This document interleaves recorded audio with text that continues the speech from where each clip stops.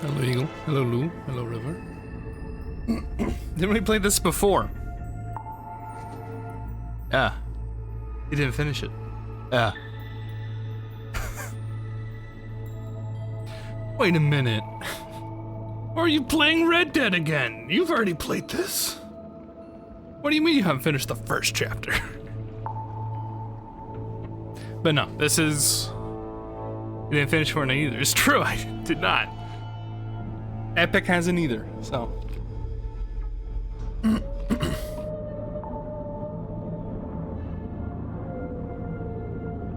We'll see who finishes it first.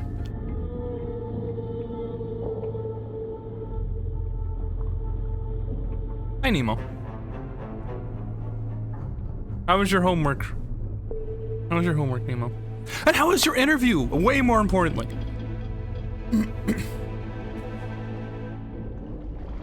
Red Dead Redemption 2 was super slow in the beginning, but once you get the Chevy Silverado, it's so much fun. True.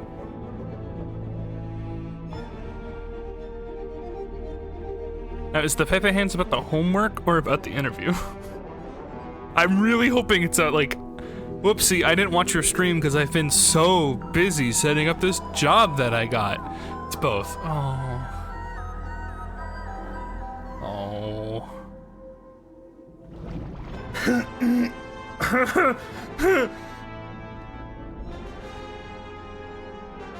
They rejected me. No pressure, Nemo, but we count on you to save the world. Don't tell them that as they're saying they didn't make it. There are only 2 other applicants in this round. Yeah, the world is rejecting Nemo. Only because it knows that this will make you stronger. You'll come back with a vengeance. With enough conviction to push it over the edge. You need 4 to 8 years and job experience of saving the world, apparently. Well... I was gonna jokingly say time to start getting into that isekai, then I was like, wait a minute, that's like... You have to die for that, don't you? Isn't that how that trope goes? I prefer you don't die. Hi, weeb. I don't like humans either. Let's call Truck-kun. I don't think we need to troll. Call Truck-kun. Yes. Hey, chat. Hey, chat.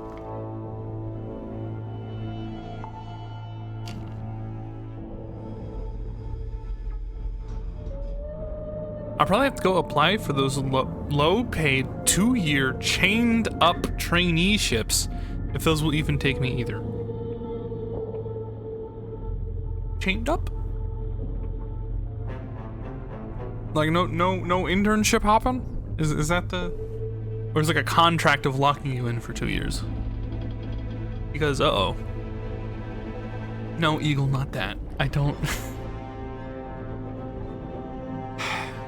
Most are contracted, yes. Okay.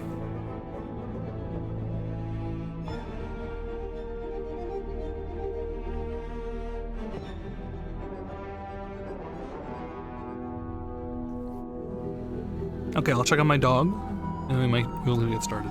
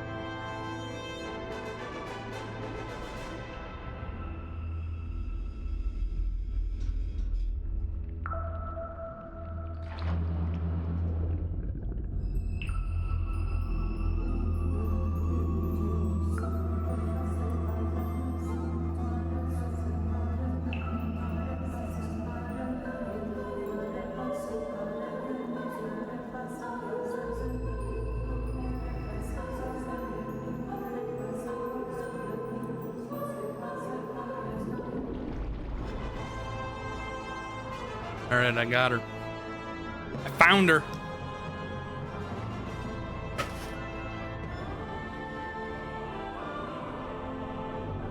Oh, hi, Mikey. And thank you, Eagle, for 32 months. Uh oh, missed that. AI create funny clip. Oh my god. Feels worse since we placed a high bid on a house and we really like the look of. That's expensive. Hey, not being able to provide for myself, let alone helping with that. Hey, you know, it's not a reflection of you.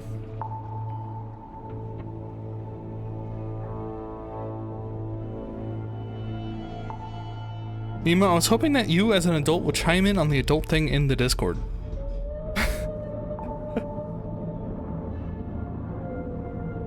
What? Why are we throwing out numbers? Huh?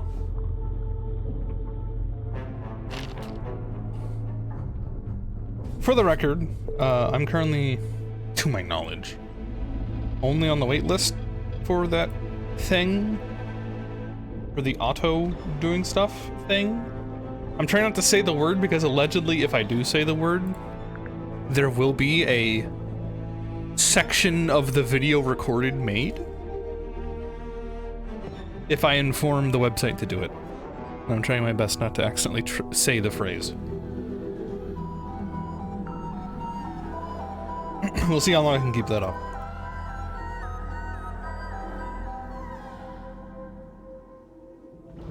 I still need to check up on the VeaTube. I think there's like a mega VeaTube that you could get. I just don't have it. Everyone keeps telling me, oh, you would have been amazing in this team, but then fucking hire me if I'm so amazing. Well, yeah, they would if they had the money. They don't. That's what's going on. What's the phrase? Oh, it's... If I inform Twitch, yeah, there's a particular action that they should take to capture this amount of time within a clip, and then it will do it. I hope that works and you're not just trying to bait me. All right. Do I need to run this down for anybody? If I'm gonna do it, I'm gonna do it inside the room with like the music I've been thinking about all week. This guy's funny.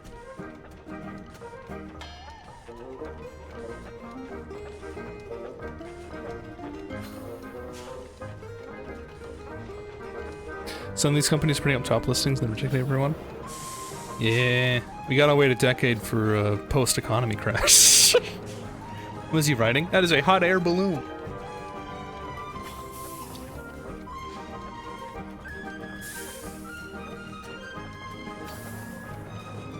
No, up and down. His knees. All right.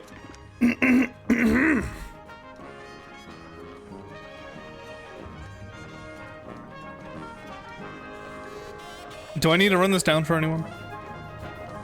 I don't know how well I'm going to be able to do it. Do I need to run it down for myself? I think we're close. I think we basically right now are number one. What the fuck's going on? Is opening up this. Our company's understaffed. We try to get new worker, but no one really wants to do our work construction site floor. I'm trying to trigger the thing. What? How would you... How would that happen? How... Did you open it? Not yet. We don't know how. Have you tried pushing the diamond thingy? That was the first thing we tried. Perhaps you need a key. Personally, I think we just need a crowbar. True! You can trigger a hype train by text alone.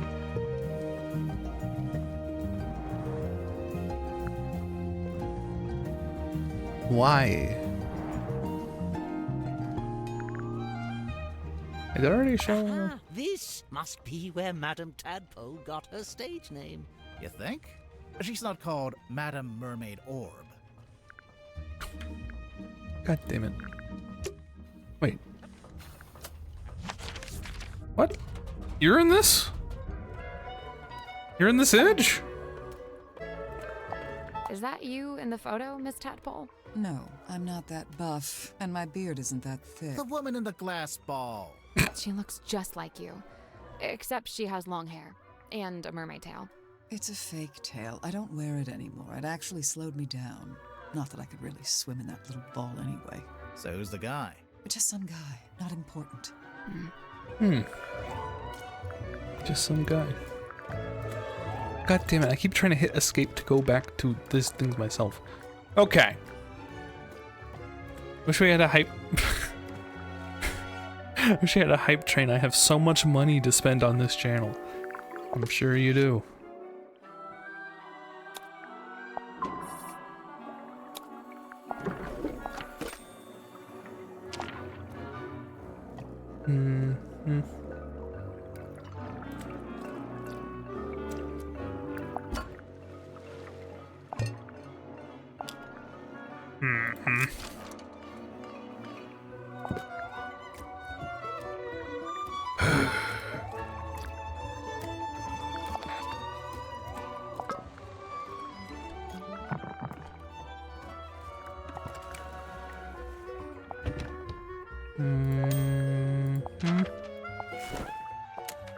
Probably ask that dude about his own typewriter. God damn it, stop hitting escape.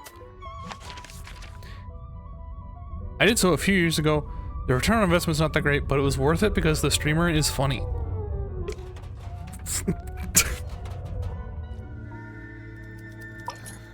I see. Hey man, what do you think of your own How come typewriter? the keys are all messed up on your typewriter? It's old. Sometimes they fall off. I guess I don't always put them back in the right place. And, what have you typed on that page? I'm taking another swing at a story outline for my next book. I can't make it out. It's some kind of weird grid. Cross-writing. Look it up. People used to do it all the time. What about these brass panels on the back? This one's my father's emblem, Mayor Dusk. That's why it looks like a D.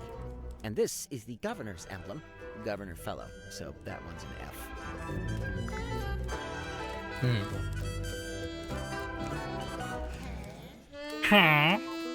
You look like someone who might smoke. Grimoire, don't say that. Hey, no, he's right. Look at me.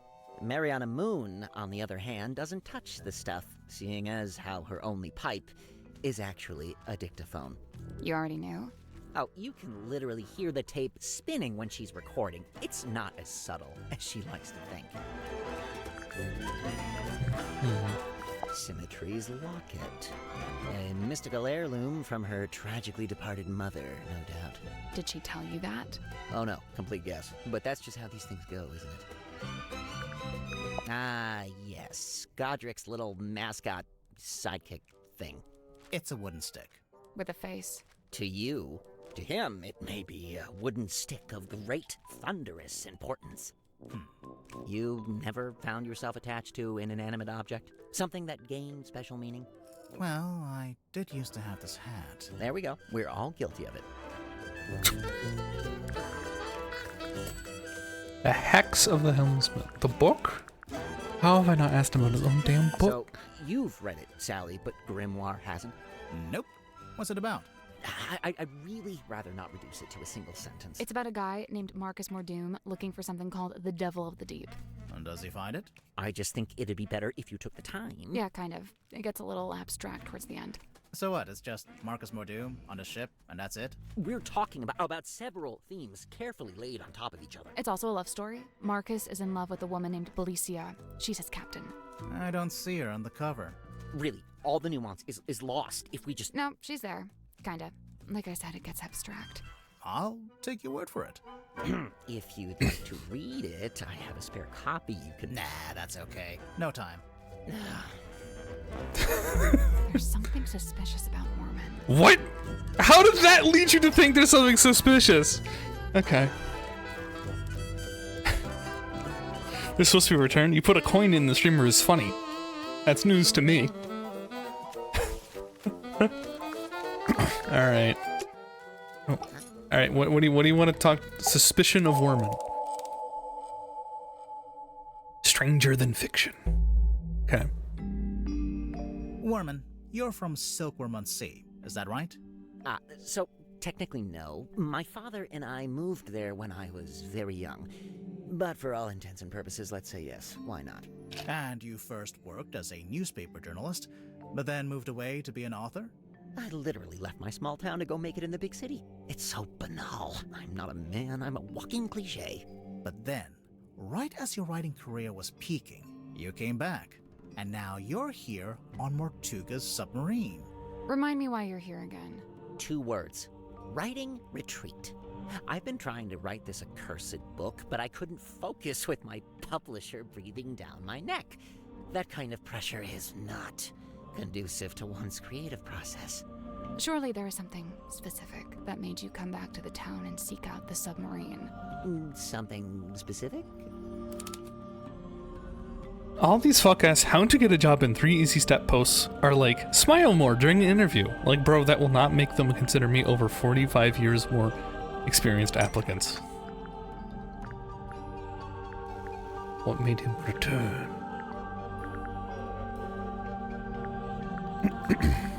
I mean,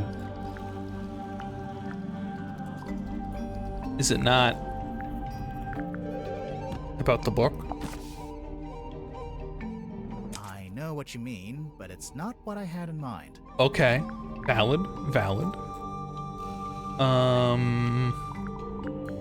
So essentially, the truth is that the book is based on the actual guy Mortuga, who was a real person here on the boat. And in theory, he's here because of the association with the mask that his father had. That's not right. Okay, thank you for that. The first job is always more difficult to get into, but once you head in the door, you basically kick the door down and it can stay forever.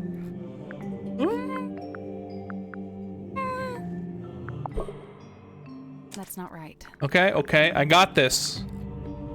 Sir. That's not right. It's not right. That's not it. Okay, yep. That's not right. That's not it. That's right. That's not right. That's not right. That's not it. That's not it.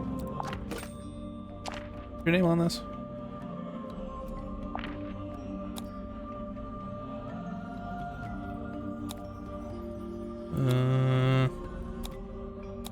Not quite. It's not that one.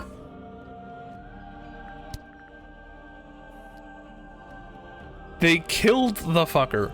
I'm sorry? That's not it. It's not it. What is this? No, not really. Maybe? That's not it. No, it has nothing to do with the...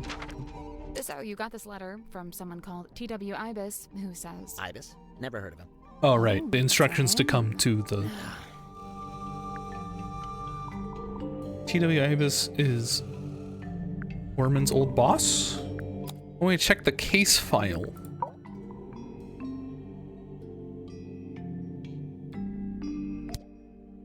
Who do we think is...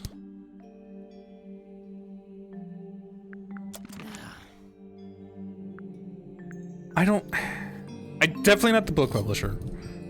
I don't think it's the real father. I'm gonna go with the old boss. T.W. Ibis is Worman's old boss. And, what gives you that idea? Oh, I have to have proof.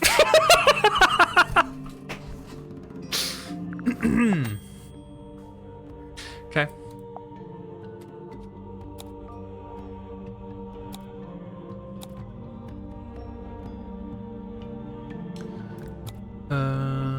Oh, there we go. Yep, The Spectator. It's edited by Ibis. Yep. Hey, look, I accidentally made a smart decision.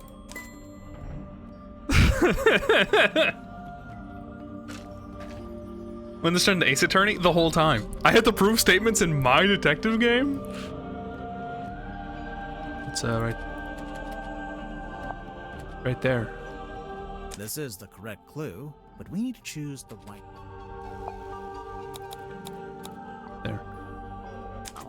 Look at you guys doing a little investigative journalism of your own, huh? So this Ibis guy, this is someone you really looked up to, like a mentor. Steady now. He was just my boss. Let's not get all schmaltzy with this.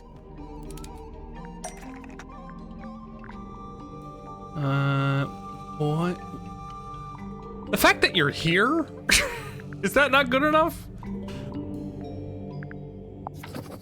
That's not related to you at all.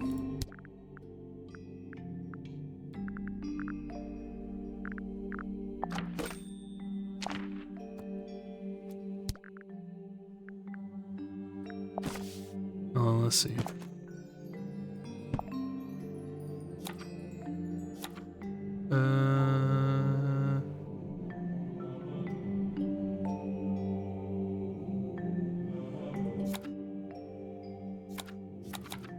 For T.W. Ibis.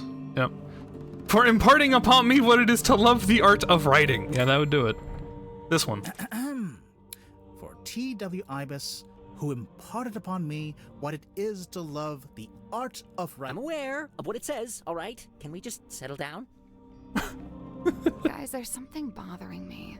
The letter has a diagram on the back showing you how, when, and where to find the Mortuga submarine. Of course. How else do you think I managed to find it?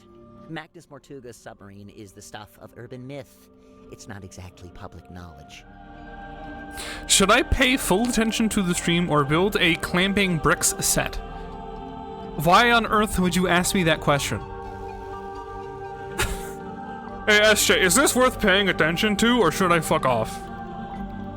I don't plan on being funny today. Yeah, go ahead. But that's my problem. Like, How would Ibis know about it? He's not on board, is he? you can elect to not do it. Just don't tell me that. you soldier, you're dismissed. Permission to do you at ease. At ease, soldier. Dictate your own choices. Yeah, where the fuck's Ibis? No, and as far as I know, he never was. He's not even living in the town anymore. But then how... Yeah, no, I have no idea. FYI, I've officially decided not to worry about it. Looking at the actual letter, he first insults your integrity as an author, and then presents a solution, basically offering you the chance to get onto the submarine and find Mortuga yourself. A chance to meet Mortuga. So that's what convinced you to come back here. Yeah.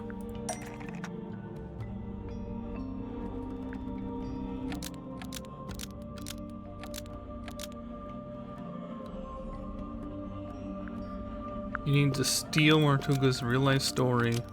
Use the script in the movie. J.D. Worman needed to steal Mortuga's real-life story to use as the plot for his next book. I noticed you went straight for my sense of self-worth there. The main character of your book, Marcus Mordoom, he's based on Mortuga, isn't he? Loosely inspired by. That's an important legal distinction. And you're currently in the process of writing a sequel. I've said as much. And how's that going? For the record, there will be another game in about like 2 hours.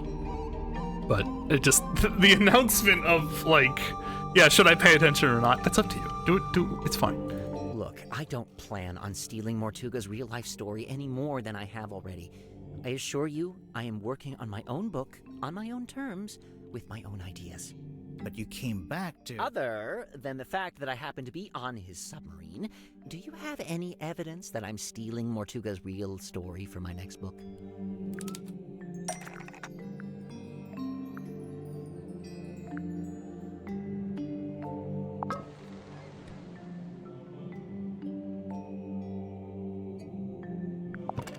Do I have any evidence that he's stealing?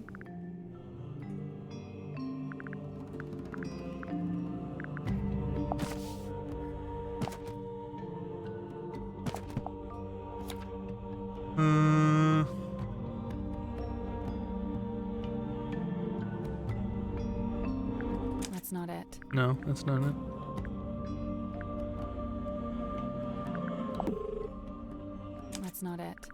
That's not it. That's not it. That's not it. There's a piece of paper in this bottle with something written on it. In fact, it's a little typed story that details the circumstances of Mortuga's real life, death. A story? I don't know. It reads more like an arcane incantation. Why don't you ask Symmetry about it, or Zephyr? Just look at that symbol. What is that? Some kind of sacred geometry? No. Really not my wheelhouse at all. It's drawing of Sally laying an egg. Jesus Christ. It's a drawing of a room on the submarine. Yeah. It's the illusion It's theater. a diagram of the crime scene. Yeah. There's the window, the cauldron, and Mortuga's body laying on the ground. Where did you find this bottle? Madame Tadpole had it. She found it floating in the ocean. Sealed in a bottle and found in the ocean, but you think I typed it? Yeah. The piece of paper in the bottle matches the paper you use in your typewriter, which also matches the sheets from the command contract, and we know these were typed on your typewriter because you told us.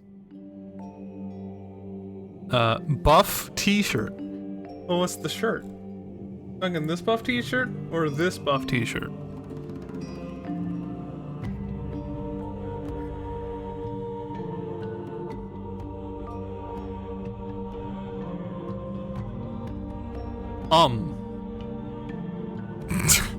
And then what's on the shirt? I like the second. Understandable. What's on the shirt?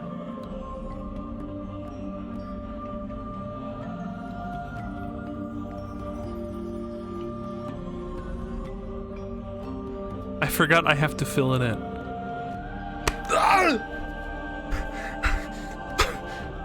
Did anyone catch that Goku villain that just left a giant hole in my chest? I didn't even see him. Oh my god. Oh my god. How am I not bleeding? It's like cauterized my insides. Jesus. Put the Ace Attorney pointy Bidoof in the shirt. I don't think I can do that.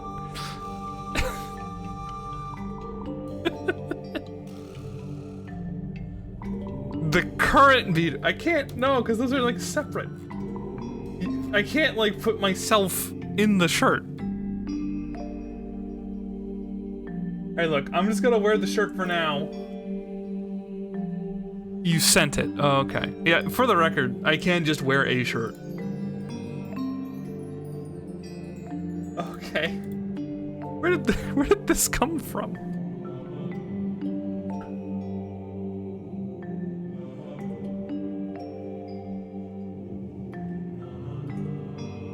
Google, fair enough. Alright, first of all, what is this now? Alright, there's the cloud. I'll leave that alone. Although, I guess...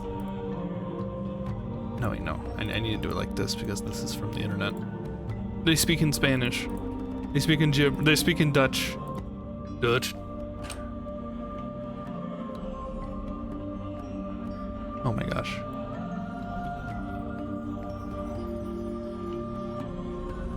One moment. I thought you knew Spanish. There you go.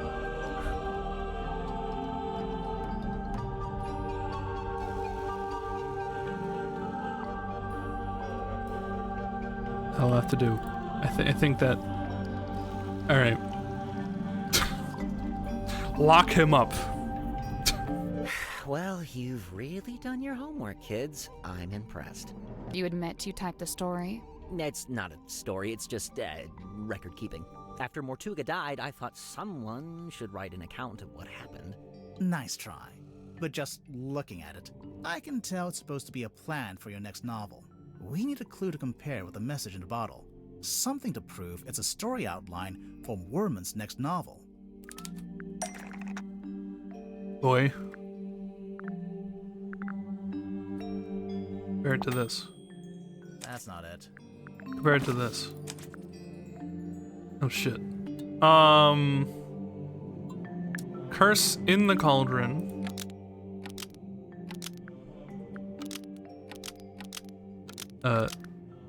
Sounds a bit like Hex of the Helmsman title.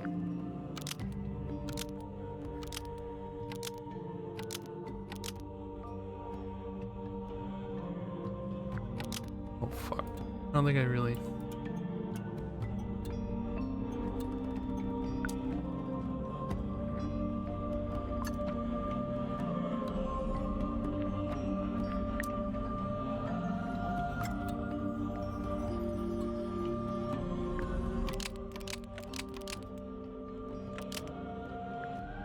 Typed paragraph sounds a bit like the blurb because it's a plan for the next book.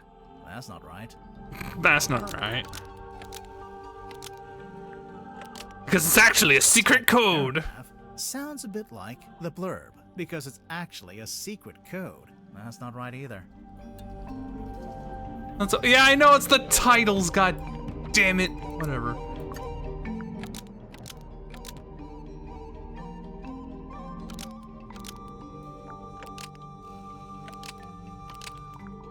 The Curse in the Cauldron title sounds a bit like the Hex of the Helmsman title because it matches the movie logo. That's not right either. Okay. Something curious about the titles.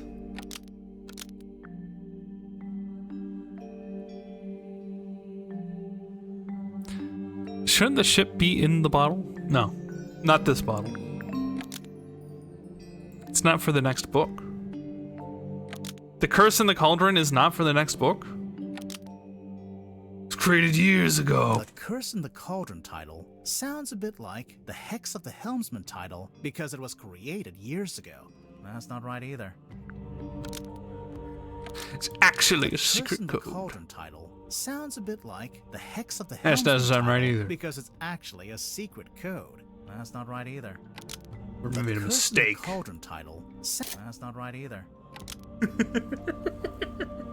We have this. We can figure this out. We're smart people. What if it's just the same? Well, I can't pick that. It's definitely something about the titles. I was gonna say the titles are basically rubbing off of each other. Like, I would say, oh, the Hex of the Helmsman, the Curse in the Cauldron.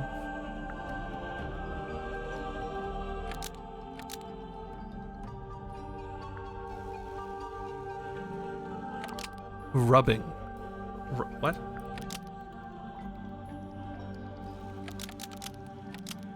Werman made a mistake.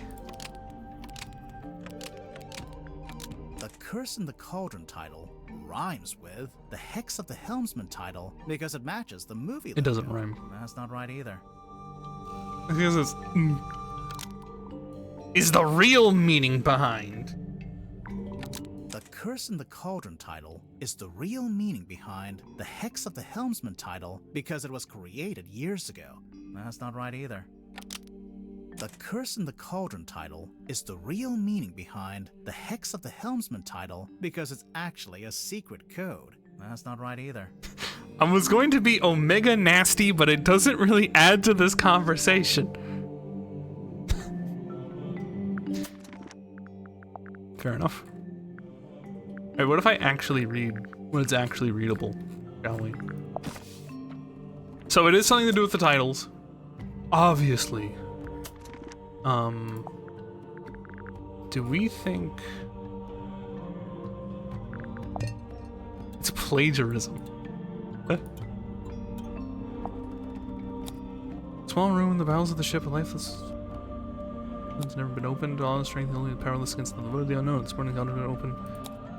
You know what I think happened?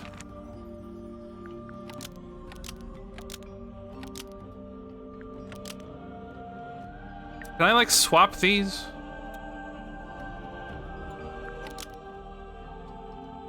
The Curse in the Cauldron is was the made real years meaning ago. behind the Hex of the Helmsman title because it was created years ago.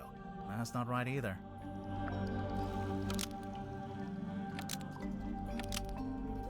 The Curse in the Cauldron title is a set of instructions for the Hex of the Helmsman title because it was created years ago. That's not right either. I think the Curse in the Cauldron. You think it's plagiarism? Like the Curse in the Cauldron was written by Mortuga?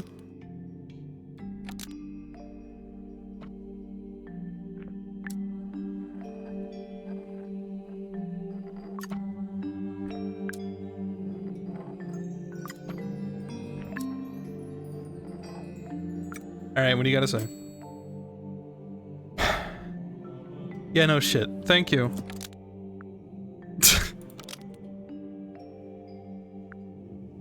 The Curse in the Cauldron title sounds a bit... That's not right either. Mm-hmm.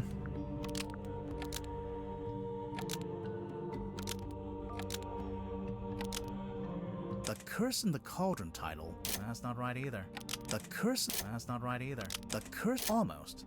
Maybe just change one thing. You're fucking kidding. The Curse in the Cauldron title. Almost. Maybe just one more The thing. Curse in the... Almost. Maybe the Curse in the... Almost. Maybe the Curse in the Cauldron title. Almost. Maybe just... Drawn in the same style? The Curse in the Cauldron What? is drawn in the same style as Oh. the Hex of the Helmsman title because it's a plan for the next book. Yeah, they're... Oh, now you're using graphic design against me. A little below the belt, don't you think? It really does seem like you took the events of Felt like a Mortuga's red herring. death and turned them into a story outline for your book. Yeah, drawn. Yeah, exactly. The word drawn made it feel like it was a red herring. If you did it like spaced similarly, or like the typography of it is similar. Like, I know that'd give away a lot, but just the word drawn made me think, oh, that's a red herring for like the cover of the book. God damn it. Like, similar fonts. Yeah, yeah! Alright. No wonder I was so fucking lost on that. I knew the idea. Bleh. Yeah, all right. Don't lecture me. I'm not exactly proud of it. I'm fully aware that this is, you know, murky moral ground. Why was it in a bottle in the ocean?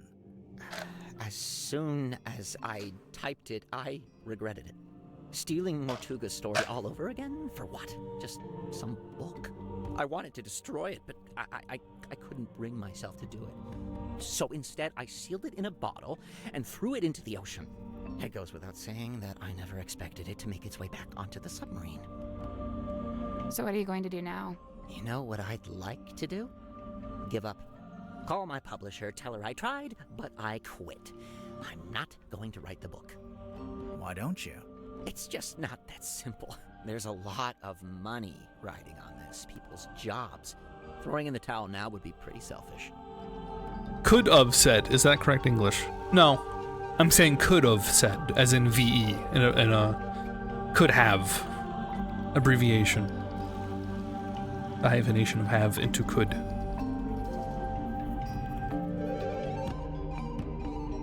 But it is misheard as could have said, and could have said is incorrect. You're right about that. Whereas could have, the V. I was curious as I have seen other people say that before. Yeah, it's a common mistake because people hear could've as could of, and they run with it and they don't get corrected. Thank you, I love you. No problem. Glad to help with. If at least I have one language down to a degree. Don't worry about it. And you already tried coming up with your own ideas for the story? Tried and failed. Repeatedly. I've come to the conclusion that I must have just got lucky the first time and that I'm not actually any good at this. It's funny, you know. I'd already decided that Mordoom was going to be killed off.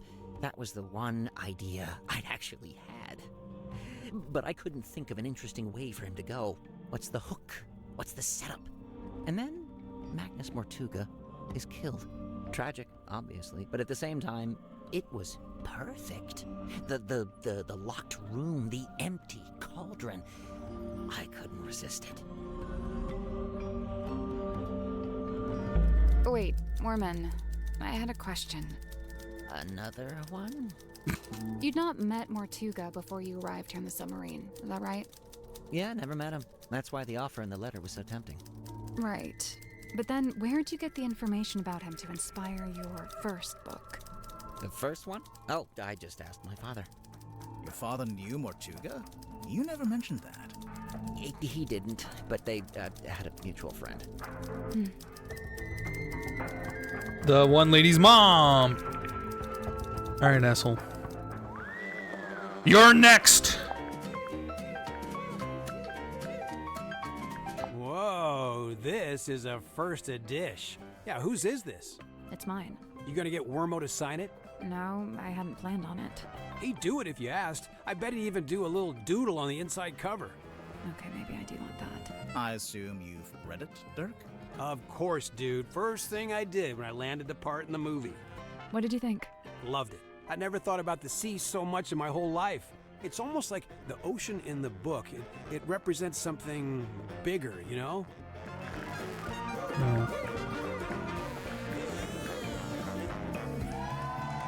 What do you gotta say for yourself? The movie magazine. Looking good, Julie.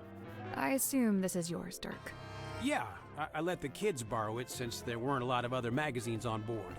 I noticed on the back there's an advert for your movie. Yep, that's me on the left, all dolled up as Marcus Mordoom, the titular helmsman. Right, you're the title character, but there's only one name at the top. Oh, you noticed. Julie was already a big name, so, she got her name on the poster. Seems unfair. Oh, well, I'm sure when they make the sequel, Dirk's name will be front and center.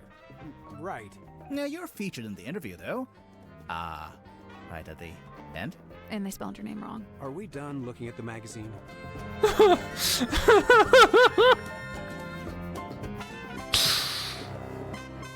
Is it a crime to write a book? To end of the book? Smile.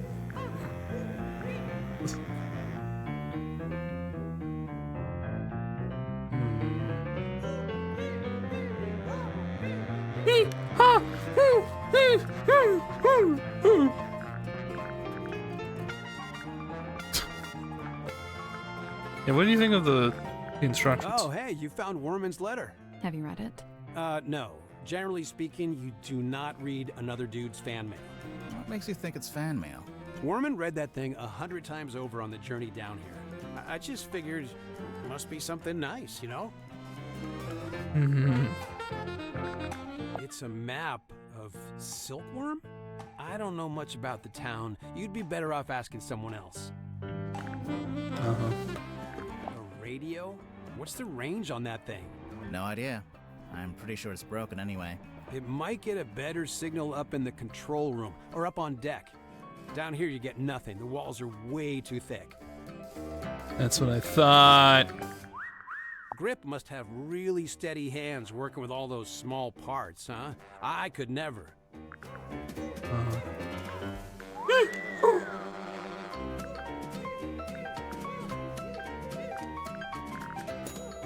Try the action figure.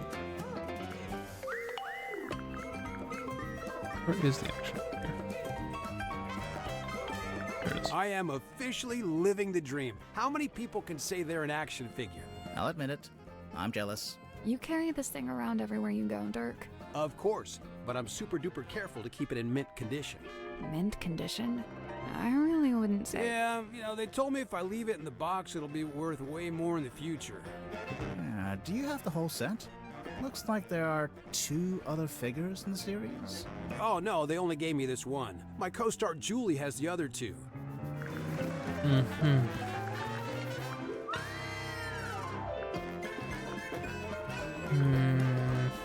Oh, sweet treasure map.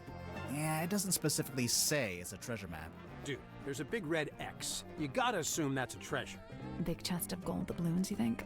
Oh man, that would be awesome. Although thinking about it, do you think anywhere still takes doubloons? Bro. I'm glad Cynthia took my advice. What advice? She was looking super tense, so I told her to pick up a hobby. Arts and crafts is a good choice.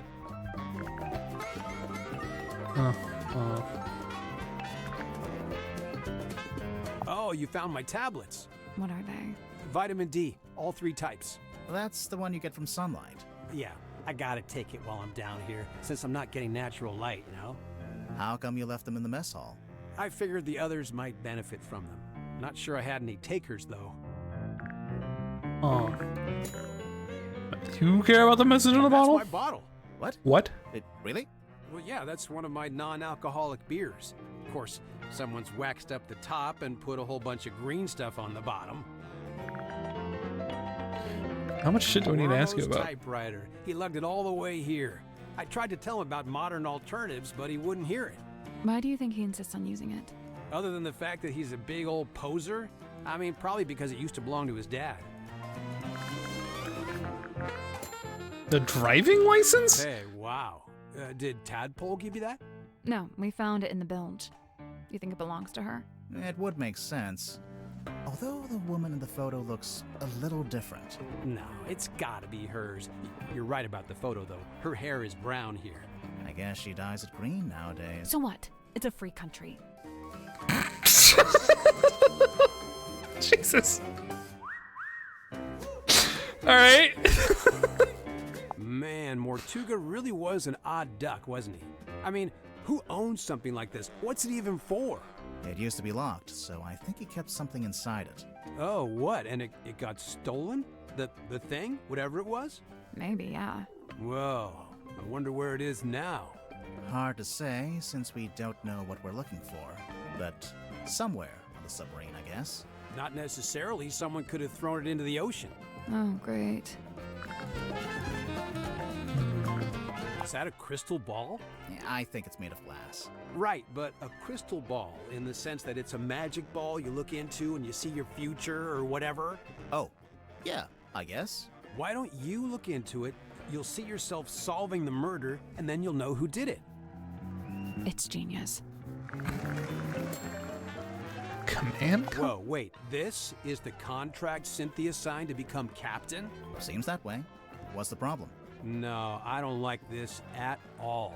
She shouldn't have signed it. Why not? You think she misread it? No, it's not that. Or what? Mortuga forced her to sign it? I don't really see the problem. Cynthia wanted to be captain, and now she's captain. I guess. Hmm. That is one old document. I'd be This guy's surprised smarter if than it he hasn't looks. Expired by now. Expired. Yeah, things like this normally have an agreed upon. Oh no, there's no date. Huh. I guess it runs in perpetuity. What about if you ripped it in half? Ha! You know what? I found that doesn't actually do jack. No, I know. It works in the movies, but in real life, voiding a contract is a more complex procedure. Well, that's no fun. Like most people. No. Nothing comes to mind! We're done? We're gonna talk to Werman about it. Okay. Alright. How I wish I'd remembered to bring painkillers. Are any of these painkillers? Unfortunately, no. They're just supplements. And nice, harmless, organic ones, too. They wouldn't even take the edge off a headache. I noticed on the back of the box it says, Series 2 coming soon. Look out for Hex of the Helmsman 2, only in theaters. Kinda presumptuous, isn't it? Considering you haven't even written the book yet. Thank you. That's what I said. I raised a fuss about it at the time. My objections fell on deaf ears, as usual. Why are they so keen to make a second movie, anyway? Money. What else? Money. Yeah! There's something suspicious about Dirk. Oh, thank God. Alright, let's get started. The other murderer. Oh boy. Tell me, Dirk, have you ever been involved in the planning of a murder? Bro, not cool. Why would you come right out and attack me like that? It's the recording.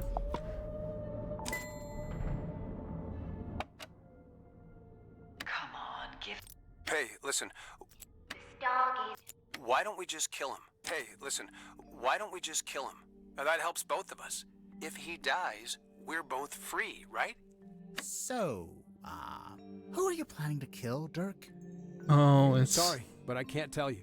I know that sounds mondo helmsman. suspicious, but I just flat out can't say any more about it. If you're not going to elaborate, we might just have to assume this is a recording of you planning to kill Magnus Mortuga. Come on, man, that's way off. Why would I want to kill Mortuga? I admire the guy. He's fascinating. I came to the submarine to meet him, not murder him. Hang on. I thought you only came to the submarine because you were tagging along with Werman. I mean, yeah, it was Worman who wanted to come to Silkworm and you know, find the submarine, but I figured if I came with him, I could meet this real guy, the No, real Mortuga, that's not why you're for here. research. Oh, wait. I'm falling behind. Dirk, why would you want to research Mortuga?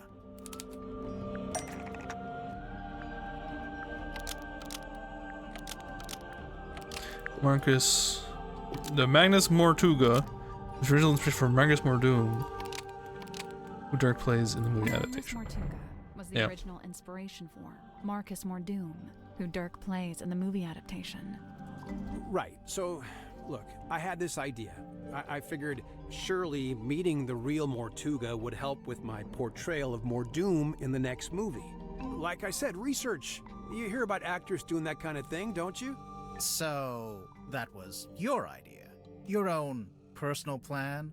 To come with Worman to the submarine?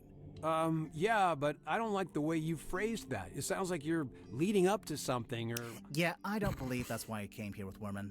In fact, I don't think it was your own idea at all. There's clearly a third party involved. Someone or something that we haven't mentioned yet.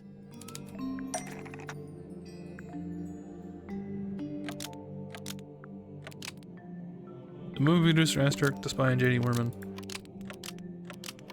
Report back. The movie producer asked Dirk to spy I like on this guy's J.D. face. Worman He and looks report back. fucked up. It seems like you're basically here as an informant for the Wit and Whimsy production company. You know, those guys who pay your salary. Spy on Worman? No way, you got it all wrong. Besides, how am I supposed to report back to Wit and Whimsy? They're hundreds of miles away, and we're floating out here in the middle of the ocean. That's not nice. This is your cell phone, right? Yeah, but it doesn't get any signal out here, not even standing on deck. It's quickly running out of battery, too. No battery and no signal. What if I said you had a way around both of those problems? Oh dear. Oh, this is for the charge?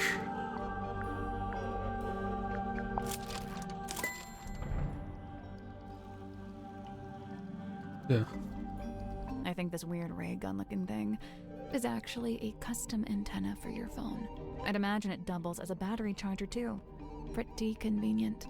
Bro, I don't know what you're basing this on. I mean, look, you plugged it in, but the battery still isn't charging, and I'm still not getting any network signal. Yeah. You didn't pay your bill in a timely manner. That's because the custom antenna thing is broken. Oh, for real? Oh, man, it doesn't look broken. I'm pretty sure it got waterlogged after someone dumped it in the bilge water. That's where it was? No wonder I couldn't find it. I mean... Okay, whatever, you got me. Consider me fully got. You know, this thing doesn't look like any kind of retail model. More like a one-off bit of custom engineering. I'm guessing the production company issued it to Dirk specifically for this journey. Probably when they realized he'd be out in the ocean and might need some help getting a phone signal. Yeah, so Mr. Vanderpeer really didn't want me going off-grid, so he set me up with a way to turn my cell phone into a kind of heavy-duty satellite phone. And what did Mr. Vanderpeer want you to keep him informed about, exactly? Dirk doesn't have to admit to anything else. All the evidence we need is right here.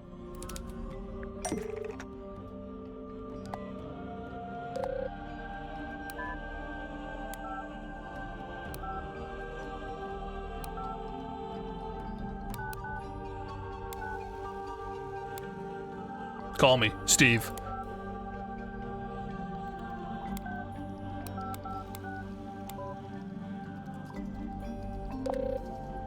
There's a handful of outgoing messages from you to Vincent Vanderpeer. Specifically, they're all updates on Worman's progress with his novel. Look, the studio was worried Worman was just gonna disappear without ever finishing the book. So they sent me to keep an eye on him, maybe even steer him in the right direction a little bit. The right direction, in terms of the story. Yeah, so the movie studio has this grand plan. They want to make 3 more Marcus Mordoom movies, at least. And so they really need Worman to have his books play out to support that plan. 3 more movies, huh? Sounds like quite a commitment. Yeah, yeah, it is. It would take years. Interesting. I think we may have finally looped back around to the question at hand. Let's listen to this again, shall we? Hey, listen, why don't we just kill him? Now, that helps both of us. If he dies, we're both free, right? Come on, I know you don't have any better ideas. Dirk, I think I finally worked out who you wanted to kill. The movie producer. Marcus Mordoom, the fictional character. The person you're talking to in the recording must be Worman. You're suggesting he should kill off the Mordoom character in his next book. Hey, come on, dude. Do you deny it? Why would I want to kill off Mordoom? That's my character, my job. You want to be free to take other acting jobs instead. Let's take a look at the cell phone one more time. Dude, I'm getting his ass. There's an email in here offering you a big role in an upcoming movie, and another email from your agent reminding you that you're not free to take it, and won't be for several years. From what I gather, you signed a pretty lousy contract with Wit and Whimsy, and now you... Okay, hang on, sorry, but how would you know anything about my contract? Well, I don't know the fine details, but I did get a general sense of it.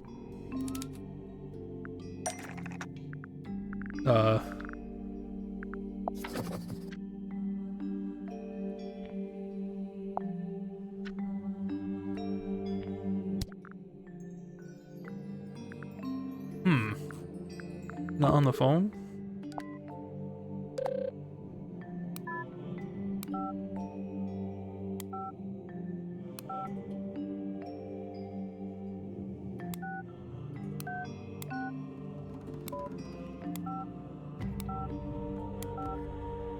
Uh-oh.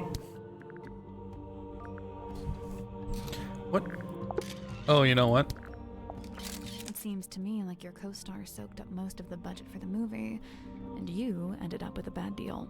Possibly because you were too keen to sign whatever contract they gave you. Possibly just because you didn't have much negotiating power, since you weren't famous yet. You know, a little from column A, a little from column B. You said yourself, the studio wanted to make at least 3 more Marcus Mordoom movies. So you're stuck in that lousy contract for several years. Hey, handsome, if somebody ever makes fun of your height, don't ever let it get to you. You were way above that. Who's gonna make fun of me for being... Thank you, Necro, for 65 months. Welcome. Unless you can somehow ensure the next movie is the last one. So, if Worman kills off the character in the books, that would stop the studio making more movies? I'm not convinced that would actually work, but okay. The point is, now that I'm a known actor, I could be making more money with a different studio. A lot more. But I can't let it get out that I wanted the Mordoom character to be killed off. Everyone's gonna take it the wrong way. They'll call me greedy and ungrateful. Look, you gotta understand, killing off Mordoom isn't just about me. I was also trying to help Worman. He's been looking for a way out too. A way out? He's not enjoying writing the books anymore. The whole thing became just this awful burden. I'm sure he'd be happier if he could just be done with it. Hey, besides, maybe killing the main character would actually make for an interesting story. Did you ever consider that?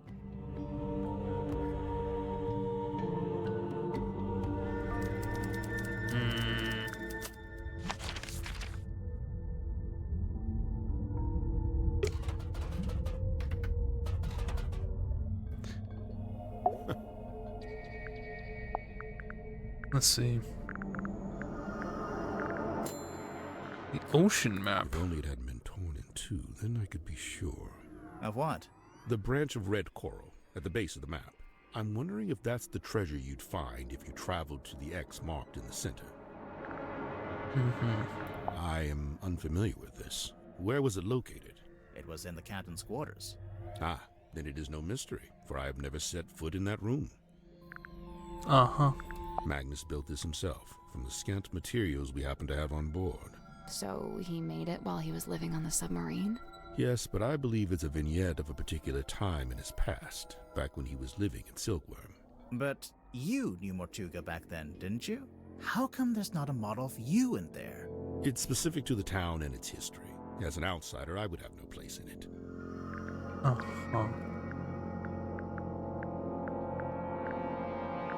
How long has this been chained to the foredeck? Do you know? Since the conception of the submarine, as far as I know. The conception of its current incarnation, I should say. The wider history of the vessel reaches back a good deal further, of course. That belonged to Magnus Mortuga, but I suppose it should pass along to Cynthia. Cynthia doesn't get all of Mortuga's stuff just because she took over as captain, surely? Of course not. However, I imagine at some point Cynthia may wish to unlock the captain's cabin. As good as they were, it was not Miss Silkmoth's politricks that interested me. Rather, I was interested in the base mindset they were a symptom of.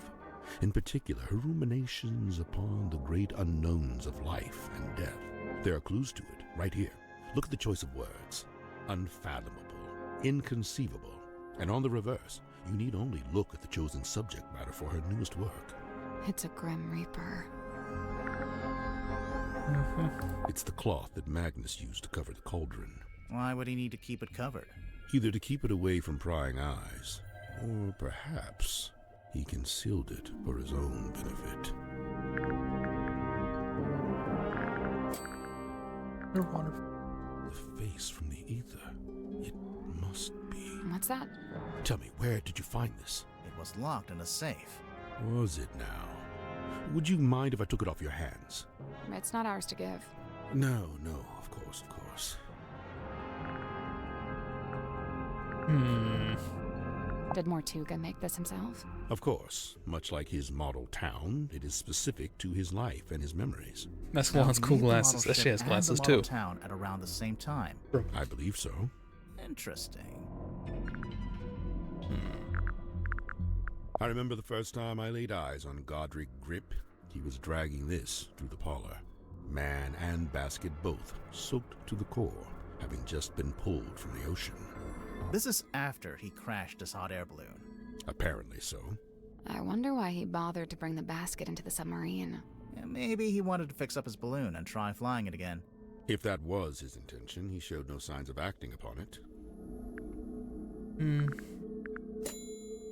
want to look in the book? A bit of light reading, It's a book about a hex. So I see. A charming pulp adventure by the looks of it. Is it the same kind of hex that's in your hex bottle? Let's see. No, they're quite different. The hex referred to here is merely an abstract form of curse that manifests, for the most part. Sorry, did you just read the entire book? Of course not. Just chapters 1 through 5.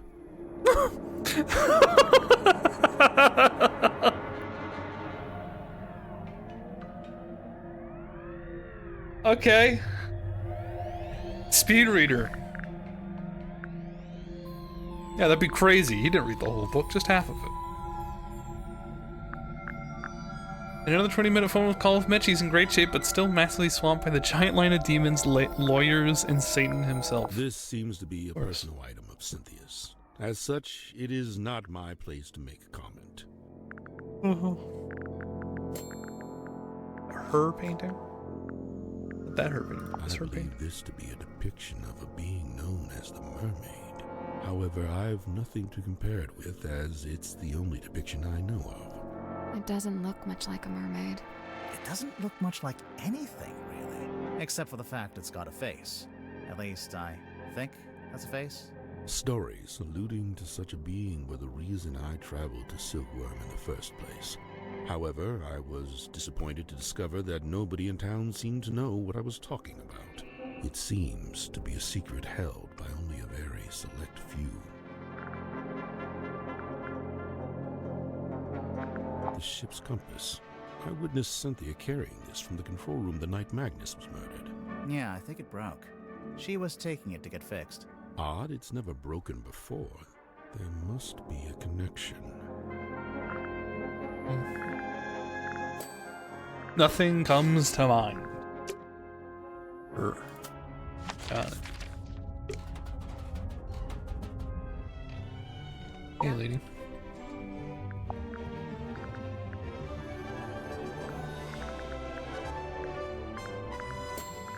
The worm There boy. he is, Mortuga's little mascot. What does he do? Well, you know, bit of this, bit of that. A big green light shines out of his eyes sometimes. Yeah, we saw it. It lured us onto the submarine. That's the idea. How does it work? Do you activate it from in here? Nope, it just kind of happens. Wooden buoy is confirmed to be magical. So this is what Mr. Worman did after he left town. Why would he need to leave town to write a book? I feel like you could do that from anywhere. It was probably more about making connections. You mean like in publishing? In anything. Silkworm's a real dead end if you got any kind of aspirations. A map. Cynthia, this map's got your surname on it, and the S from your signature. Oh yeah, Seafoam Harbor. I mean, nobody ever really called it that, but my mom was the harbor master, so yeah.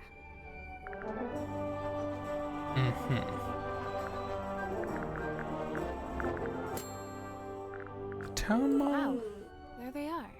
That's my mom, standing in the harbor, and that's my dad, standing under the lighthouse.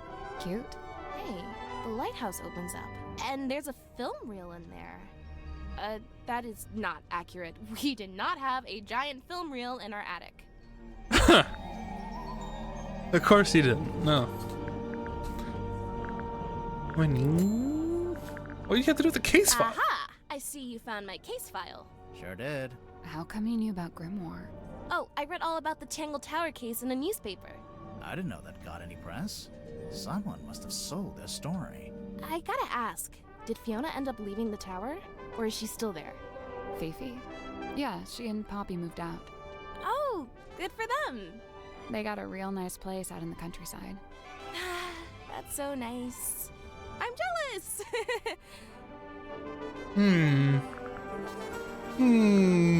Isn't that right, Winnie?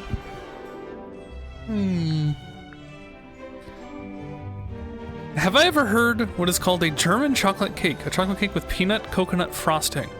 I was made aware of its existence. It's funny, yesterday I had a German chocolate ice cream milkshake. I don't think it had coconut in it. It did have almonds, I think. A stone In cauldron! the case file, you said the cauldron had never been unlocked before. And nobody knew how to unlock it, except, presumably, Mortuga himself. So you think it got opened in the course of the murder? I see 3 possibilities. 1, the cauldron was opened before the murder. 2, someone opened the cauldron after the murder. Someone other than Mortuga. Naturally. And 3, the cauldron was opened during the murder. Like the murder happening and the cauldron opening are one and the same? Maybe. Do you know what the stargazing girl is all about? No, Sim didn't tell me the details. She didn't want to, for some reason. She seemed to regret the whole thing.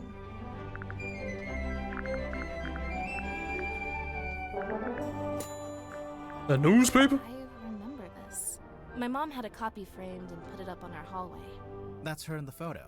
Yeah. Who's the other woman? That's her best friend. They were always going on little adventures together. And one time, they came back with a sea serpent. The silver snake. Also known as the silkworm serpent. Why'd they take it out of the ocean anyway? It was injured? They wanted to look after it until it recovered. Does it not have eyes? Nope, no eyes. And its skin was rock hard, but shiny, like a gemstone. Where'd you keep it? In the shipyard? Yeah, Mom wanted to take it back into the sea, but she didn't want to leave it. She wanted to go with it. She wanted all of us to go. To go and live in the ocean. Mm-hmm.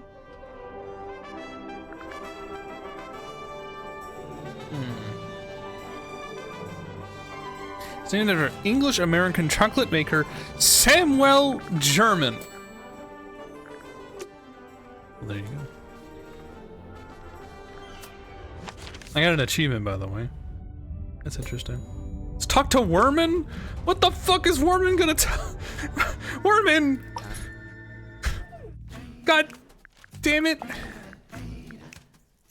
fucking... Let's have a look. Murder victim locked himself in the room. Body discovered. No weapon found. Cauldron open for the first time. Yeah, nice. Just enough information to hook you without giving too much away. Cynthia knows what she's doing. Fuck off. Alright. I tried asking Mortuga what this was. No luck? He just said it was something he'd picked up on his travels. Picked up where? Floating somewhere in the middle of the ocean? Yeah. I assume so. Have you ever seen this painting before? Before the submarine, I mean. Yeah, it used to hang in the Stone Top Inn. For a little while, at least. Really? Seems like it would scare away all the customers. Nah, old sailor types love stuff like this. It's a conversation piece, isn't it? For a moment, I forgot that Old Pocket and Grimoire were the same voice actor. And now I'm hearing it again. Picture of a moon. Tried asking Mariana Moon? Wow, never would have thought of that. Occam's razor, my dear. Who? I don't think we've met him yet. Can you tell me more about this? I am aware. That's some strong marketing for a small-town theater. Did you ever see the show? Yeah, I did, as part of my old newspaper job. Why is it called Lady of the Looking Glass? The central trick was Symmetry talking to herself in a mirror, only sometimes the reflection didn't move with her. How did she do it? My guess is the mirror can switch between being reflective and being see-through glass. You know, looking through to a second Symmetry on the other side. An identical twin, maybe? Probably just a very good dummy. Very good, damn it. It's a strong image. The ancient cauldron opened for the very first time. It can't be the very first time. Someone must have opened it before. Semantics. So, what do you think was inside? Does it matter? I'm pretty sure it does. It might explain how or why Mortuga died. True. The murder weapon, maybe? Like a knife? Sure, why not? It would explain the scratches on the inside, after all. I guess. Stargazing Girl. Sounds like a good title for something. Like a book? Or a film? A one-woman play, surely. Dr. Zephyr's got quite the imagination, doesn't he? Fascinating piece of ephemera, this. Do you recognize any of the objects? Yeah, the golden hand. I've seen it, and so have you. What? Where? It's attached to Dr. Zephyr's Yep. left wrist. Zephyr's prosthetic hand is solid gold? Not quite. Says here it's made of an unknown material 90% similar to gold. Now, it also says it's able to touch ghosts, so best take it with a grain of salt. Uh-huh. Indeed? Indeed. The Stone Top Inn's been in the town a long time. Did you ever go in? It was a little bawdry for my tastes, but that's sailors for you. My father was a frequent patron, though. He had a thing for the innkeeper. Did you ever see Mortuga in there? It's possible, but I don't remember it. He probably looked different back then, anyway. The deeds seem to say that Don Drummond was the most recent owner. I noticed. It's hard to imagine the Stone Top selling the inn. It's been their family home for generations. Well, I don't think there are any stone tops left. We were in the inn earlier today. It's been abandoned, just like everything else. Uh-huh. What's this? The world's smallest piggy bank? What? It's not a piggy bank. Is it? Well, it's got a slot, and there's something in there. I thought maybe it was a penny. Plenty. What's this dime store trinket? It's called a fog ball. Is it now? It was in Zephyr's lab. It could be a priceless curiosity. Oh, yeah? A priceless curiosity that takes AA batteries.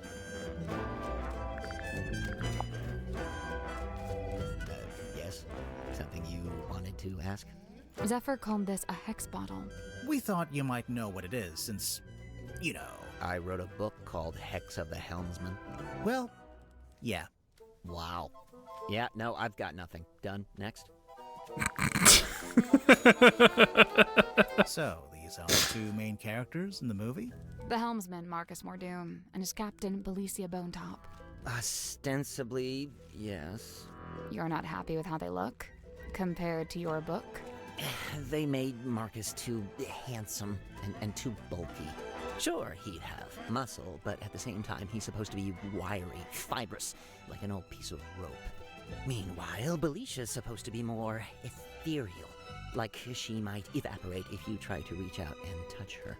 Oh, well, you can't have everything. And for some reason, they gave them both necklaces when it's Belicia's necklace that the story hinges on.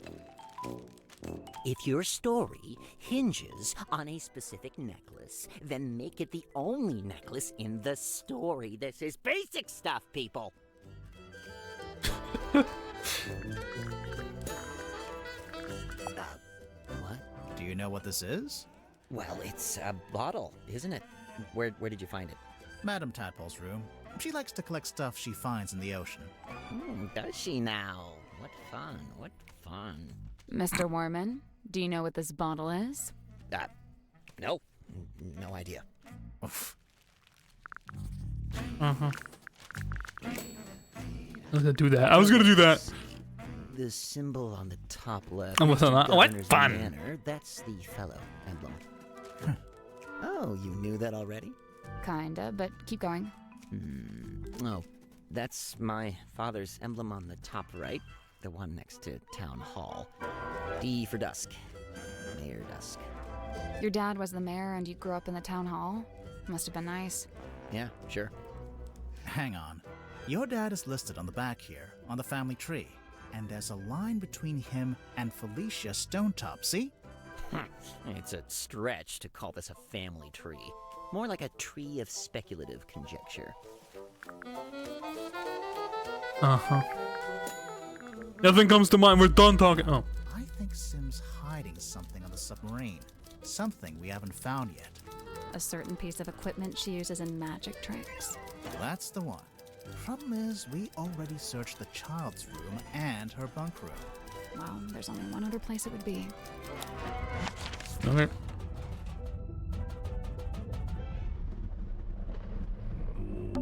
It's the drain. Hey, it's open. Wasn't it closed before? Yeah, we pulled that switch down in the bilge, remember? Oh. Yeah. What? It's the drain. Hey, Yeah, we pulled that switch. Yeah. It's a little window. There's claw marks. Yeah. It looks out into the endless dark void. Yeah. The sealed cauldron had claw marks in it. Yeah. Why did you phrase it like that? I don't know. This wooden panel. Surely there's something behind it. Oh. Hello? It's a little set of tiles. Oh, for fuck's sake.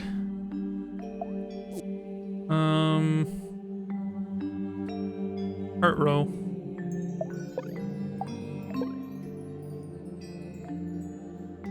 Eventually this will sort itself. Oh, I see.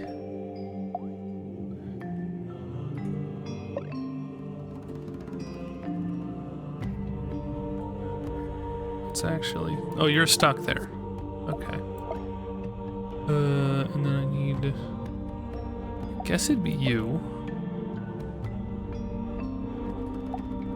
And then a shit ton of diamonds.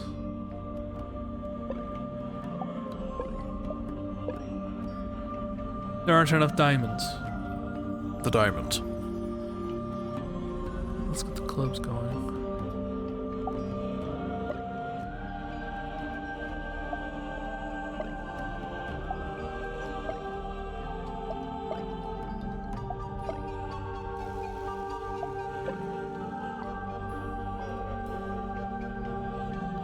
What?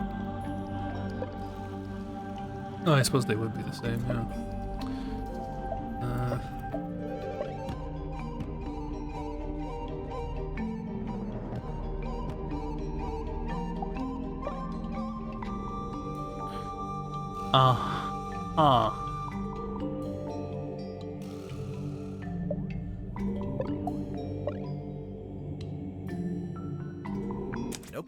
So there's 4 rows with Yeah. labels off to the left, Yeah. and 6 columns with labels up at the top. Yes. As for the tiles, I don't think the colors matter. Oh, Just okay. the shapes.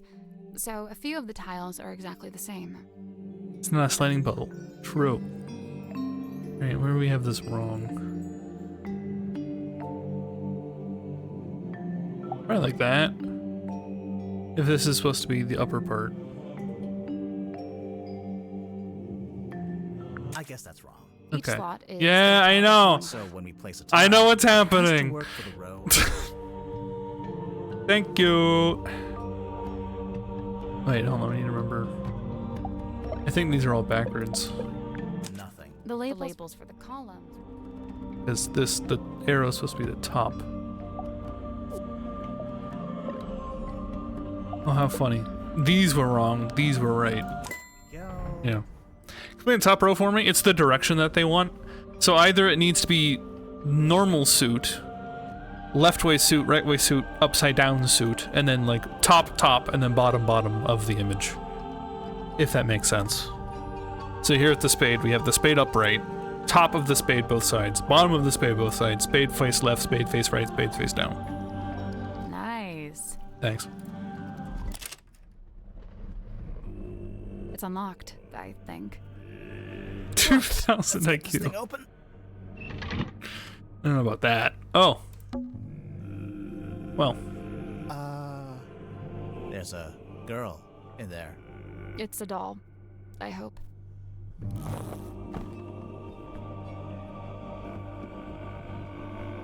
Got a camera. Alright.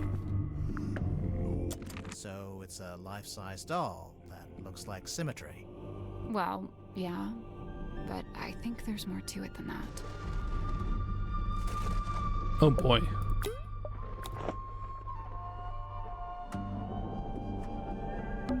Is that a camera? No, I think it's a projector.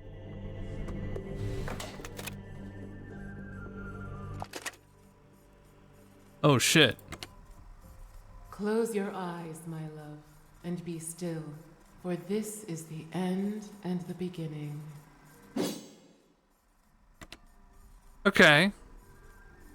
Who is this? Who did she record for this? And then here's the thing from the top. Hi, Mortuga. You really want to turn back after you got the map sussed out and everything? There's no wind. It's an ill omen. Oh my god, Magnus, you're so dramatic. All I need you to do is steer, all right? I'll handle the scary stuff. Felicia. You can't change my mind. Sorry. I spent too long planning this. Anyway, we'll be there in a few hours. Beware. Exactly. Right. I didn't... Who's that? Who's the shadow creature? We explain it yet, huh? I've asked several times. You always wriggle out of it. Well, I've got nowhere to wriggle now, do I? Okay. Well, this was a twofer, huh? Sorry. Why was there a projector hidden inside the doll? Safekeeping?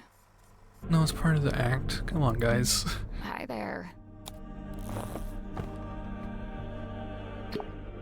And the head comes off. Ah, yes, for the beheading from the... Yep. Okay. Wish we checked on that. Hey! How's it going? What's up with this? We found your doll. She's not talking. You didn't ask her anything. All right, fine. What's up with the doll? Okay, now she's not talking. Speaking of, Sim, can the doll talk? Like, does it have a little speaker inside? I wanted to say something about Mortuga, but then I remembered he is currently dead. You can have a crush on Mortuga even if he's dead. He's a person of fiction, okay? She is ever silent. I speak for us both. I just thought, there's a string on the back. I thought it was like a pull string. It is a pull string. Oh, then how does it work? You pull it. Good one. Is this yours? No, not mine. Merely borrowed from Magnus Mortuga. Mortuga owned a projector? What for? Projecting a film, I guess? Not this film. What did you want it for? projecting this film. Thanks, lady. Dream helmet? Do you know how Zephyr's dream helmet works? His secrets are his own to keep. Okay, but just for the record, you do know his secrets. I am bound to share them not.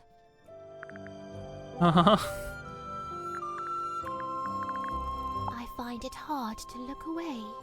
Her flicker flame doth draw me in, and I am merest moth. What is it? Some kind of monster from the bottom of the ocean? No, not of the sea. She's of an even darker place. A yearning stirred along by grief to seek to find a path, a bridge to cross that dark divide. Grief? I assume she's dead, this woman? Why?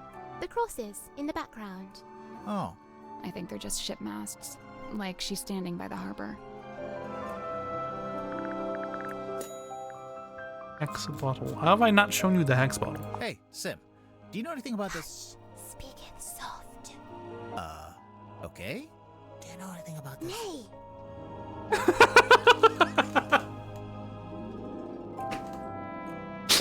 Alright. A teeny tiny town of toys? Or fossil formed of... Oh, that's my house. Right there. Your house? Yeah, the theater where I lived. Cute.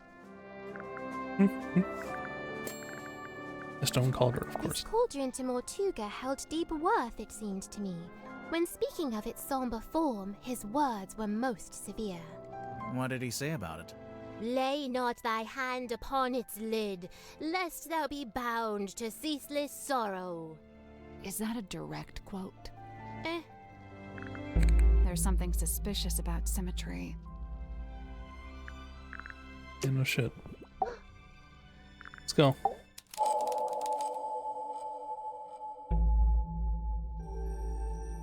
Symmetry, you were in the Illusion Theater with Mortuga the evening before he died. I concede! I concede! I am laid bare! Anyway, there was some talk of Mortuga being killed by a curse. You wouldn't know anything about that, would you? Grimoire. What? She's the resident curse expert. It is entirely possible that the captain was set upon by a curse. See? I knew she'd know about this. Let's just stick to the facts, shall we? Sim, if you were in the Illusion Theater with Mortuga, what were you actually doing in there? A performance. Like a magic act? A foolish act. A callous indulgence through and through. I don't understand. Did it go wrong? I performed it perfectly. Then what's the problem? She's gone quiet. It's okay, we don't need to force it out of her. It's a poster for a magic act. Or a rough layout for a poster, anyway. Oh, we found something else, too.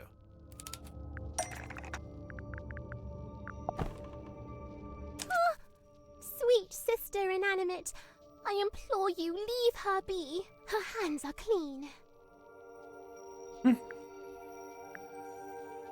The doll is a prop used in magic tricks. What kind of magic trick would need a life-size doll? Any trick where you need a double, obviously. What are you talking about? Dude, were you not paying attention for like the past 7 minutes? I know what you mean, but it's not what I had in mind. Okay, okay.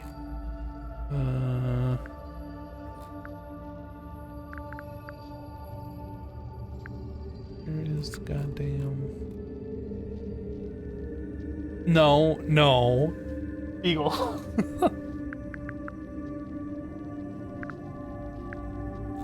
What trick? What are we gonna... What proof of trickery do we have otherwise? That's not it. It's not that one? Come on, give it up. Just let me take it. I'm sorry, Tanya. I cannot. But why'd you even need... I've told you before. No, you haven't. All you've ever told me is that you... I'd like to request that you return to your... The ball. This Stargazing girl. That's not right. The ballin'. Nope. Ball, ballin'.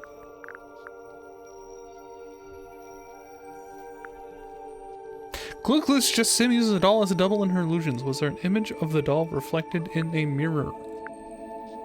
Yeah. I thought it'd be in this. Where it's at. Is there another place where her stuff is recorded? You crazy? Oh, duh. The backside of the goddamn poster. This is the right clue, but we want a specific aspect of it. Oh. Your magic act, Lady of the Looking Glass. Yeah. I don't claim to know exactly how it works, but as far as I can tell, you put the doll behind some kind of special mirror, and it acts as an identical double. Lady of the Looking Glass is a thing of the past. I am no longer able to perform it. Because you don't have the special mirror. You misunderstand. I shall never again perform this trick. Oh. But why not? Oh.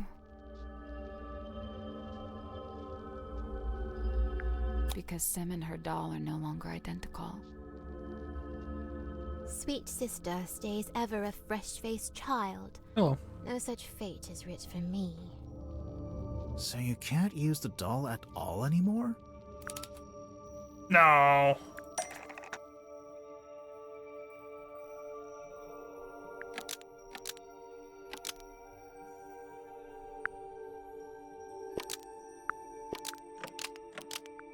The doll could still work as a double for symmetry if it was facing away from the audience. Facing away? Oh, like the sketch on the poster. Right. I wonder why she needed a double, though. This isn't a mirror trick like before. It would help if we knew more about the trick itself. True. We don't even know what it's called. Wait. What?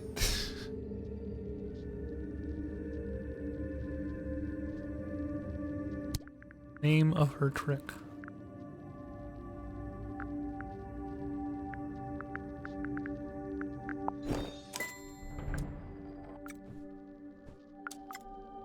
The Stargazing Girl. Says it right there. Besmirched by my own penmanship. Truly the folly of man. Why would the title be written on the sailcloth? I'm pretty sure she used it during the magic act.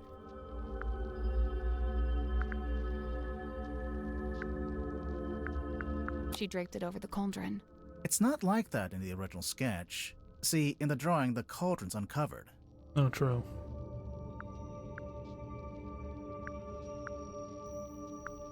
Mortuga asked her to keep the cauldron covered up. Before the captain assented to me using that room, he'd been using it for storage. When I was first let inside, the sailcloth was indeed draped over the cauldron. I hadn't realized he did not wish me to remove it. When he saw my design for the poster, he had but one request. Symmetry. All I ask is that you keep the sailcloth on the cauldron. And given that you had to keep it, you made use of it as a kind of banner. So what's the Stargazing Girl about? What happens in it? I do not wish to speak on it. No? Well, we actually know quite a bit about it already.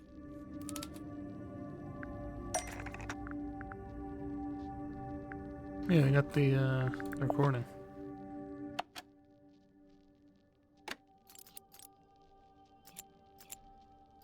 Stargazing girl stares into the ink-black void. Upon her trembling lips, a question born. A forbidden query of what may be and what may not be. The void, unyielding to the girl's plight, stares back. It speaks. Close your eyes, my love, and be still, for this is the end and the beginning. Oh!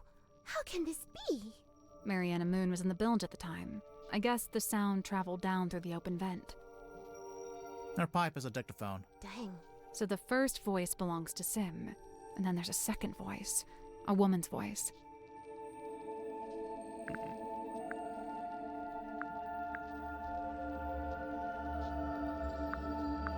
It's someone else entirely. The recording. This film matches up to the audio from the pipe recording. And see how Dude, in the what are you poster, talking about? there's a little Grim Reaper guy? That's the person from the film. I am undone. Hang on. Why does Sim have a film of a Grim Reaper character? Where'd it come from?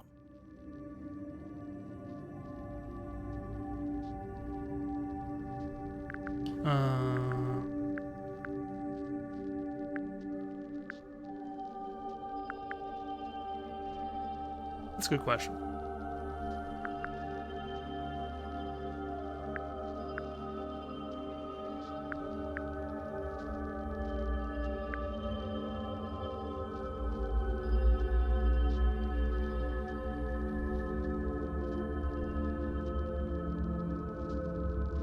Turk's movie.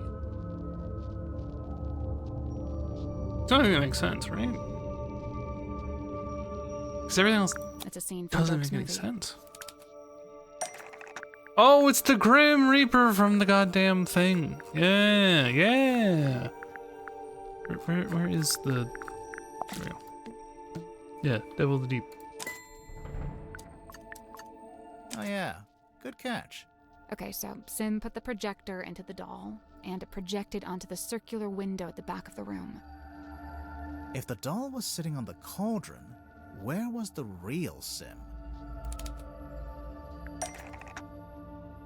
And there. The cabinet to the side? I don't get why she couldn't just sit in the cauldron herself. Listen to the end of the recording again. Close your eyes, my love, and be still, for this is the end and the beginning. Right at the end, it sounds like something falls onto the floor. Something solid. Doll's The head. doll's head. The whole thing culminates with the cloaked figure swinging the scythe. Sim screams, pulls a string, and the doll is decapitated. Oh, geez, that's kind of dark. I lay awake that night, eyes wide with regret, able to bear it no longer. The decision was made. I would tear it all down, the whole misbegotten affair. So that's why you went back to the Illusion Theater. And that's when you found Mortuga. The image of his lifeless form. It filled me with a great thunderous guilt. But why? You think you might have actually caused Mortuga's death, somehow? I know not the manner of Magnus Mortuga's death, but I do know this. The night of the stargazing girl. It was his last. So, even if his death was unrelated, you feel bad that your trick was one of the last things he ever saw. Yeah. When we began, you implied that I laid a curse upon him. And I say this. Maybe I did. Oh. Alright.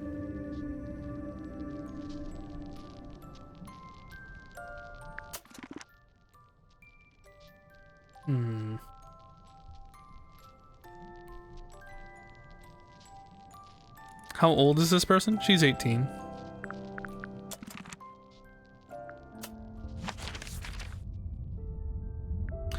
Let's see. Follow up on this guy.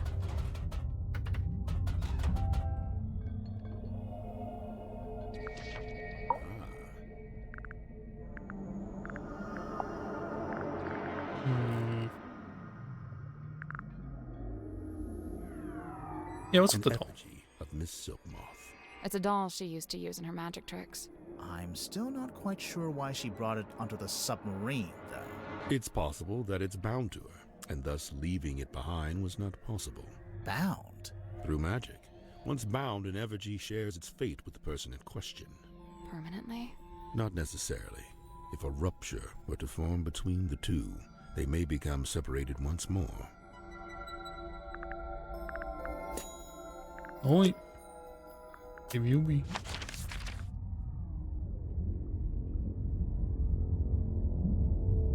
Who is this woman?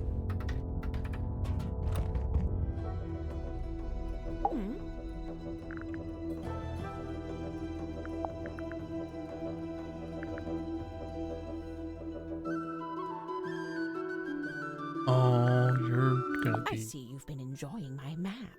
It's barely a map, it's closer to a list. What about the family tree on the back? Most of my research into silkworm has been focused on these two Pillar family onions. lines, Pretty good. the fellows and the stone tops. Seems like you haven't worked out how Mortuga fits into it. His name is just floating out there by itself. I'm not sure if he does fit into it, to be honest. Mariana, you've got a question mark there. Someone you don't know the name of. Ah, yes. Quite the mystery, you see. I'd heard about... We know her name. It's Freya. You're welcome.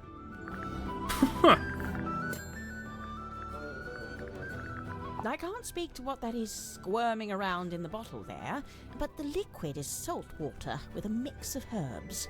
I suppose Zephyr must have a pestle and mortar. I might ask to borrow it. Which herbs? Valerian, skullcap, and chamomile. Oh, okay. If I'm not mistaken, this little part at the front is actually a microphone. A ZX5. Nice piece of kit. Polycarbonate shell, tactile interface, unusually good battery life. I mean, it's a cell phone. Whose is it? Dirk Danson. I suppose that makes the most sense. After all, Mortuga really didn't seem like the cell phone type. The Moonville. Do you recognize this, Mariana? Should I? Well, we just figured since there's a moon drawn on the label. So because my name is Moon, all moon-related things must belong to me? Even if it's not yours, do you have any idea what it is? It's a herbal compound of some kind. Valerian, skullcap, chamomile, and seawater. So, But- not poison. Maybe it's medicine. Oh, Do what? those herbs do anything in particular? I suppose it could be a sleep aid, like a mild sedative. Interesting. Why are you sleep aiding the hex thing? Something suspicious about Zephyr. Yeah, Let's go talk to him. sure. I clicked go now and it did not go now.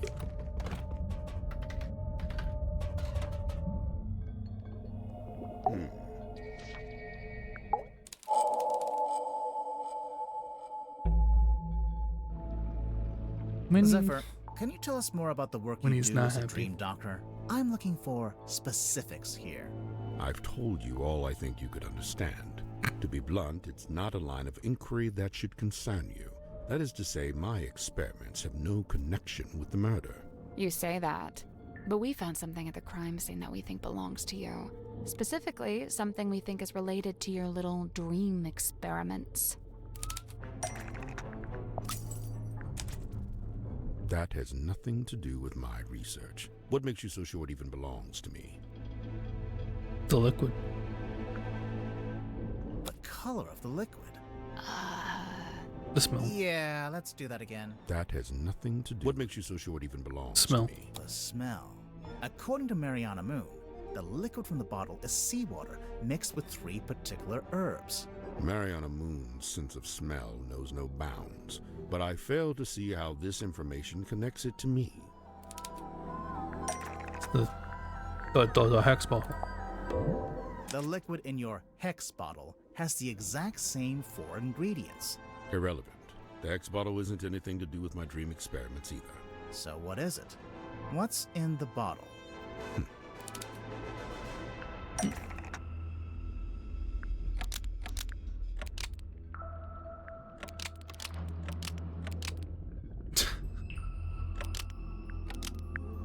Hex bottle contains a sea creature and it's asleep. Bottle contains a sea creature, and it's asleep. A sea creature? I mean, hextopus? A hexapus.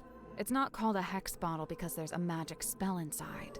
It's called a hex bottle because there's a sleeping hexapus inside. His name is Hex. I've had him since I was a young boy. Not to be rude, but that must have been quite some time ago. A normal octopus would live only a couple years, wouldn't it? Hex is a singular specimen with a number of special properties. Do you ever let him out of that little bottle? Of course I do. Hex swims freely in the ocean at night, and during the day he returns to me and sleeps in the bottle. So he's asleep right now.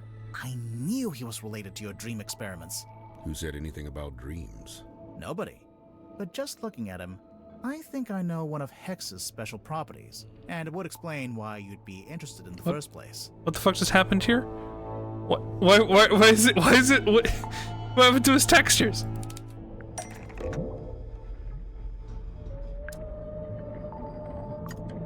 A pattern on Hex's skin. There's a pattern? The funnel.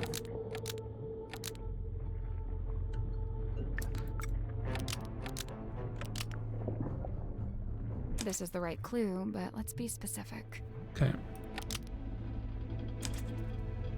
Pure subconscious projection, unmarred by the insecurities of the waking mind. No, I think it's supposed to be Pretty like cool. on there I the can whole see time. why you became a dream scientist. So the hex bottle was the original, and then you made the dream helmet more recently. They are two distinct objects. There is no such connection. No.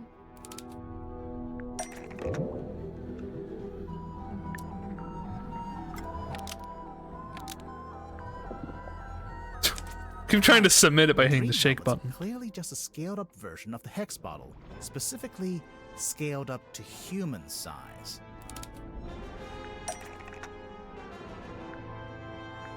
You're using on the... That's not right. What?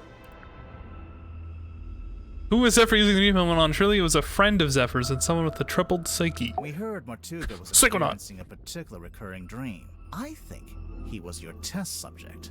So, Mortuga wears the dream helmet and lays on your weird chair thing. And then you give him some of the moon potion to help him sleep. And as he dreams, the dream helmet collects the spirit energy and sends it to...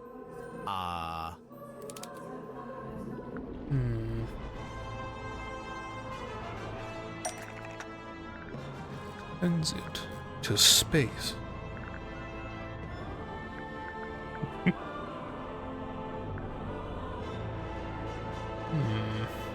The fog ball?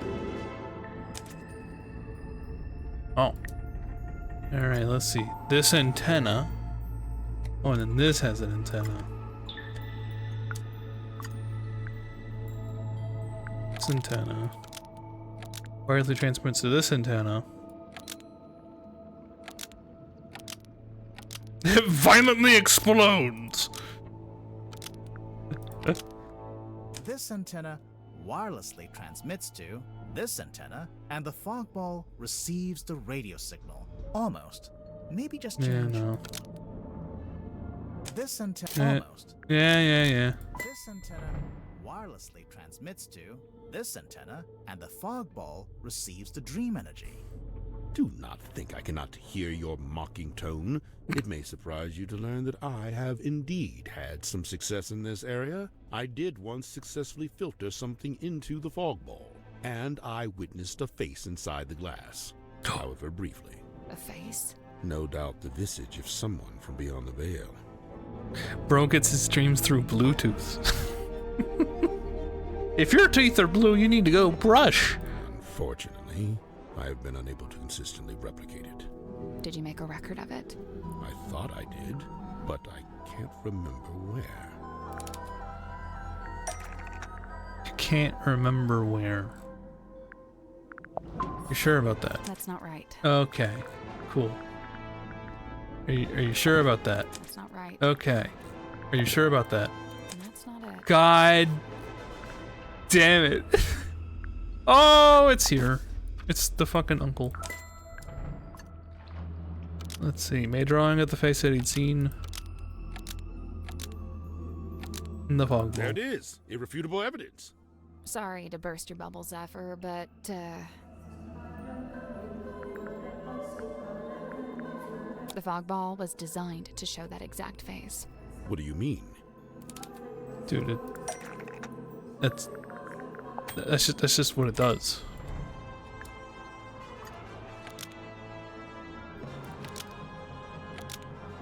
What's the connection? What causes the face to appear? The batteries? A certain voice. A fog ball's designed to show the face when it hears Sim's voice. That's how the original trick worked anyway. See how in the photograph she's talking to it through the telephone? I demand that we test this theory. Send for symmetry at once. Wait, we don't have to.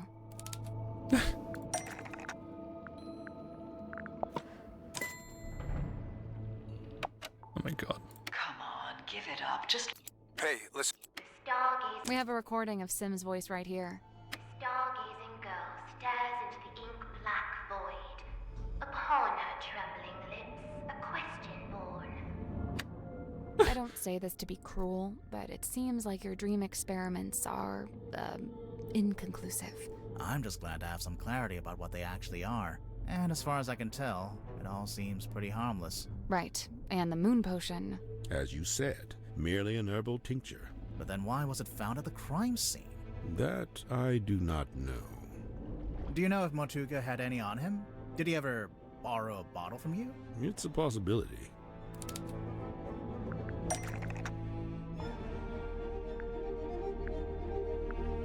Why would Mortuga take one of Zephyr's moon files? Oh, yeah. The sea. This is the right clue, but we want a specific aspect of it. Not the sea? Oh, the glass dropper. If Mortuga had the dropper, I'm assuming he had the rest of the moon vial somewhere nearby. Curious. Where exactly did you find this? It was on his desk, in the captain's cabin. And What yet, technology is the moon this? vial was discovered at the scene of the crime. Vegas magic. One floor below.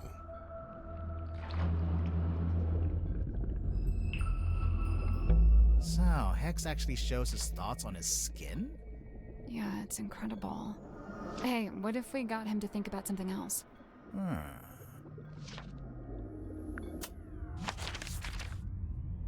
What is that supposed to mean? Hey, Hex.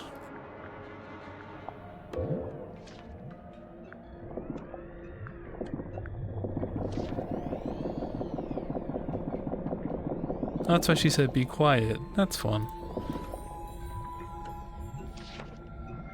You turn up the resolution. I don't think so.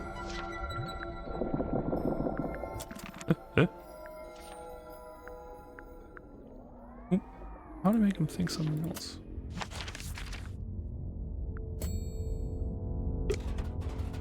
Is Sim gonna tell us?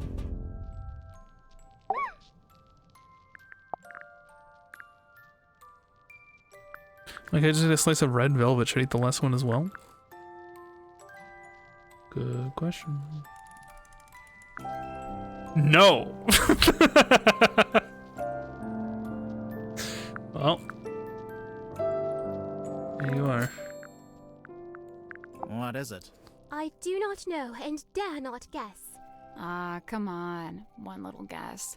It's not my place to muse upon the things in Chamber Dream. It's from the dream chamber?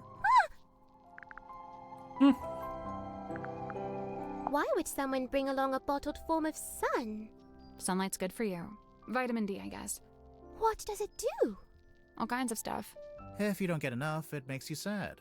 You know how people tend to be happier in summer and sadder in winter? Silkworm sun is scantily seen, even in a summer sky. I swear, sometimes she just gets lucky with the alliteration. Ship it. Do you know anything about Mortuga's model ship? Yet another weight upon his ever-troubled mind. Although, given that it's sealed in glass, I imagine it's now very hard to fix. What are you talking about? It's broken. Some part of its innards has come loose.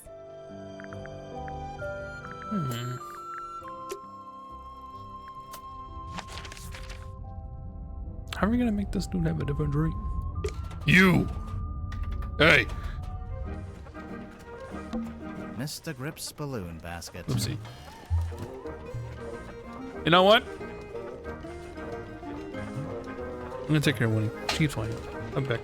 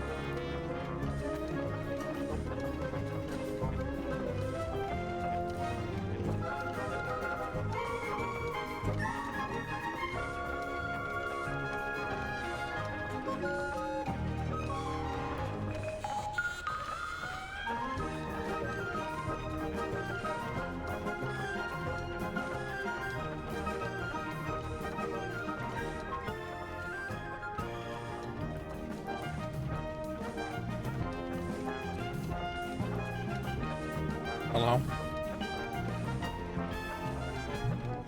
Eagle, what the fuck? We even are her arms, man. Okay, whatever. Hello. We're still waiting on my dog, where she is eating. I need to keep an ear out for if and when there's something happening. I am just dancing to the music. Oh, I think Mikey said the heck to the taunting photos in Discord of Velvet Cake. Alright, we gotta track down what the hell this nerd's about. You. The ocean map. How much for this one? It's not for sale. Well, too rare? Too valuable? It's from my personal collection. I really hadn't intended for you to see it. Well, we did see it. What's it a map to, anyway? What's at the red X? Now that's the question, isn't it? You don't know?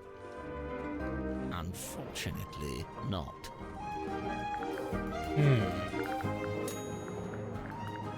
Have I not put King 2 Why does it have a bandage around the middle? Cornelius? Oh, he fell down the stairs. The clumsy old thing. On a submarine. It's all just ladders, isn't it? I promise you that's not the issue I have with that statement. There's something suspicious about Grip. True. Ha-ha! How about you? I've been looking forward to this part. Yeah, there is something or someone that I'd like to ask you about. Cornelius? What about him? His function. Yeah, okay. Cornelius? What about his him? appearance? I don't think he looks quite like he's supposed to. What a thing to say! You've only just met him!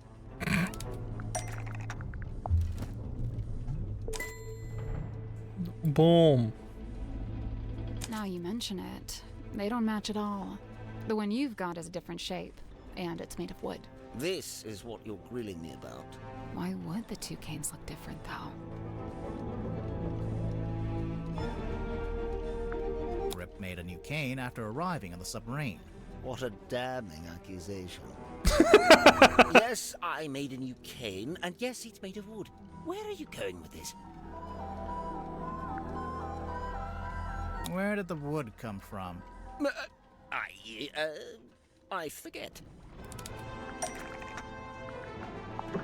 There's a faint resemblance, I suppose.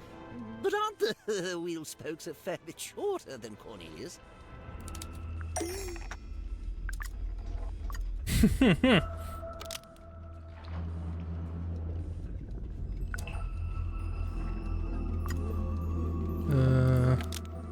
Well, yeah. This is the right clue, but we want a specific Okay. answer. Look at his back.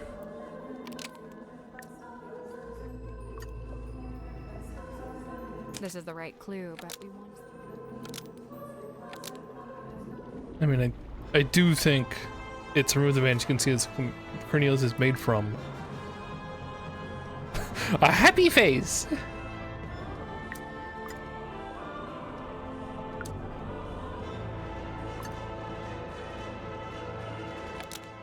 Right.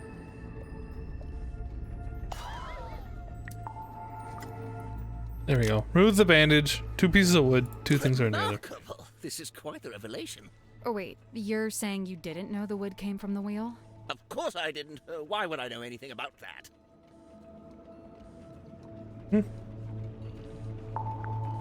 Because you've also got the rest of the broken wheel pieces. It's in your basket. So, Grip, I have to ask, do you know anything about how the ship's wheel was broken? Yes, I was there when the wheel was broken. In fact, Mortuga and I, we broke it. You broke it? I was trying to take control of the wheel, and Mortuga forcibly wrenched it out of my grip. He was very strong, you see. Wait, you tried to steer the submarine without permission? I did. Why? There'd been a disagreement. It's nothing, really, not important. A disagreement? About what? Where to take the submarine? Something like that. Oh, right. I'd forgotten you'd seen that. No. X. This is the right clue, but let's be... Map interpreted by Godric Grip. For customer, Magnus Mortuga. That's a It's Narnia record reference. of service from your shop. Not the one here in the submarine, but the real one in the town. It's all there in black and white, I suppose. Yes, indeed. Some time ago, Mortuga came into my shop. He showed me the map and asked if I'd be able to interpret it for some voyage he was planning. Interpret it? It's marked with an X, but there's nothing in the way of coordinates, nor are there any apparent landmarks, given that it's just describing an area of ocean. So, how did you work it out? By employing every ounce of my skill, by working harder than I'd ever worked. Something about that map, the mystery of it, the feeling of chasing down the unknown. It grabbed me, and it didn't let go. For 2 weeks, it was all I thought about. I was so focused on it, I barely slept. Easily the most thrilling job I'd ever taken on. I even waived the payment. I couldn't in good conscience charge for something I'd enjoyed so much. The problem was, afterwards, all my other work suddenly seemed banal. I began to daydream of that thrilling feeling, that pursuit of the unknown. It led me to eventually close up shop and head out in my balloon, on a voyage of my own, which, as you know, ended rather abruptly. Right. But to be pulled from the ocean by Magnus Mortuga himself, and to find that very same map laying on his desk. I asked him at once if he'd ever followed the map to the coordinates, and he said he hadn't. I was disappointed at first, but then I realized we had the submarine. We could still go, right now. But Mortuga told me we would be doing no such thing. In fact, we weren't to be navigating anywhere. Instead, he seemed insistent in hovering near the Silkworm coast, like something was keeping him tethered to it. So, you tried steering the submarine yourself? I'd convinced myself it was what Mortuga secretly wanted, even if he was refusing to admit it. I thought a little nudge might be just what he needed, get him out of his comfort zone, you know. But as I've already admitted, it didn't go to plan. Mortuga came into the control room, we briefly thought the wheel was broken, and that was it. My request denied, I soon found myself opening a new branch of Grip's Emporium right here in the engine room, which, of course, necessitated the construction of a new Cornelius cane. There's one thing I don't understand. If Mortuga didn't intend to use the map, why did he keep it around? I don't suppose we'll ever find out. I think I know. You do? There's a good reason why Mortuga didn't want to follow the map. He found out the map was a hoax. You sure about that? No, No, not really. I'm not. There's a good reason why Mortuga already didn't followed want- it. He'd already followed it. What makes you say that? Boom. That's not it. Damn it. I think the diary. True. Wait, what? I think the diary pages on the back mention something about this. True. but I was thinking about something a little more tangible. What does it say on the back?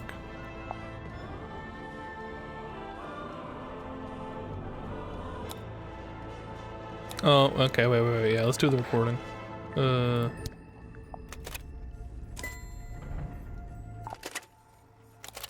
This is a film of Magnus Mortuga and a woman named Felicia Stonetop. They're talking about their plans to follow the map. Remarkable.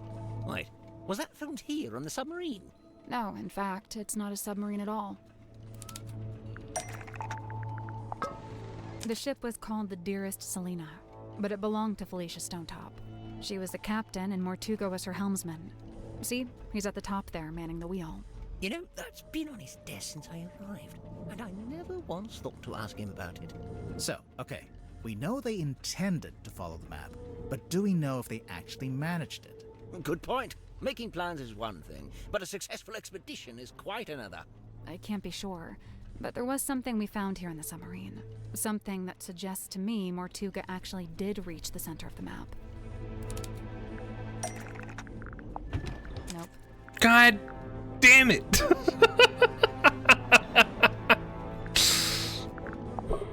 I'm pretty sure we'll circle around to that later. Okay, fine.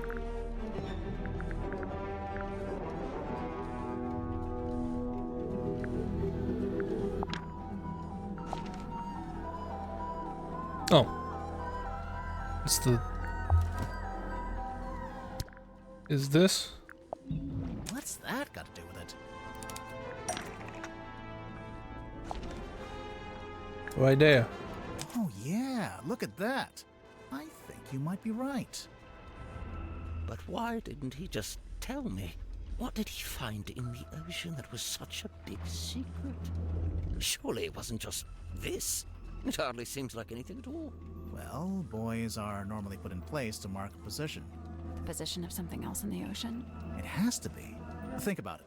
If the buoy wasn't attached to anything, then it would have floated away, making the map worthless.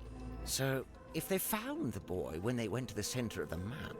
It was only because it was attached to something else at the time. I'll be right back.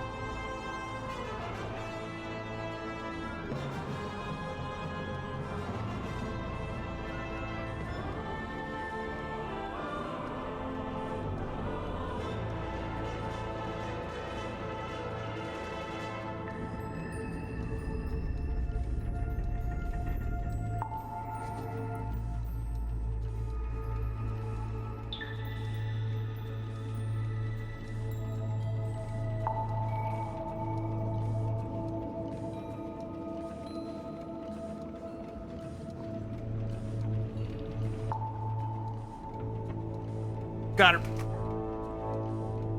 Just when it starts to get good, what is happening? I got winning. And we're solving the mystery. That was the end of the thought. We did it, Mikey. That was it, actually. Captain's cabin? There's something in the captain's goddamn cabin? What are you talking about? It's a treasure chest. That's the doll. Yep. What are we missing here?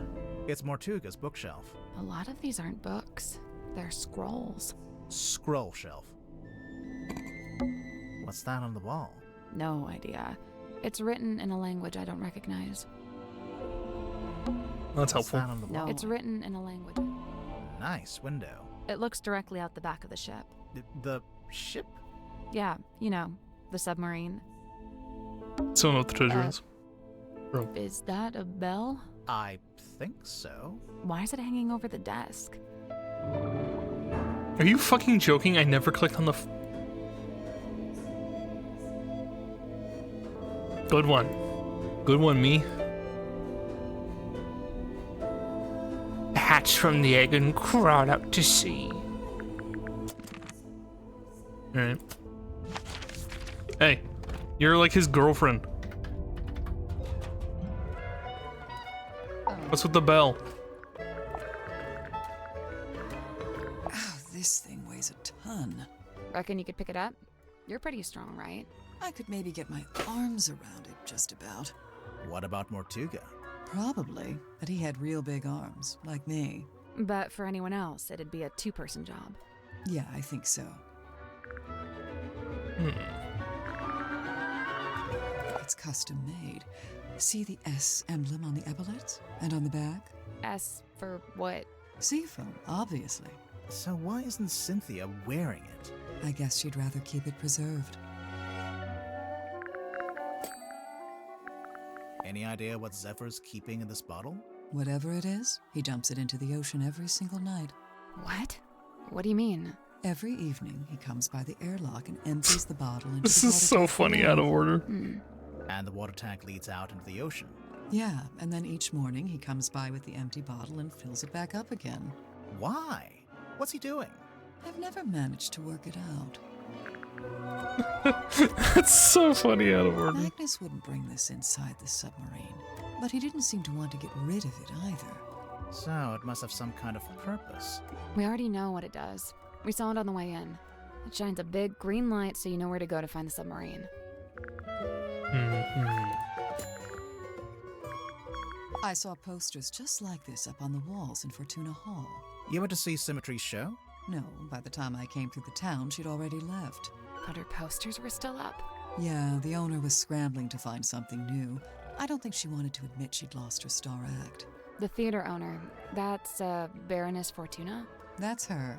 And did she ever find a new show? No. It didn't work out. Cynthia mentioned the ship's compass broke. Looks like Grip's in the middle of fixing it. Did Cynthia say exactly how it broke? Or what was wrong with it? She just said it was acting erratically.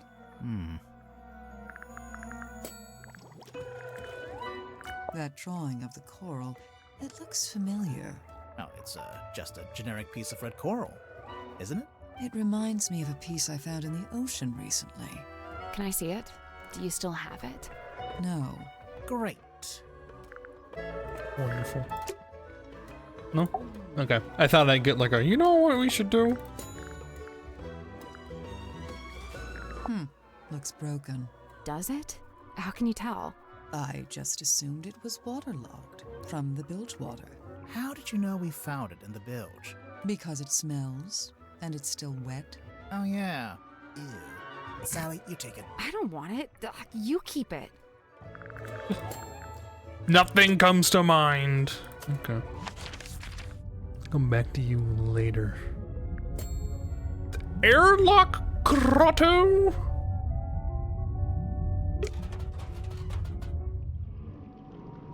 Let's build. Airlock grotto. The fuck is the airlock grotto? Are you the airlock grotto? No, you're the parlor. This is the airlock grotto. No. The fuck is an airlock grotto? Go outside right now. Anyone have any ideas what the fucking airlock grotto is? Alright, fine. Control room. I know where that is. Oh yeah. Can we look at the control If you panel? promise not to press. I will make no such promise. Looks like something's missing. Something with three. Bowling ball? Coconut? There's a kind of waveform. I think this is for What listening. are they expecting to hear? It's a lever. No.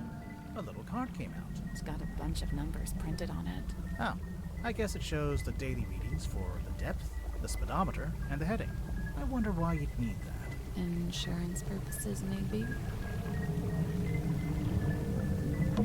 It's an electrical switchboard. Something's bound to happen if we mess around. If we carefully and sensibly interact with this precision equipment. No, I'm gonna fuck with it.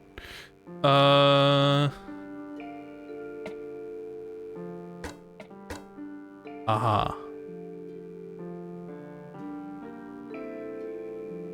This should be interesting.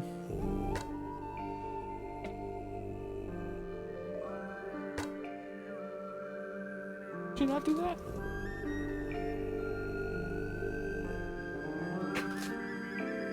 when he is upset. Oh. Oh, I'm seeing it. I'm seeing the challenge. Okay, well.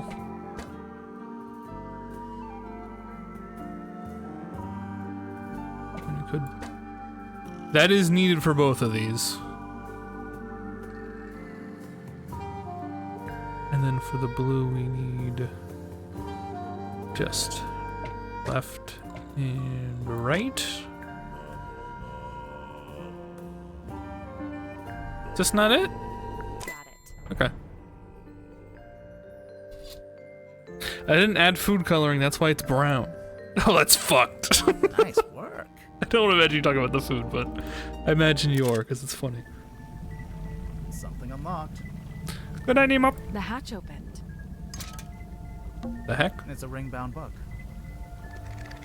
The captain's log. I thought this be in the bathroom.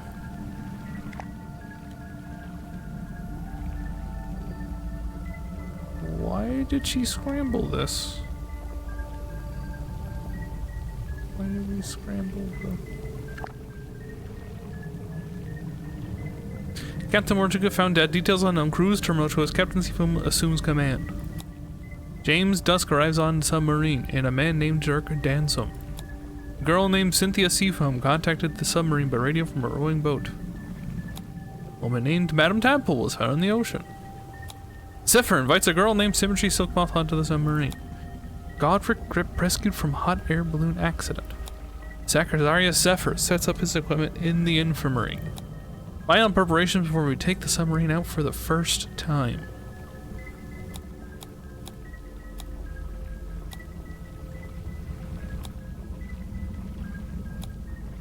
Wait.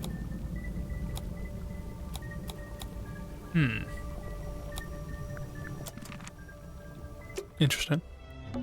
It's a throne. Cake looks so good. Please find me a gerb, thanks. Be next. Preferably a high-paying one with lots of free time. What? Why do we all need jobs? What's that? Pre-AI bubble pop recession? Is that a punk rock album? No, that's what's happening. Okay. Well, here's hoping. It's not a throne. Oh, well, what is it? Well, it's, the captain's control chair. There's a label taped to the back. Maybe it says what kind of chair it is. That's not a label. It's a whole document. Yes, we've seen this. Hey, what's with this? You found the captain's log. Sure did. How does it work? So, at the end of every day, you're supposed to print out one of these little cards with readings from the submarine's movements in the last 24 hours. Then, the captain signs it and writes about anything noteworthy that happened. So the card on the top, that's from the day Mortuga died? Yeah, I figured we should have a record of it. You took over as captain that same night? What of it? Nothing, just asking. There's something suspicious. What of it?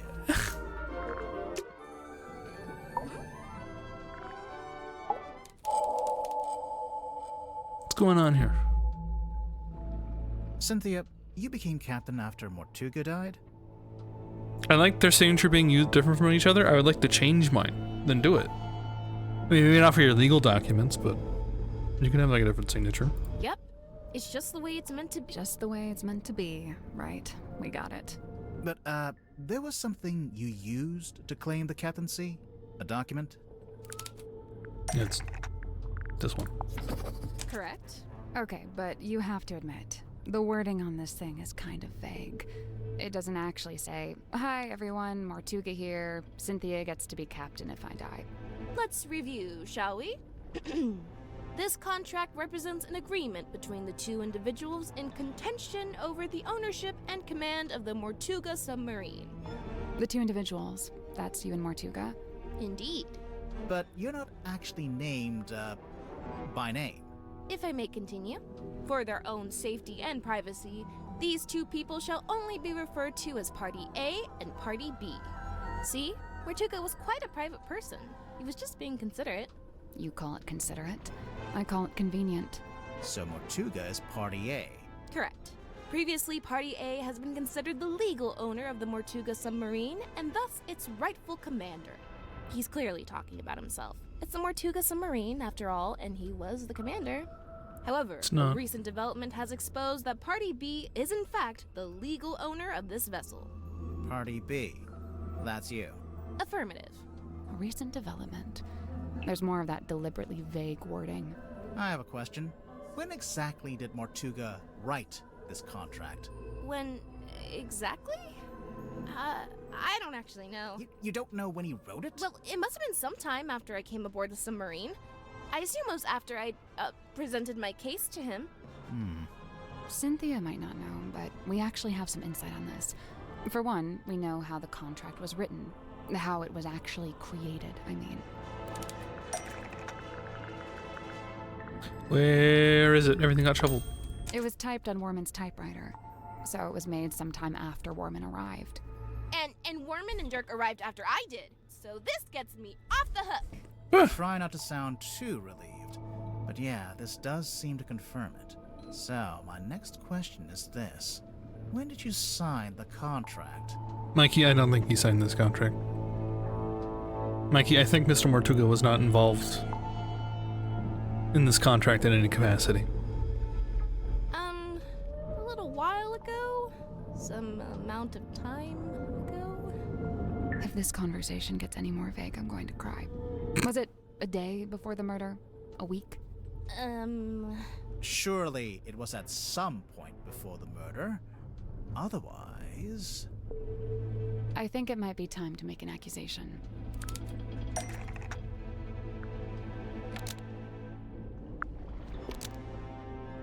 Cynthia's murder. Cynthia Seafoam signed the contract after Mortuga's murder and forged Mortuga's signature. Such a rude accusation! So rude!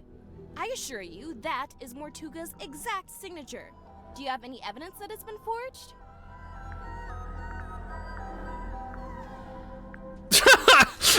Hey, you can't. They hit me with the LA Noir. Anecdotal evidence. We have anecdotal evidence. Sure about that? I Okay, assure apparently. you, that is Mortuga's. Do you have any evidence that it's been forged? We have evidence in the form of a clue. Apparently we have an exact clue.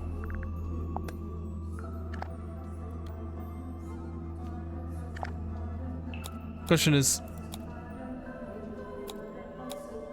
Oh yeah. Yeah, look, it's always different. Captain's log. It's basically a stack of cards printed out by the submarine's control panel. Each little card has a space for the captain to sign, and the most recent card is signed by you, Cynthia. All the rest are signed by Mortuga. Well, sort of.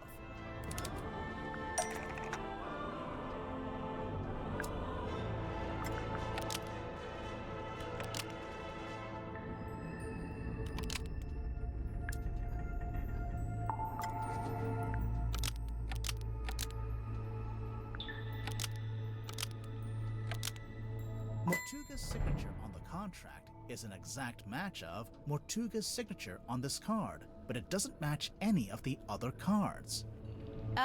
Yeah, it's a perfect match. What's the problem? The perfect match is the problem. You were too accurate. If you'd done a worse job, you might have gotten away with it. What do you mean? If you look through the cards, Mortuga never signs his name the same way twice. But the signature on the contract matches one of them exactly, which seems to be proof that you copied it, or traced it, or whatever it was. Oh, whoops. Didn't notice that. I thought it was his signature. Why doesn't he have a signature? So, if Cynthia forged the signature, that means Mortuga had the contract typed up, but then never signed it? No. Right after Mortuga was killed, I went looking to see if he'd written a will. That's when I found it, laying inside the little hatch in the control panel. I grabbed it and hurried back to my room to read it. After reading it, I could come to only one conclusion, that he wrote it about me, but never got a chance to show it to me. No. Remind me why you were so sure it was written about you? A recent development has exposed that Party B is in fact the legal owner of this vessel. You're really the legal owner of the Mortuga submarine?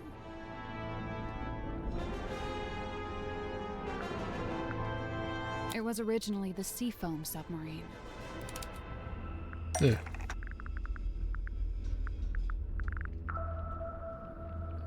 Is there a way to... I know, it's at the top. The fucking boat reads it. This. Yeah. We'll get to that in a minute. Okay, fine. Alright, not good enough for you. Whatever. Is there a photo of, like, the upper epilons of this shit? Her 3D design is so cute. They're all pretty good.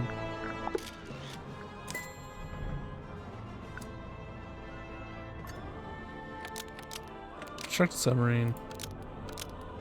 This was back when it was still being built. The Seafoam submarine was never completed. We got close, and then we stopped. It lay rusting in the shipyard for some time. Mortuga would eventually purchase it from my father. At which point it was altered, completed, and renamed the Mortuga submarine. Altered.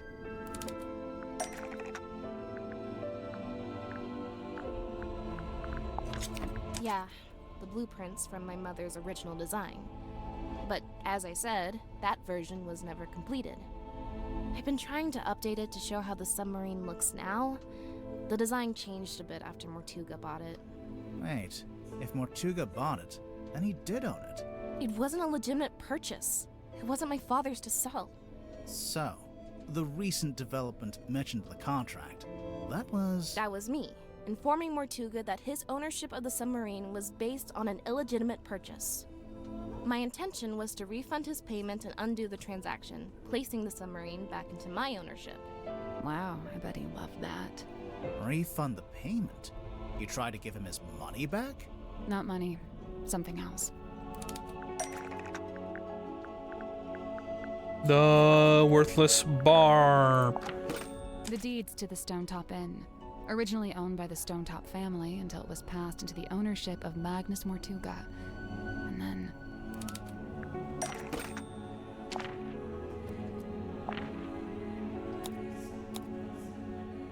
This is the correct clue, but we need to choose the right... This is the right clue. This is the right clue. Deeds passed from Mortuga to Donovan Drummond, Cynthia's stepfather. So that's how Mortuga paid for the submarine. He sold his house, basically. I came aboard with the intention of giving the Stonetop Inn back to Mortuga in exchange for my mother's submarine. And that's exactly what I did. But did Mortuga actually accept your offer? When I first made the proposal, he didn't give me an answer either way. He looked at the inn deeds very closely, read the whole thing, front and back. Then he handed them back and told me he'd need some time. Before I heard anything else about it, he was killed. Obviously, I thought I'd never find out what his decision was, but then I found the command contract. It seemed like he decided to accept my proposal after all, and just not had a chance to tell me. No. No. It wasn't for you. It weren't for you. What is the airlock grotto?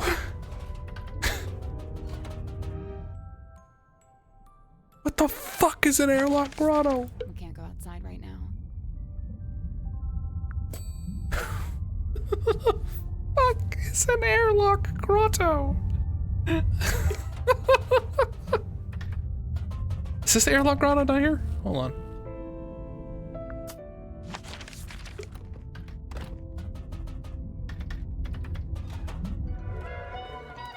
Oh, thank fuck. Okay.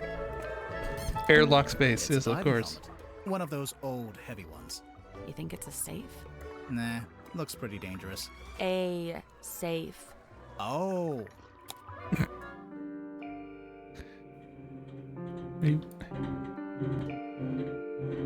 Alright. It's plus. Now it's triangle. Not C. It doesn't have a C.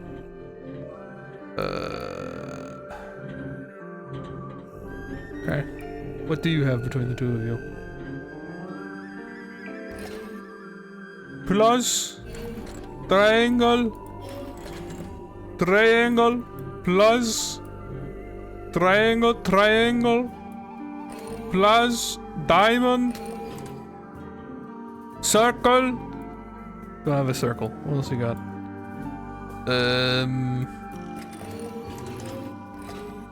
Diamond. Yui. What is this bit? This bit sucks. Circle. Triangle. Triangle. Yui. Tear. Oh, that was it. Cool. Nice work. What's inside? Oh shit, the grimoire.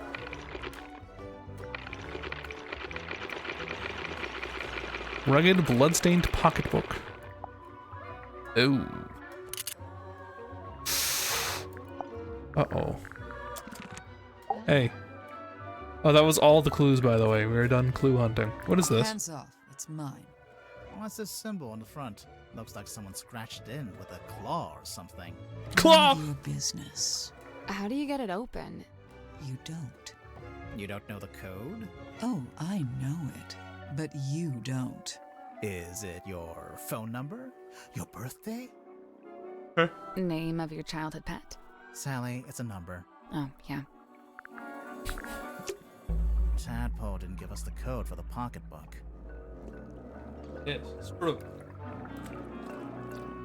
When he's still not happy. I noticed. So what now? Maybe someone else will know it. Yeah, I doubt it. How about this? If we ask everyone and nobody knows it, we can break it open. Well, yeah. I knew that would cheer you up. I like that. Let's get it broken open, Winnie. Let's break it open, Winnie. Let's break it open. I'd break it open now. A book adorned by bloody stain? Might be. Might not. It might not be a book. No, no. I meant the blood stain.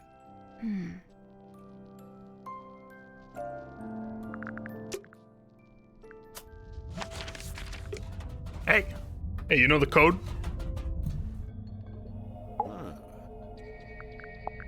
It seems I'm not the only curiosity collector on board.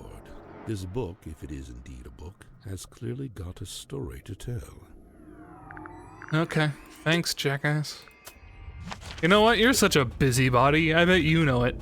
Oh, the code's going to be 5523. She likes that number. What's that? A book? I think so. Let's see. Nope, not a book. Why not? I say you are a good streamer. Thanks. Listen. Books don't rattle. Okay, jackass. Come on. What's that? It belongs to Madame Tadpole, but it's locked. Oh, a combination lock. Let me try.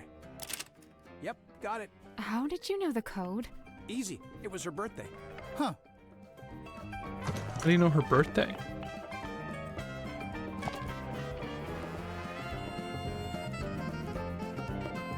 Cigar!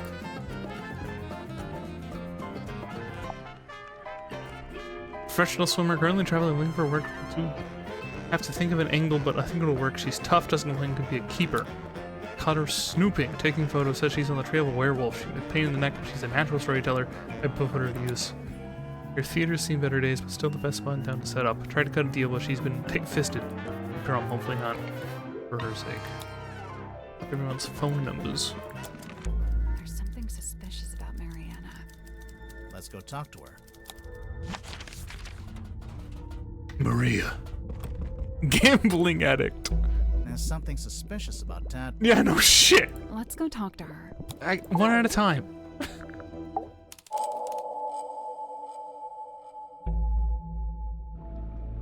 Mariana, you arrived in the submarine shortly before Mortuga was killed. Correct. And yet, you still haven't told us how or why you're here. I find that pretty suspicious. Oh, it's most suspicious. I quite agree. She's not talking. somebody asked you to come onto the submarine. And how, may I ask, would somebody do such a thing? They called your phone. A phone, you say? Well, not me. Oh, no. I'm no good with technology. Huh. I'm not sure that's entirely true, is it? It didn't escape our notice that your pipe is a fairly sophisticated dictaphone. I'm pretty sure that counts as technology. A dictaphone, yes, but not a telephone. But you do have a phone. Or at least you did at one point.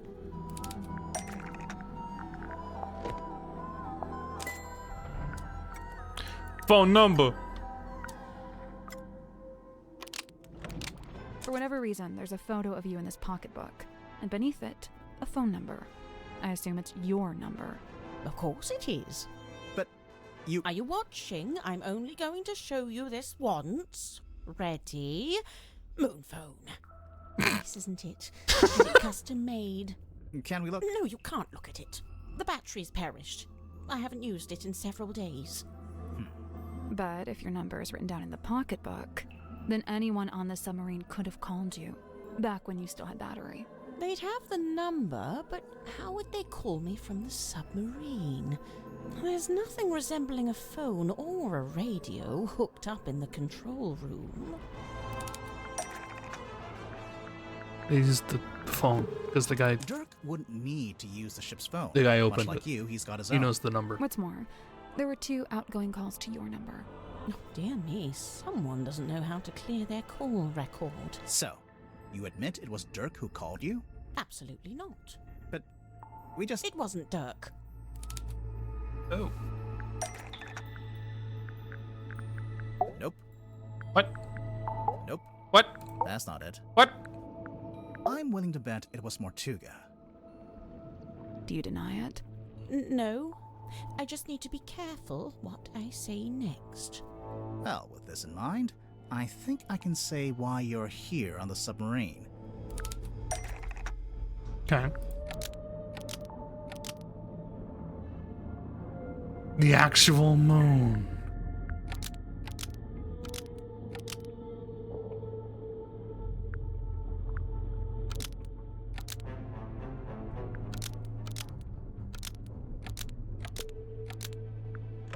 What?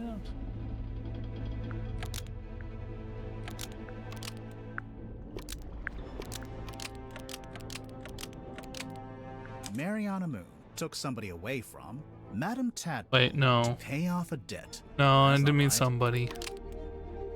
Mariana Moon took something away from Madame Tadpole to pay off a debt. That's not right either. It's a joke. The actual moon.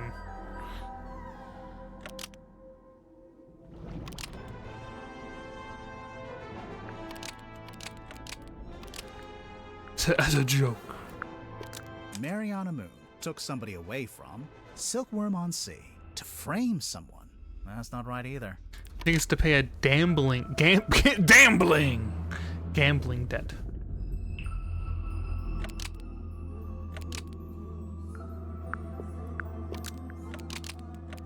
Mariana Moon brought something onto the submarine to pay off a debt. Almost. Maybe just change one thing. Mariana Moon brought something onto the submarine to give to Mortuga. You brought something onto the submarine. What was it, Mariana? I can't say. I made a deal with Mortuga, and I intend to stick to it. I can't talk about any of this.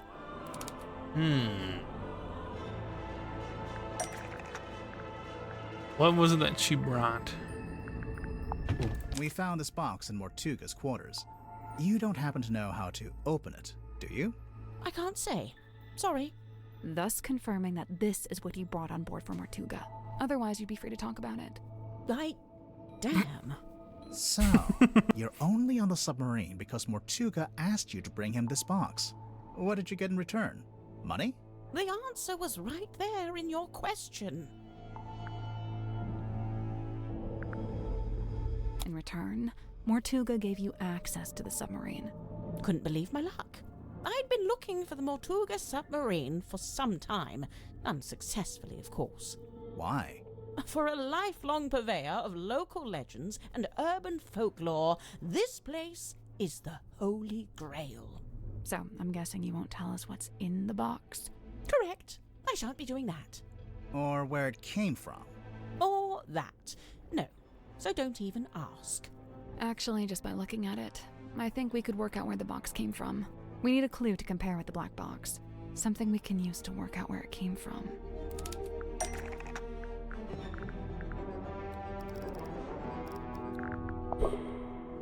Nope. Alright. That's not it. Okay. Nope. Okay. That's not right. A map to compare the black box that we can just work. What? What? You're saying it's from the ocean map? That's not it.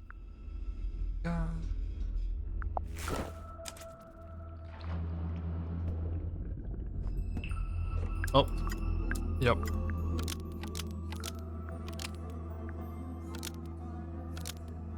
This F emblem is the same as this F emblem, suggesting the box is from Fellow Manor. That's what I get for diligently labeling my map, I see. Lovely.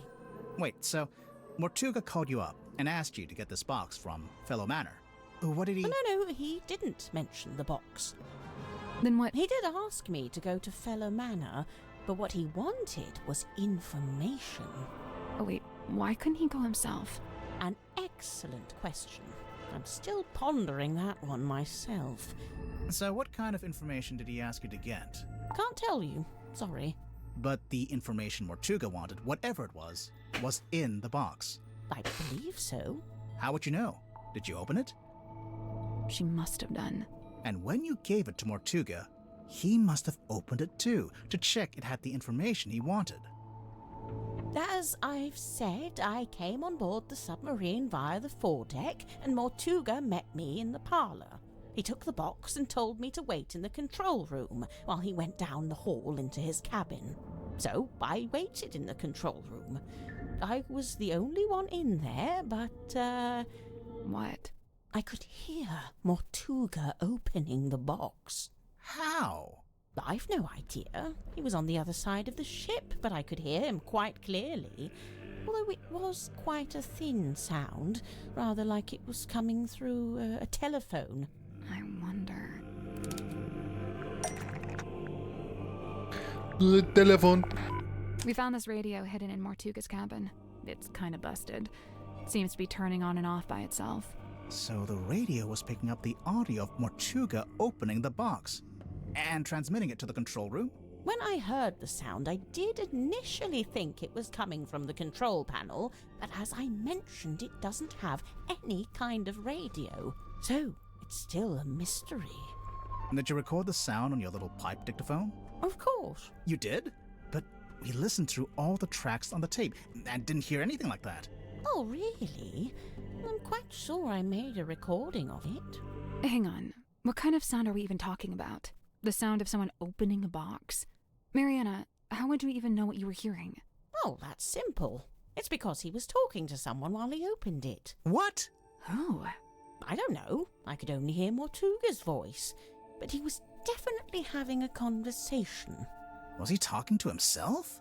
I suppose it's possible. What was he saying? I don't really remember. Ugh, thanks a lot. This has been frustrating from start to finish. My pleasure.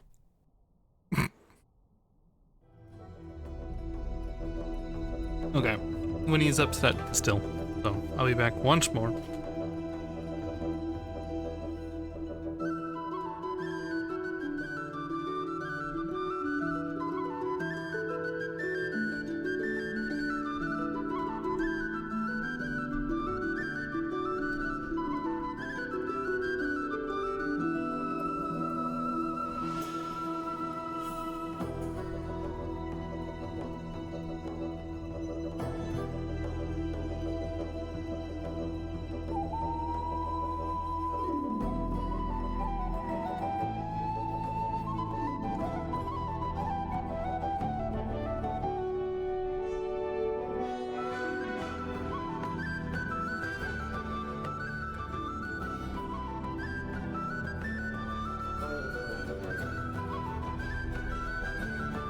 Okay, back to keeping an ear out.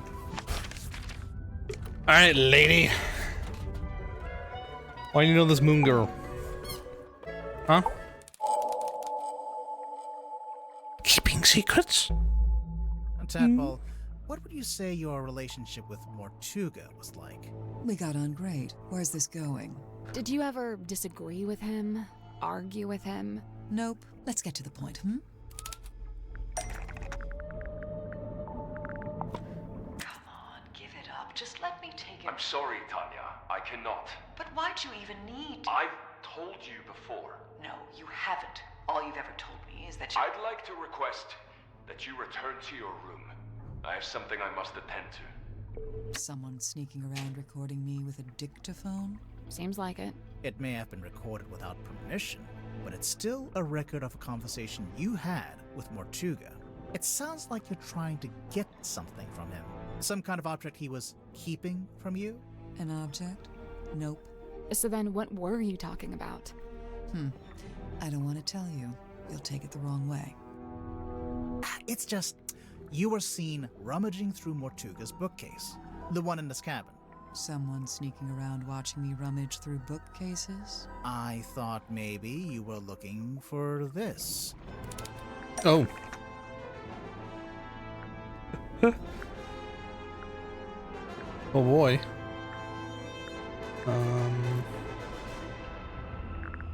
Eh? That's not right. Eh? That's not it.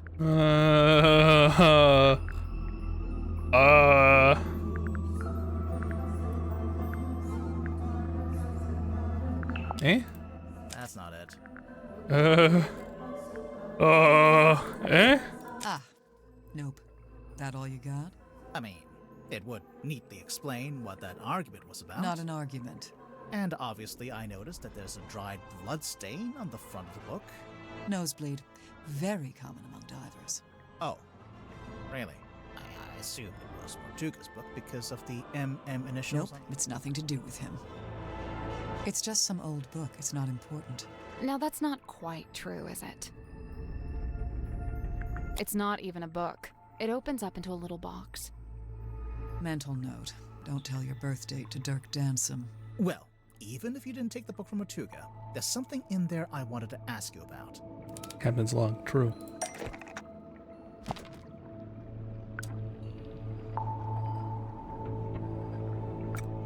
This is the right clue, but let's be... Do you know who this is? Sure, Tanya. Says it right there on the back. We heard you used to be a rescue diver. I'll be back. When he's upset.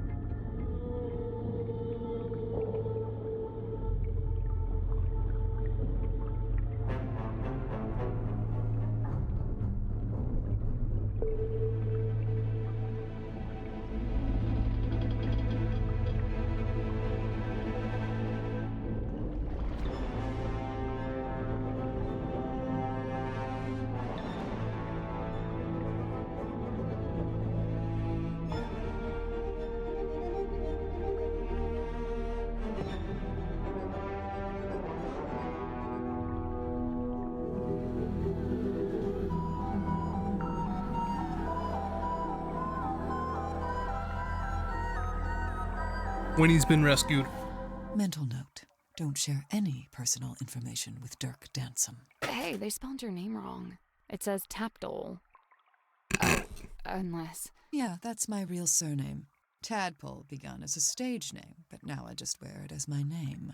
Right, sorry. Makes sense. A stage name, huh? So the book contains photos of these 3 women, one of whom we've established is you, Tadpole, since it has your old name written on the back. What of it?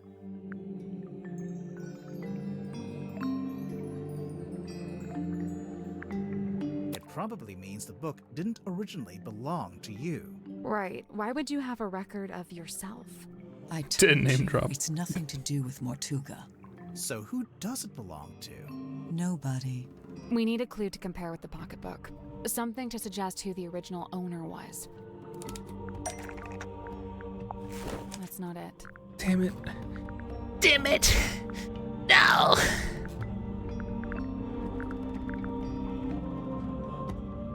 A photograph that shows the original owner of the bloodstained pocketbook. Maybe this dude, would it? This dude.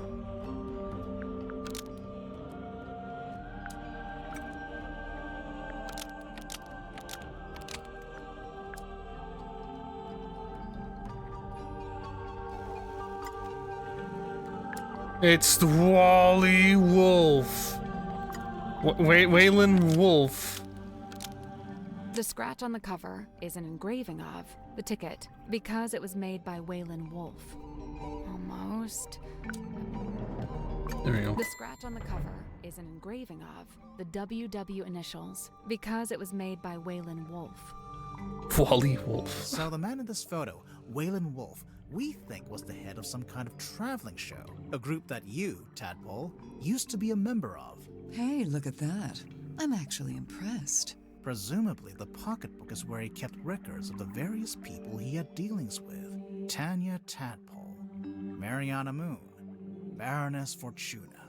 The first two we know about. But what about Fortuna? What does she have to do with Wolf? Nope. Okay. Context for Baroness Fortuna.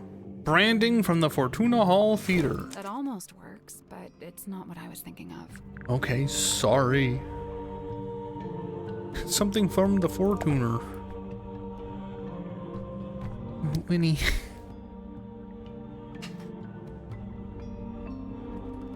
Why are you so upset?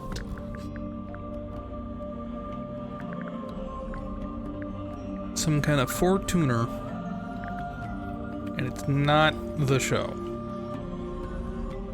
Or her, like, lineage.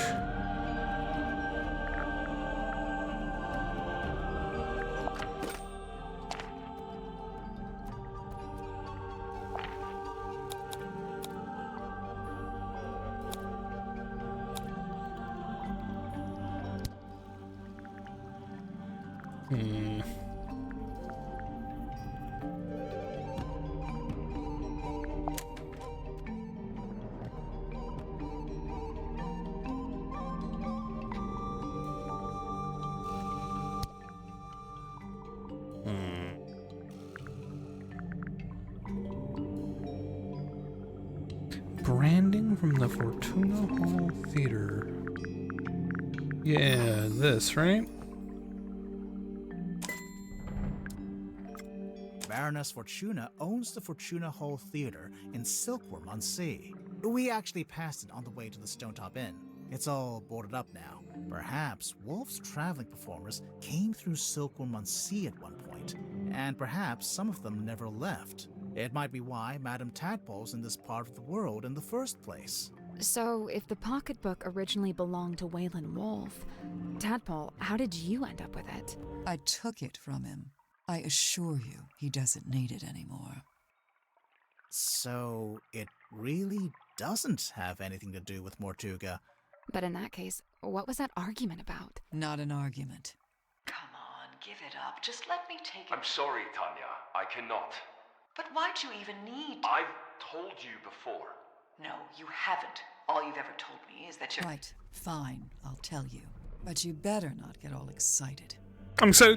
I was trying to convince him to leave the submarine and give up the captaincy to me. What? Not because I wanted to be captain, but because I could tell Magnus didn't. I believe his tenure on board the submarine was some kind of self-imposed punishment.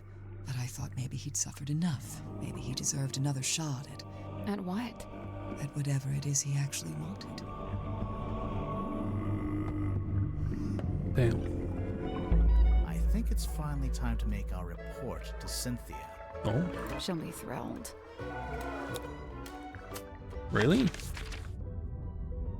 Yeah, we got everybody. Okay. We're not quite done.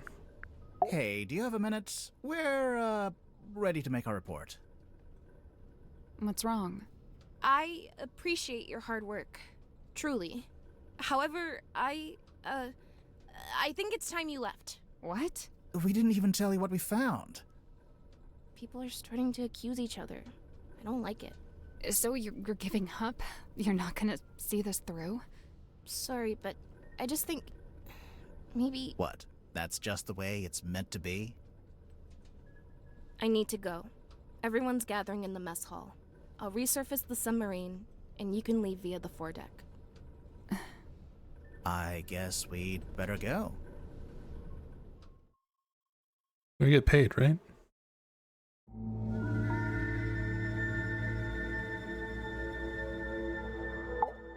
She can't be serious. I really don't appreciate being kicked out. She didn't even pay us. The fuck? We can worry about that later. I don't know if you've noticed, but we're currently stranded out here. I'm gonna rage quit. Mikey wants answers. Yeah. Oh wait, so how is Cynthia expecting us to leave the submarine? Played by rowboat. It's the rowing boat. Oh wait, you don't think... Did Cynthia really think we'd use that boat? Or did she just forget to take the submarine back to town? I don't know. She seemed really off. Did something happen? I think she's just getting scared. Scared of what? Exposing a murderer? Of the truth. Of facing the truth and all the consequences of it. Whatever they end up being. We're not really going to leave, are we? No, we're not done. Not yet. But what do we do? Remember what Cynthia said? Everyone's gathering in the mess hall. Seems like something of an opportunity. Aha. Not just that, but we're back on the surface too. We sure are. So, what are we waiting for?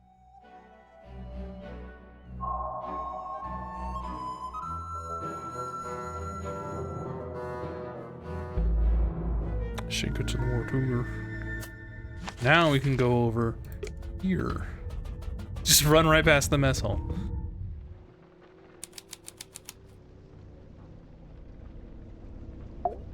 We arrived at the submarine just before sunrise.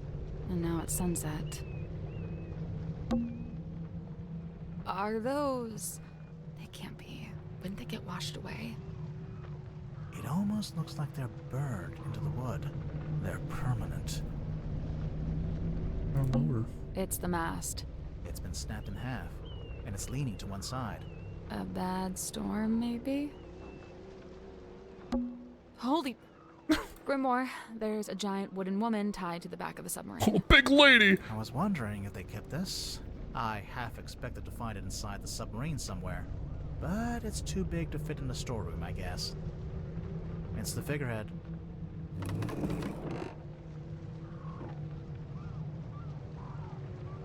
There she is.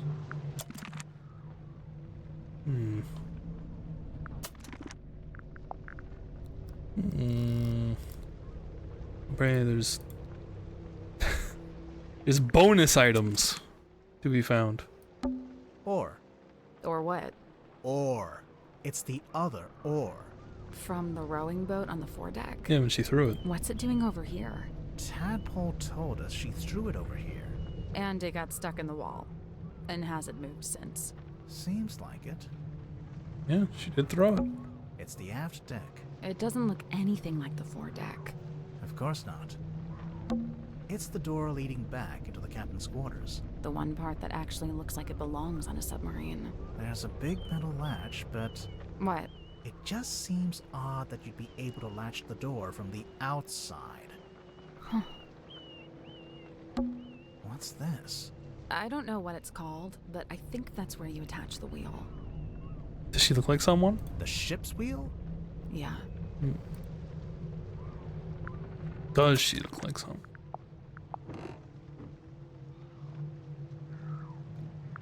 Maybe. Like, no.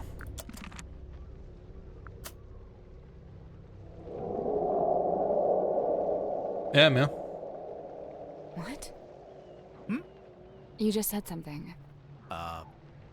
No, I didn't. But... Never mind. Oh, I need to check everywhere. Roll on back.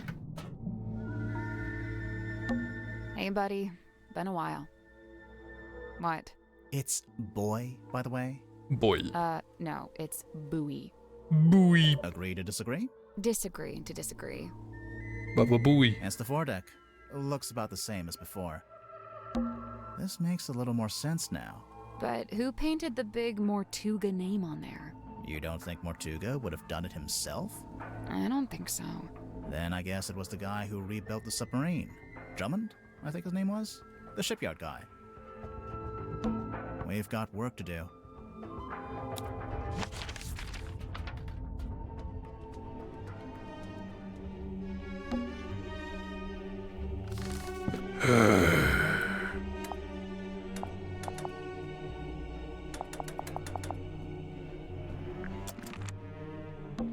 What kind of books have we got? Mysteries of the Deep. Okay, it's safe to say a clear theme is emerging. Looks like she unlocked the door. Finally.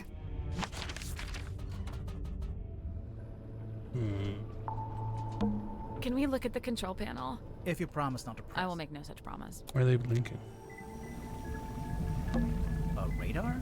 Either way, it's a machine that looks... It's a lever. Okay. Now Cynthia's not here, we can finally take a closer look at that jacket. We could, but it's still locked behind glass. Not for There long. must be some way to get at it. Now there's an electronic panel over here. Some kind of switch, maybe? Oh, good. The fuck is this?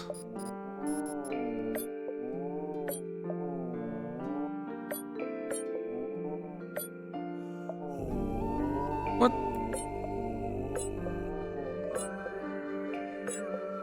What the fuck? Why is this horse shit? It's the other way around. Of course. They need to be facing outwards. Thanks. It's like I just clicked on the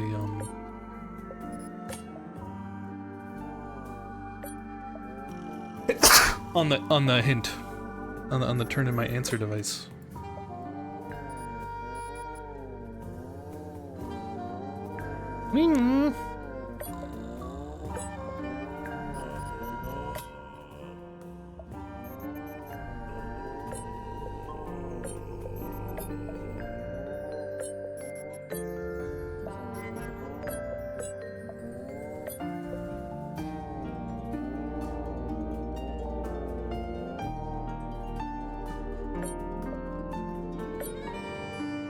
Uh-huh.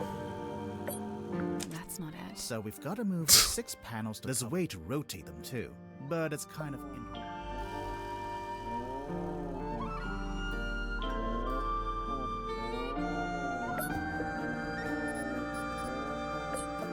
Girl what? What do you mean girl what?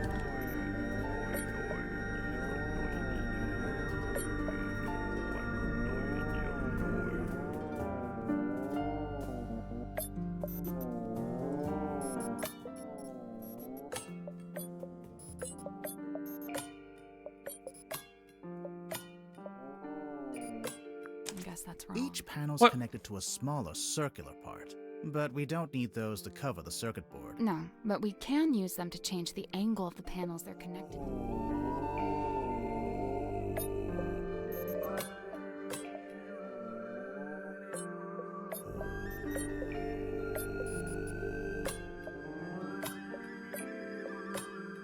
There we go. Thank God. Nice. I was gonna be so upset if they just maybe keep fishing with it. I've been dying to check in the pockets of this thing. Oh, hey, there's something bulky in here. Bulky. Ooh, it's a radio. It's just like that one we found in the captain's cabin. Well, almost. Oh, would you look at that?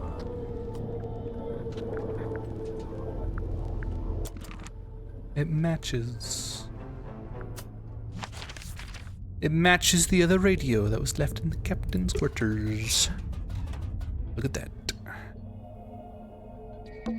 The dream helmet. The dream helmet. It is the fog ball. Now I just want to click on shit that he would announce it. Hello? Hex? Damn it. Is he still asleep? Hello. Oh my god. Sorry, you startled me. Hex is my friend. I may be of help. His thoughts and memories are wrought visible upon his skin. Surely you wish for him to think upon the last time he saw Magnus Mortuga. Yeah, sounds good. What's she doing?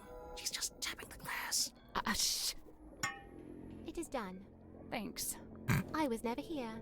Wait, where'd she go? Never mind that.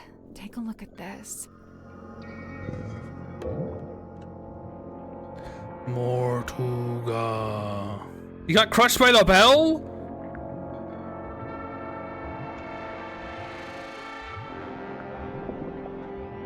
Are you kidding me?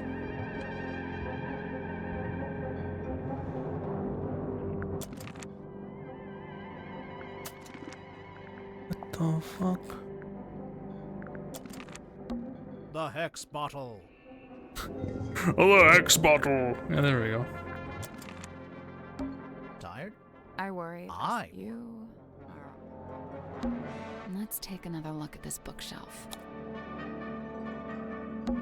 The caretaker's journal. Well, what if I wanted to look at it Did again? you? Nope. A dusty old cloth.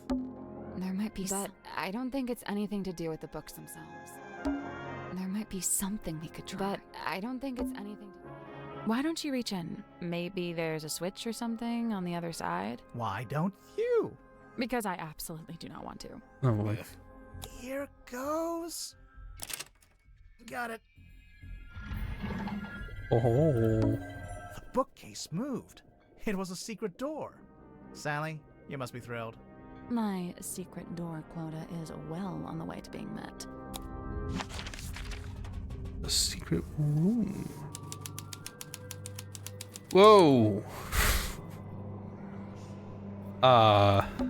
Is that what I think it is? I want to take a closer look at it, but it's locked behind glass. Kinky shit. What's that? A letter? 2 letters.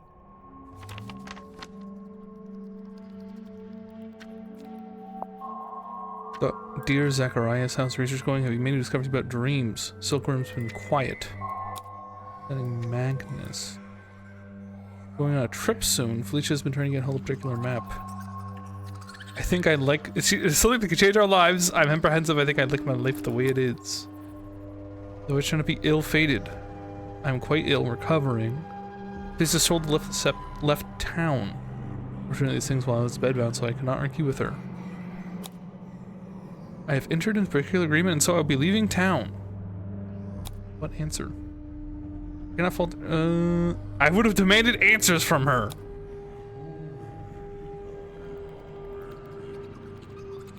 Company on this voyage. Return to Silkworm as soon as possible. Go to the stone pot and retrieve the large stone cauldron from the cellar. Conceal it amongst your supplies and bring them aboard at the same time. I will meet you on board. You can set up what's currently named for me. Cauldron from you a little later on.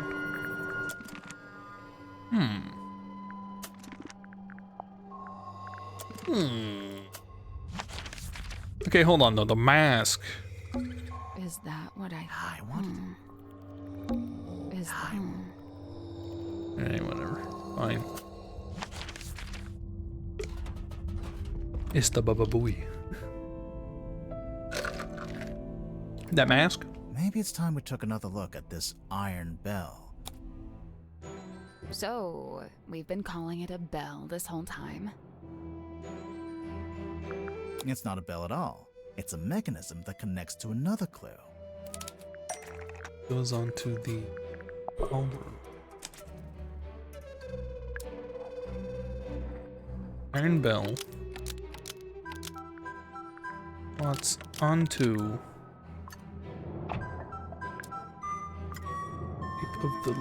this. Slots into that to lock or unlock the The cauldron. hanging part slots into the shape on the lid to lock or unlock the cauldron. Ghost trick moment. If the bell attaches onto the top of the cauldron, then it must be possible to move it down into the room below, into the illusion theater. What are you suggesting? We carry it along the hallway, down the ladder, along another hallway? No, there's gotta be some simple way to do it. Yeah. Let's take another look at this room. A series of ropes. They're for hanging the bell from the ceiling. Are you sure about that? A series of ropes. They're for hanging. Should we move the table? I'll let you do that. Should we move the rug? Me again, huh? Should we move the lid? Can't wait. I can take this one. Oh, of course you can. Wow, thanks. It's open. Looks like it's exactly the right size for the bell to go through. So, what now? Do we just turn the rope winch ourselves? I guess we could, but it's probably easier if we use the handle. I don't see a handle. What's the purpose of this? To go down That's to the, because it's not in this room. where the cauldron is. Ah. You know, maybe we should go back to the mess hall. I thought we were avoiding it. Everyone's in there right now. Yeah, well, that's exactly why it might be useful. Okay. I don't think they spotted us. Let's stay back here. Maybe we can listen in on what they're each talking about. Eavesdropping? I never used that word, but yeah. Why is Dirk just eating? Wouldn't let me swim in her pool.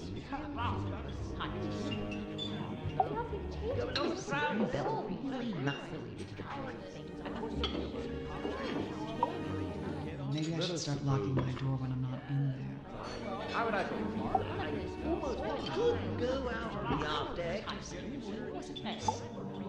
Safely concealed behind my bookcase.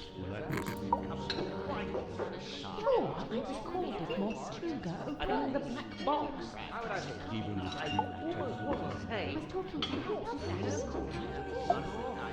How it's still in the pocket of Mom's jacket. Uh-huh. Well, now we got everything. Dome tank.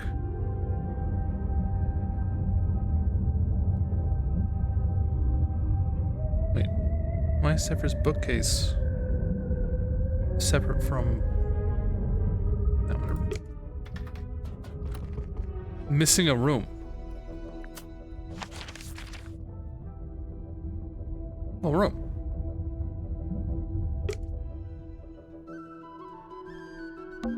It's a big traveler's backpack. It smells. When you're done, there's something in the pouch I think we should take a look at. Where is it? Under the airlock. Oh, yeah. Oh, we can go there now. The dome tank. Oh, because it lifted. So now there's less water in here. It's a real, actual treasure chest. Previously, we couldn't get down here because it was full of water. Let's open it. Hold on. I'm just savoring the moment. And done. Oh.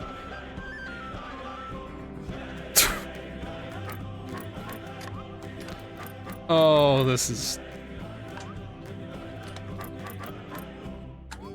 not good. We could swap flags. Oh, man. We can rotate. Obviously, different flags are associated with the different...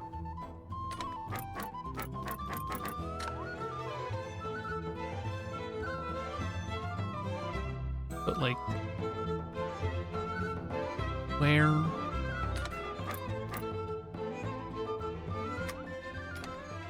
Why? The flag's always the right direction. Oh. This guy's 180. Keyhole. But I have to assume they have to look at.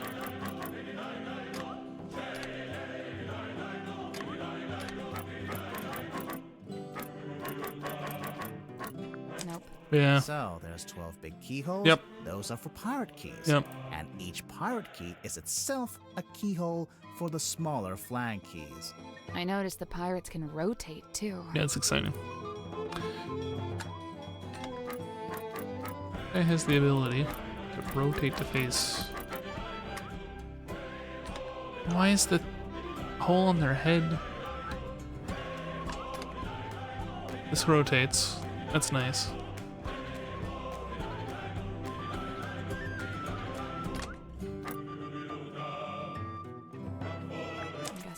For each pirate key, there's a flag key that matches it. Mm-hmm. But the pirate keys also need to be in the right positions, in relation to the colored lighthouses. Yes, correct.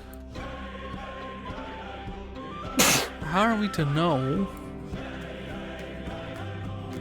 which pirate is associated with which flag?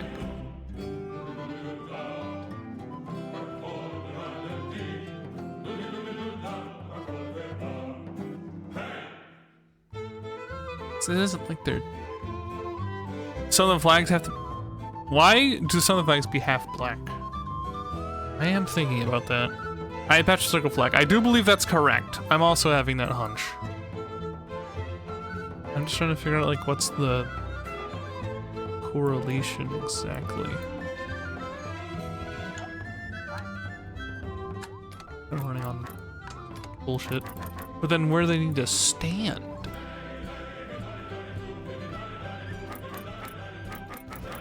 Is they're always going to be facing... looking like peak. They're always going to be... the keyhole...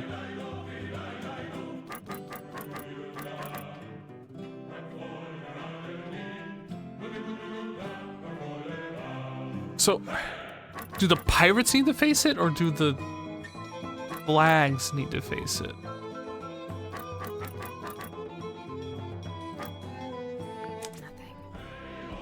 I think the flags represent views, as seen by the pirates. Uh-huh. Mm-hmm. Specifically, when a certain pirate is looking at a certain lighthouse. Yeah, but when do we know which... Winnie, I know. Just not happy.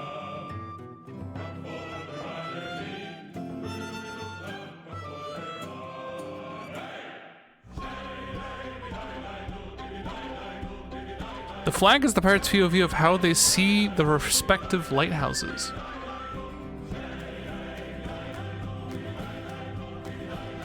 Oh, yeah, I'm seeing that now. I'm getting you. But then who has like half covered face? Okay, yep.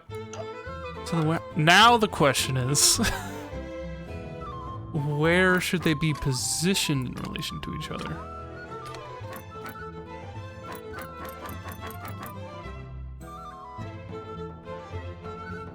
I'm seeing that now. I'm in full agreement. This makes sense. We have it. The flags are to their assigned pirates. The question is, where do the pirates stand in relation to each other? I'm assuming it has to do with where the keyhole's located on their head? Let's try it like this, so it lines up with what's underneath. But you need to be here. You're good where you are. You're good where you are. You need to be, like, here. They did it. Okay. Wonderful. Good job. Thanks. I like how they always say good job, no matter how long you took to do that. What's inside? I'm waiting for them to go, finally. Ouch. Ouch. What happened? I cut my finger. There's something sharp in there. It's my brain. Oh. Coral. Coral. I guess it was the coral that's Coral. sharp. It's weird. It's like crystal. Coral. What's wrong with you? It's actually treasure.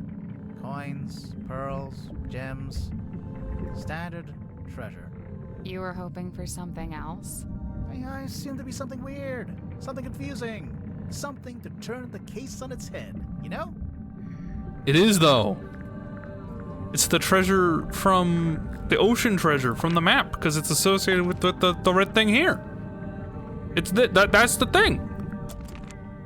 Open your mind. It's the latter.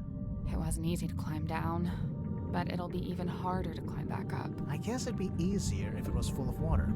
You know, you could just swim to the top. I'll stick with the ladder. Okay. Go back to Sever's bookcase. Because there's something else in here that's not the letters, apparently. I don't know what this is, but I can't seem to look away. Sally. Hmm? You are getting hypnotized. Really? Cool. Oddities. Knickknacks. Doodads. Assorted anomalous artifacts. Nice. Is it a mask?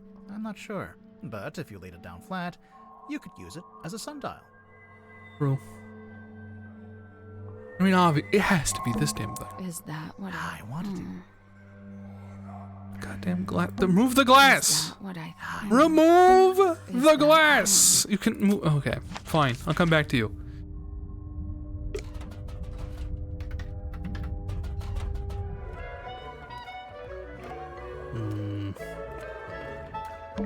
Well, Tadpole's not here.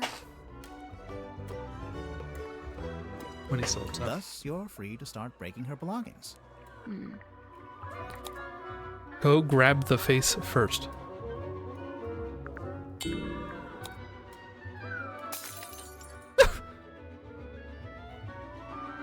Now we can finally take a proper look at this. Puzzle solved.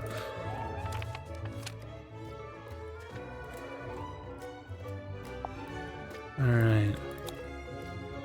Small room with the bowels of the ship. Its lifeless body lay in the shadow of an ancient stone cauldron. Heavy iron lid has never been unlocked, never been opened. All the strength, the ultimately powerless against the lure of the unknown. Cauldron been unlocked. This morning it's wide open.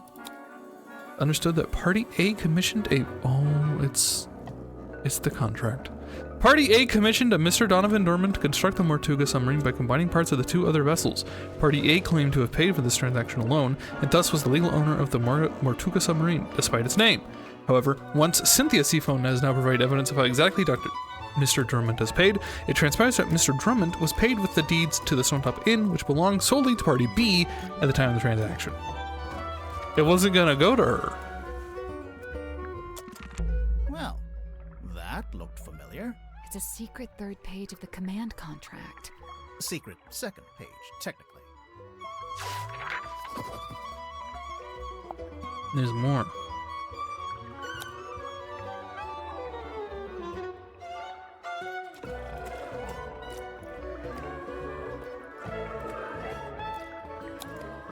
Party A commissioned a Mr. Donovan Drummond to construct the Mortuga.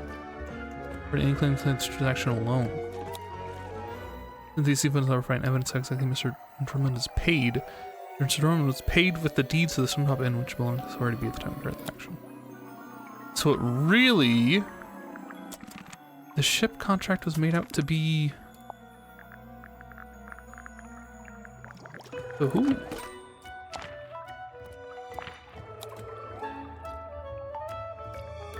Felicia Stonetop?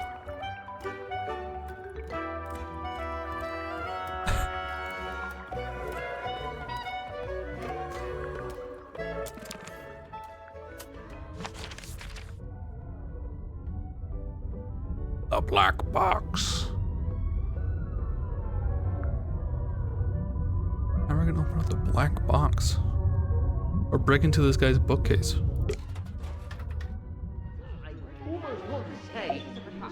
Safely concealed behind my bookcase. Safely concealed behind my bookcase.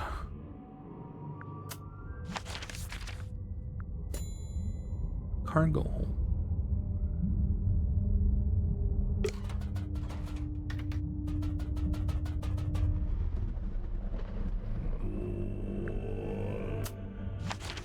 This is the cargo hold? Yes. Yes. It's a pizza oven. No, it's a tent. Right, but you could put a pizza in there. It's Mariana's tent, and she's not here to stop us looking inside. So, is there anything in there? Yep, a mushroom puzzle box. A what? What? Rotate the sun around the board and select the correct number combination.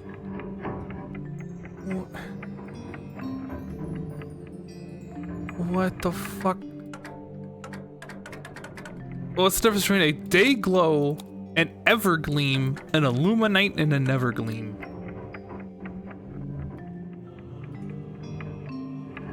Okay, how many are glowing during the day? 1. Oh my god, bro. Because there's a shit ton of evergleams. Okay. 1. I'm gonna count neverglows. 1 here. 2. 3. 4. 5. 1, 2, 3, 4, 5. 5 are never gleaming. I think this one's the only one that glows during the day and no other time. That one too. There's 2 that are day glowers. 3 day glowers.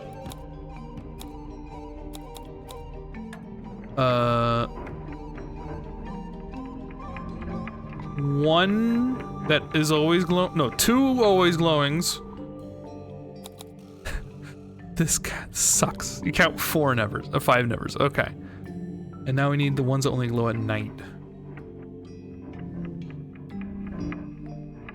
We have 1, 2, this is easiest to do.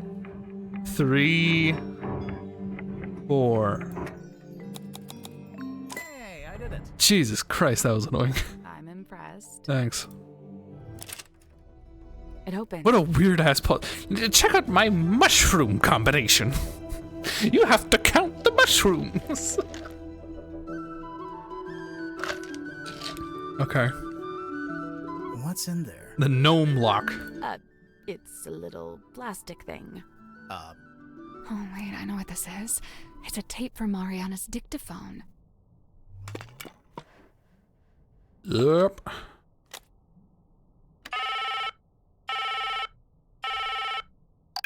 Hello, who's this?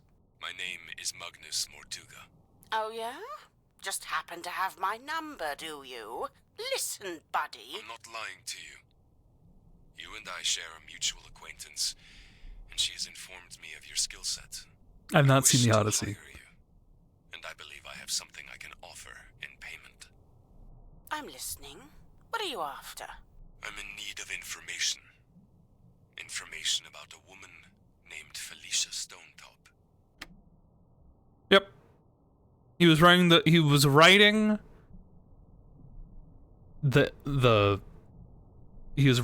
contract to give the boat to Felicia because Felicia was the real owner at the time of the contract.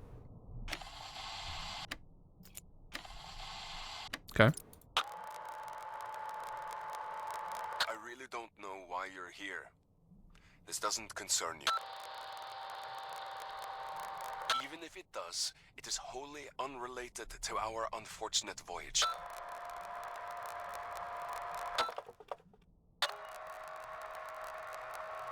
It doesn't open that way. It slides out at the side. Let me do it. There's something inside. Wait. What's this? Oh, perfect. Great. That recording. It's Mortuga opening the black box. It's what Mariana said she recorded while she was in the control room. And just like she said, Mortuga's having a one-sided conversation. I think it's missing half the audio. If only we could hear the whole thing. Even as it is, I'd say this is a pretty important discovery. Oh? We finally know how to open the black box. Do we? Yep. It's no wonder we couldn't get the lid open. We gotta open up the side. Slide it out.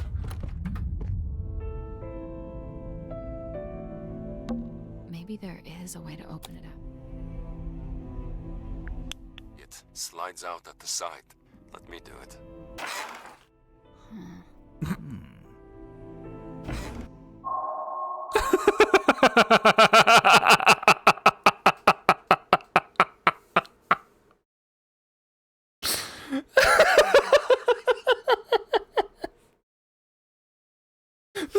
kind of shit you'd pick this up wrong and like fly open.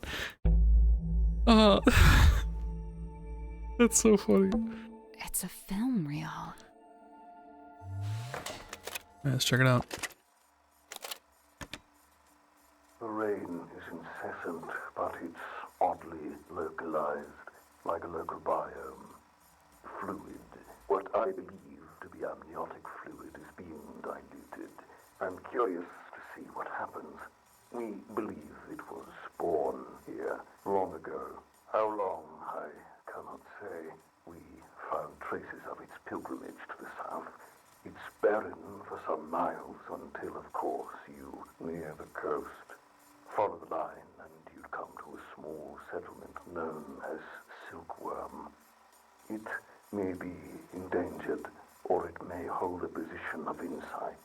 I'm not sure. I'd like to suggest one of you travel there and find out. Faustus, I thought perhaps this might interest you in particular. Ask for a man named Solomon Stonetop. If it was easy to open, why did it take you forever? Was that a clip? I mean, maybe. It requires a lot of context about how difficult it seemed, and then, oh yeah, no, you just pop that shit open. What's this? It's an envelope. Black-ledged morning envelope from the black box. Ripped open at the side, currently empty. Governor Festus Fellow and Selena Stonetop, Governor Manor, Fellow State. Ponder Hill, Silkworm on sea. It's empty. Those black edges. Yeah, it's a mourning envelope. It's used to send news of someone's death. It's a scroll. It's the bottom half of the map. And the map for the rest of the mask. The mask needs the thing on the top of it, and the bell's at the bottom of the baba booey. I know you want the coordinates, but I don't know them. This is all you get. If you don't know how to make use of it, it's your problem, not mine.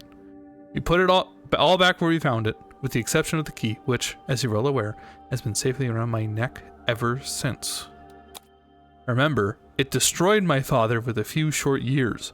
He is a man of sturdy constitution too, or he had been, before we found it, before she spoke to us. A wise man would simply put the entire thing out of his mind. I told you. What did you tell us, Mikey? Yeah, I know. It goes on top of it? Should we put it back together? All in good time.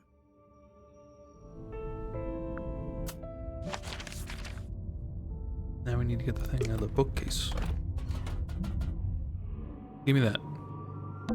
Is that what I... I want to take a closer look at it, but it's locked behind glass. Is that... It's the skull puzzle. It's a... Fuck. Swap the position of the set labels and the skulls. Tap to rotate. Great. Alright, let's put everybody with a jaw here first. We got a couple shakers. It's the Burple place. I'm gonna line people up with eyes here. We can swap them like this.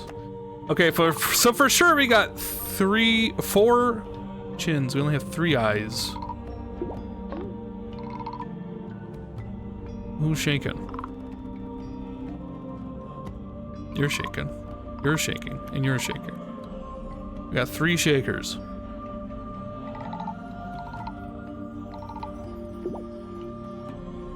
Aww. And we only have 3 horns.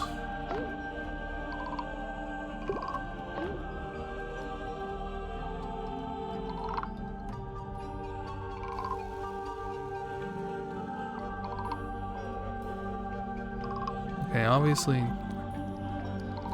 3 horns, but also 3 eyes.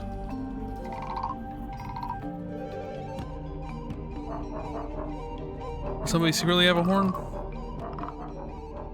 You have an eye. You secretly have an eye. Okay, so we have 4 eyes. So we can't make an eye row. Eye row! We have 3 reds.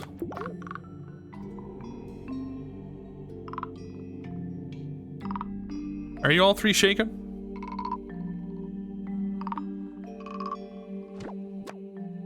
Got the shaky row. Let's put all of the chins here. The chin's up there. Eye row, shake row, the chin row, the red row. You have a moon on you? Okay, we have a moon row. Noses, horns. There we go. Yep, sorted itself. Nice. Uncle eye row. Yeah. Now what? Give me that. Give it to me. The leather mask known as the mermaid's tongue. Found the cabinet curiosities, and there's the slot. Yep. Is that everything? Nearly. There's one more room we need to revisit. It's time. Well, here we are. One last time. There must be some way to get the iron bell to lower onto the cauldron. That poster, it's taped to a pipe on the wall. The pipe looks a little loose. Hang on. Let's shut the cauldron first, just in case. Okay. We'd better shut it. Yeah, there you go.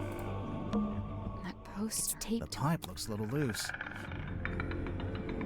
That's why it's upside down.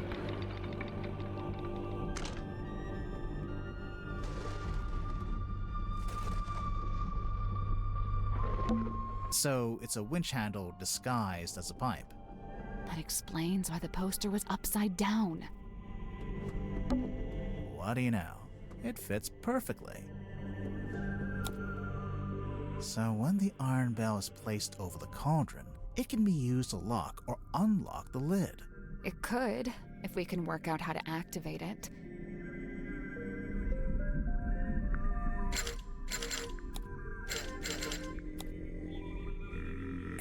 I can't quite reach both handles at the same time. Maybe if my arms were Longer. a little longer. You know, you don't have to stand there with your face pressed into it. I'm not. Because there's two of us. We can take one handle each. You know who has long hands? Oh, right.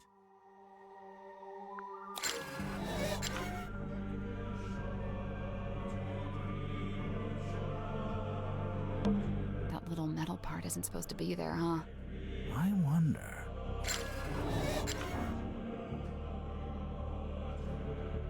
She does.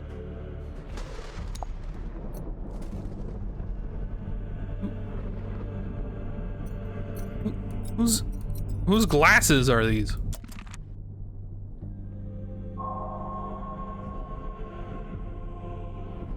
Unveiling of the Illusion Theater. A murderer and a thief. Let's put this together, shall we? Go ahead. So, Mortuga opened the cauldron in order to take something out of it, and that's when he was killed. Okay, but how was he killed? Let's go with what's inside the cauldron. The thing inside the cauldron. You sure about that? No, not really. And that's when he was killed. Okay, but how was he killed? The iron bell. We know that the cauldron lid is unlocked by that screwdriver kind of thing on the iron bell. And so, if Mortuga wanted to unlock the cauldron, he'd first have to lower the bell into this room, like we just did. You know, we've actually got evidence for this. First-hand evidence, no less.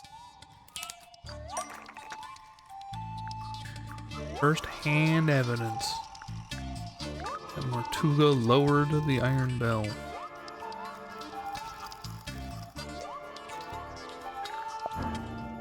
That's not it.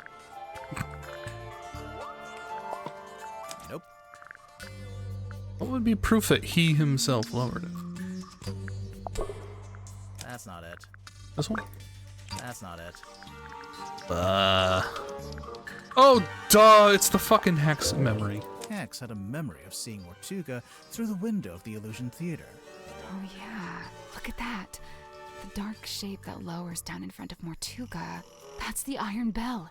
Must be. But then to actually unlock the cauldron, you have to turn the handles on both sides of the bell. Yeah, well, we just did that too. It was easy.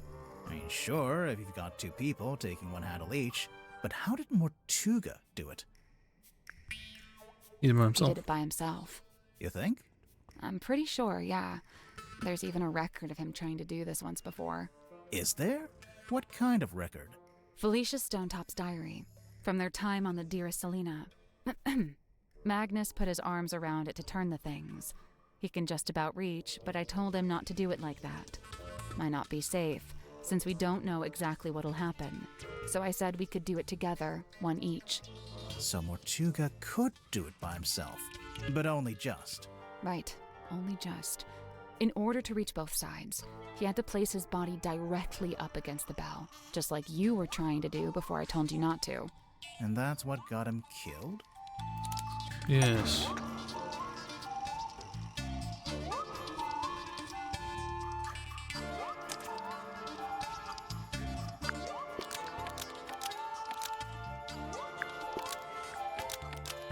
A metal thing was screwed into the iron bell to kill Mortuga when it rotated around. Almost. Maybe just change one thing.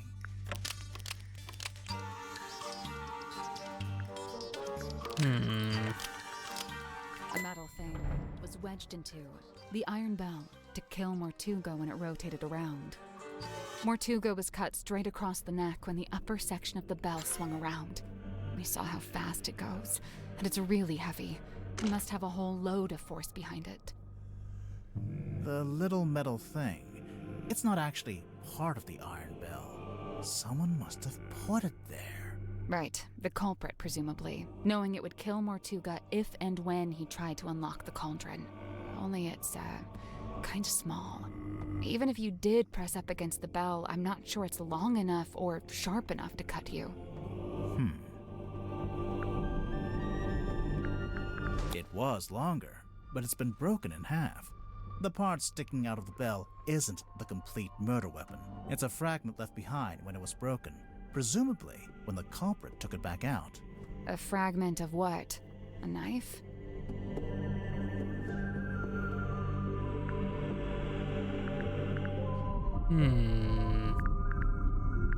Something that belonged to the culprit. Yeah, Okay. the part sticking out of it's a fragment A fragment of what? something taken out of the black box. Let's see, what was even in the black box? The morning envelope, the scroll, the film?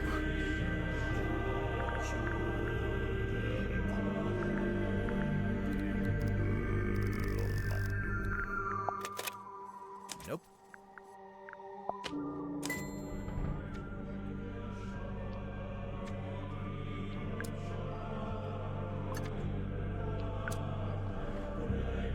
The envelope. This is the right clue, but we want a specific... The stamps. Oh. The envelope's empty now, but there's an imprint of what was in there when Mortuga first opened the box. It's pretty clear. You can see exactly what shape it is. Okay, but what is it? And why was it in that envelope? It's a pair of scissors. The guy was right! Yeah, let's do that again. The envelope's empty No, now, never mind. but there's an imprint of what was in there when Mortuga first opened the box. It's pretty clear. You can see exactly... Okay, but what is it? And why was it in that envelope? A necklace.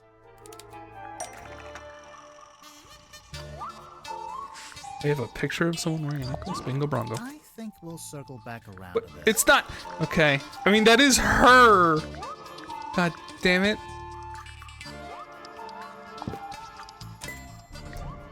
Oh. It once belonged to Felicia Stonetop. She's wearing it in the painting. I'm pretty sure she is, anyway. I don't know. It doesn't show the necklace very clearly. It's half hidden in her dress.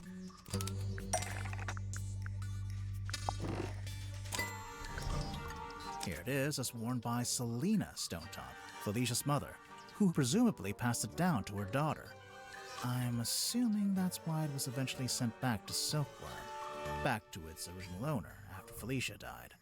So, the morning envelope was sent to Fellow Manor, and then Selena, or Governor Fellow, or whoever, they put it in the black box. And then eventually Mariana comes along, finds the box, brings it onto the submarine, and hands it to Magnus Mortuga. Who then opens it while he's in the captain's cabin with the culprit.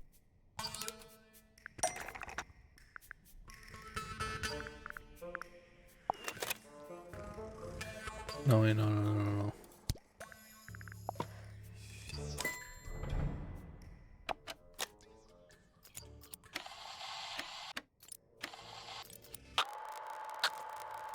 I really don't know why you're here.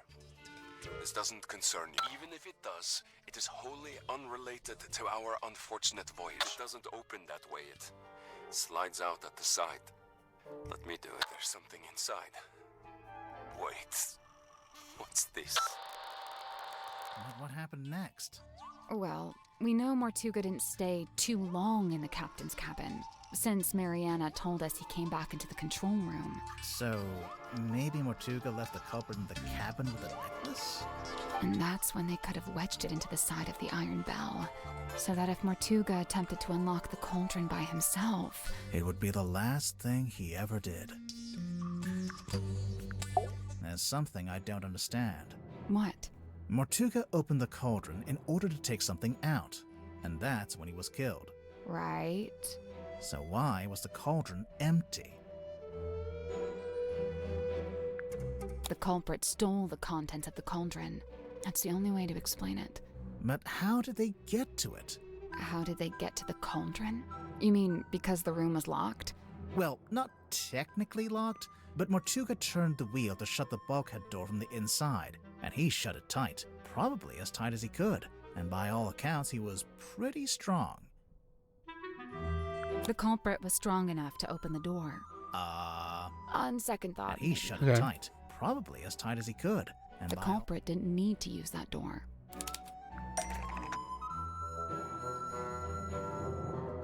From above. They came in via the captain's cabin. You know, through the hole in the floor. Surely Mortuga would have made sure nobody could get into the captain's cabin. How? The key. He had a key, he would have locked it. You think?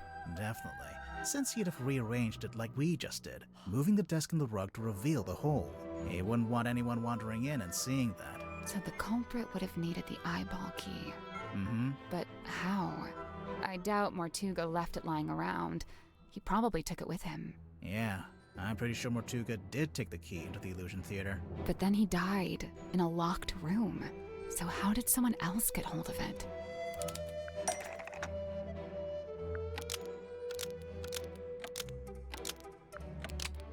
The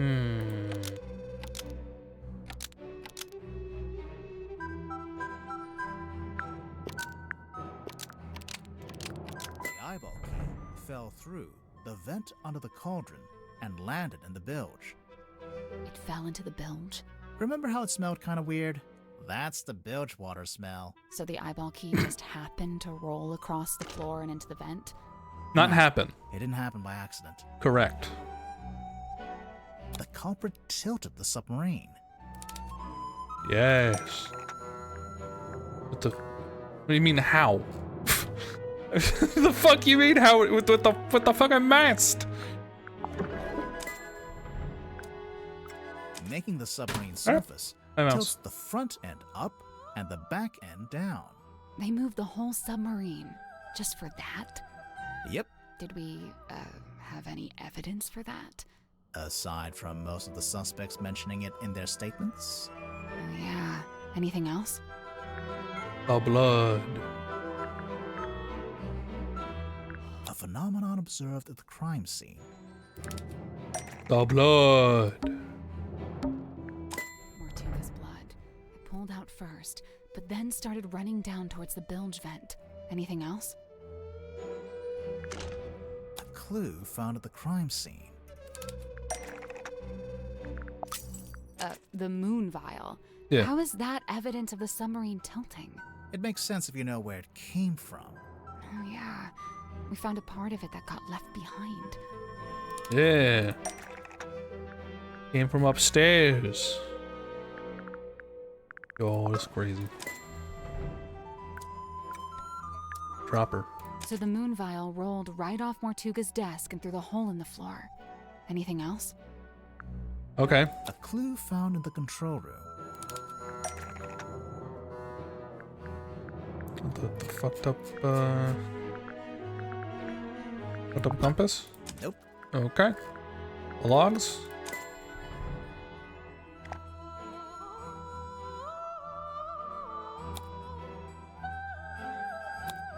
A log card from the day of the murder that shows the depth of the submarine. It starts at 0. That's when it surfaced. Presumably that's when Mariana came on board. It steadily goes down, but then later it suddenly goes back up again. Once the culprit had the key, they could let themselves into the captain's cabin, which, as we know, gave them access to the crime scene from above. They climbed down the rope, through the hole, and into this room, where they were free to take the content of the cauldron for themselves. Although, to get out, they'd need to climb back up the bell rope, meaning they'd have to leave the illusion theater with the iron bell still lowered onto the cauldron. Right, well, I figured they just turned the rope winch manually. I'm sure you could, even if it's not how you're supposed to do it. And after that, all they had to do was cover the hole back up with a rug in the desk. And lock the captain's cabin on their way out. Boom. It's about time we went to speak with everyone else. Mess hall? Let's go.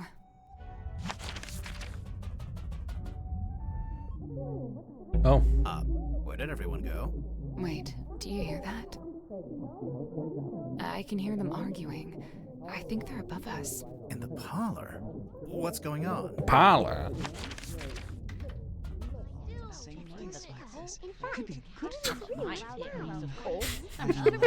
This guy's locked in. Sorry, everyone. Look, I know this isn't ideal, but this is just how it needs to be until we can. Cynthia, you have visitors? Hi. Hey. We're back. What's going on?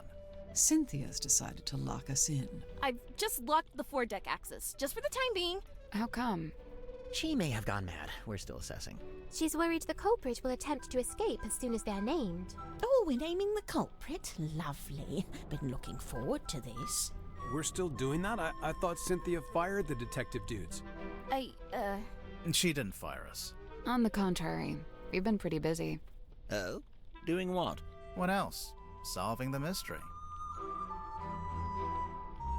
Oh boy.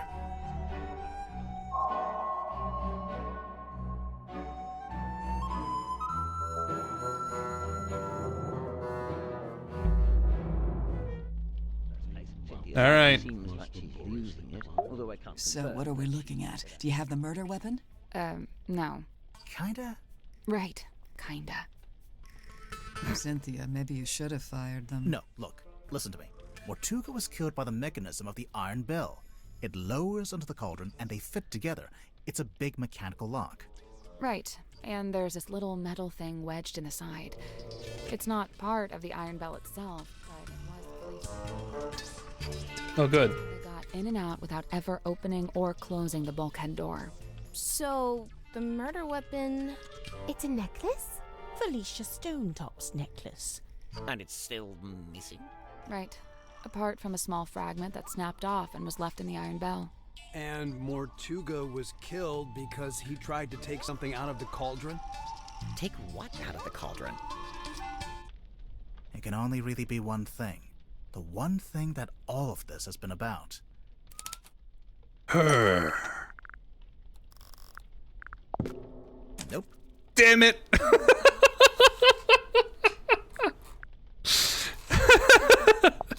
I think we'll circle back around to this. Okay.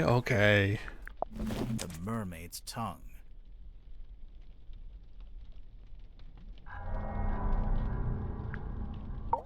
The mermaid's what? It's a kind of ancient artifact. Mortuga found it on a sea voyage years ago. Right. The same voyage captured on this film reel and depicted in this bottle. Captain Felicia Stonetop and her helmsman, Magnus Mortuga. They went off into the ocean on a ship named the Dearest Selena. And came back with a mermaid's tongue. And that's what Mortuga kept in the cauldron? But it was empty.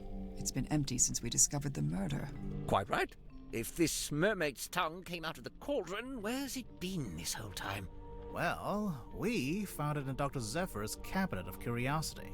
Did you? Fascinating. But what is it? What does it do? If you believe it.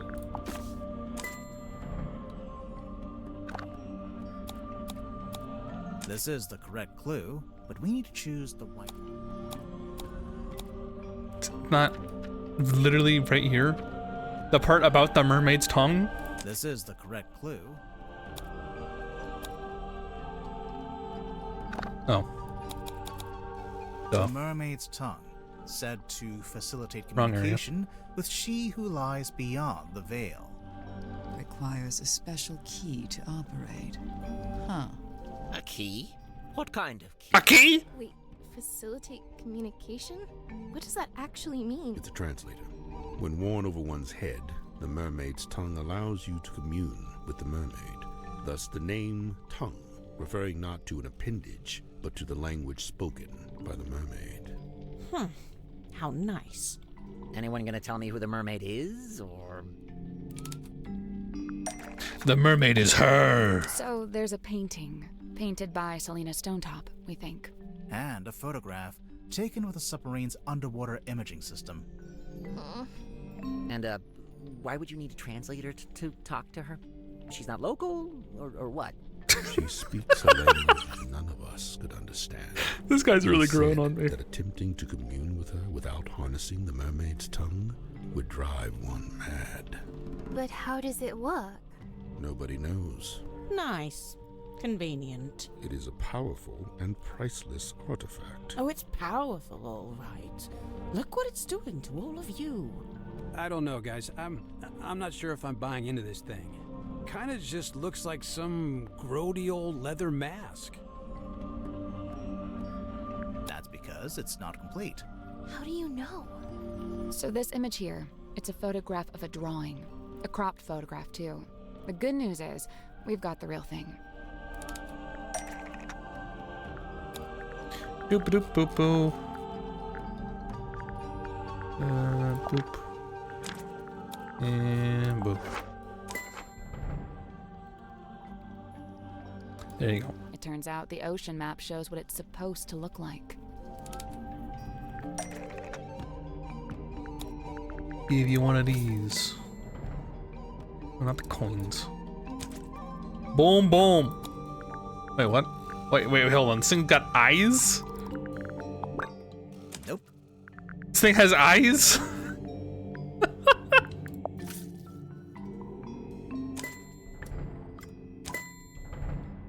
Didn't know that.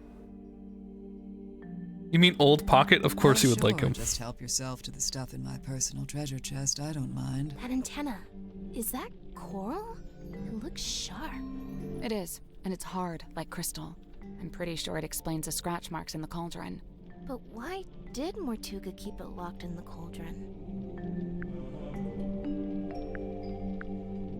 Because he wanted to keep it hidden from everyone. The mermaid's tongue being on board was a secret Mortuga was keeping. The cauldron was covered by the sailcloth and locked in the storeroom, and Mortuga wanted to keep it that way. It's true.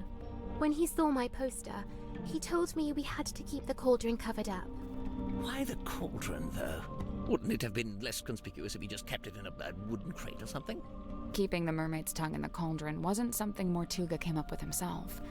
Even before he ever found it, it's just where it's always been kept. The Solomon. That's not it. Okay. Old drawing. An old drawing or diagram that shows the mermaid tongue has historically always been kept in the cauldron. No, not the turtle.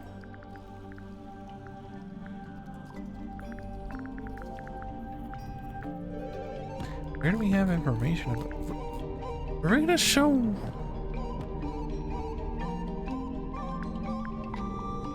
Underwater? That's not it. Oh. That's not right. Well, brother. historically.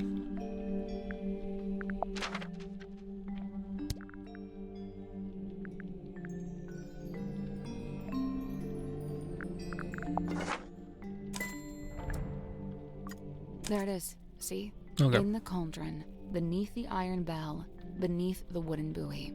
Covered up by the That was buoy. a long time ago. How do you know the mermaid's tongue was still in the cauldron at the time of the murder? Well, Tadpole told us about someone she saw on the aft deck shortly after the murder. She described it as a demon, with a single horn and glowing eyes. The culprit wearing the mermaid's tongue. Right. We figured they'd just taken it from the cauldron after killing Mortuga. So the culprit knew about the mermaid's tongue, knew what it was, knew how to use it. Definitely. But Mortuga never really told us about any of this. How did the culprit know about it?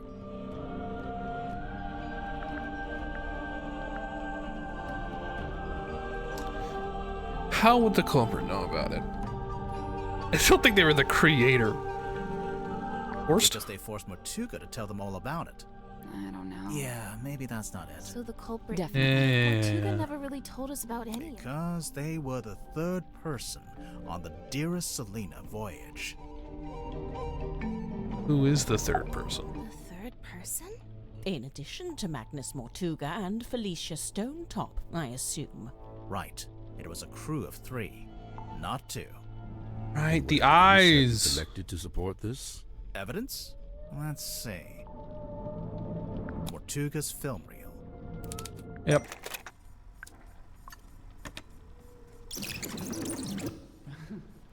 I didn't really explain it. Oh yeah, look at that. Spooky. Let's see. The audio recording of Mortuga opening the black box. What recording is this? I really don't know why you're here. This doesn't concern you. Even if it does, it is wholly unrelated to our unfortunate voyage. Yep, our unfortunate voyage. Mortuga is talking to the third person from the voyage. Is he? I only hear the one voice. The curious nature of the audio recording.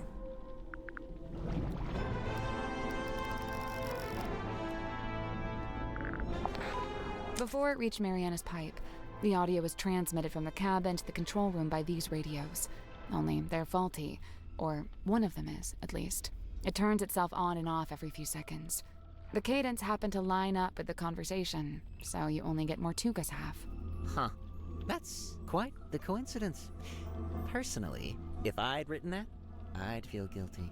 There are more things in heaven than earth, Mr. Werner. Yeah. Let's see. Oh my god. A ship in a bottle.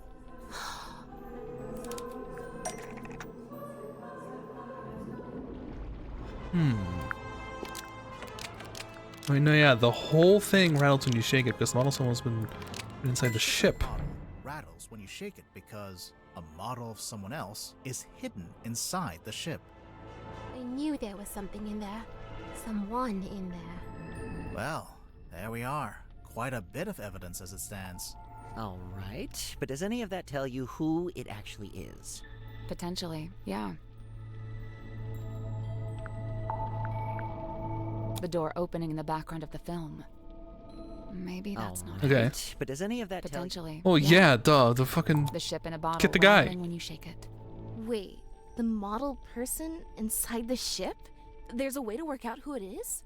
I can think of a way. Let's do it with logic and reasoning, shall we? First, we'll compare the ship in a Shattered bottle open. with Mortuga's other wooden model.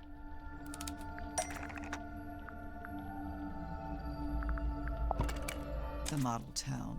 What about it?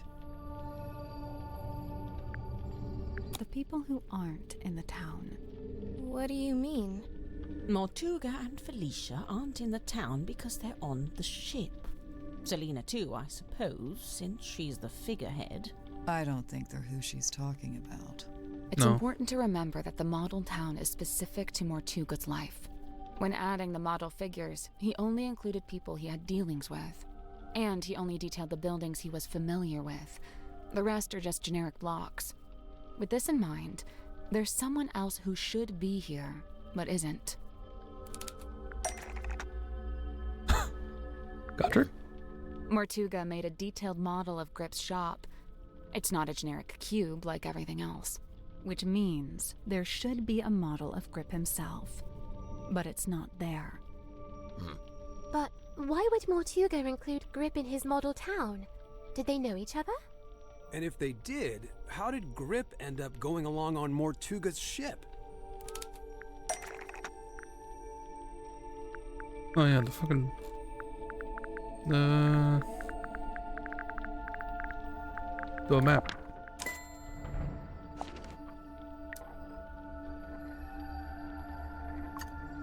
There's a sticker on the back of the map. It's a service record from Grip's shop. Mortuga hired Grip to interpret the ocean map, which he did. But Grip didn't ask for payment in money. Instead, he asked to come on the voyage. This isn't proof. Not really. I liked Grip. Well, there is one thing we could... Do it. If you don't, I will.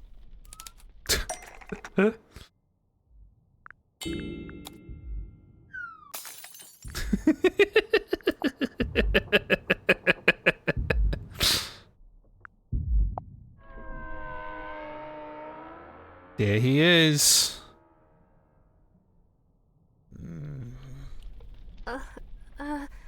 Mr. Grip being on that ship isn't actually evidence that he murdered Mortuga. What about the murder weapon? What happened to it? Right. Nor is this evidence that he used the mermaid's tongue. Wouldn't he have needed that special key?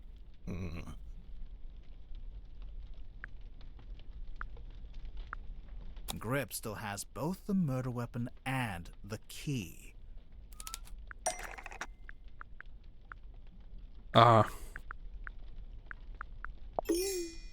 That's not it. That's not it. Oh no. Oh.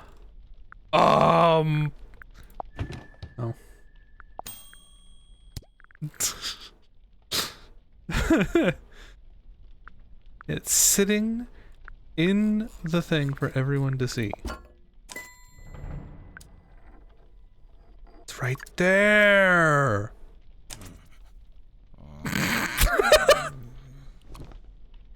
Oh. I guess this is it.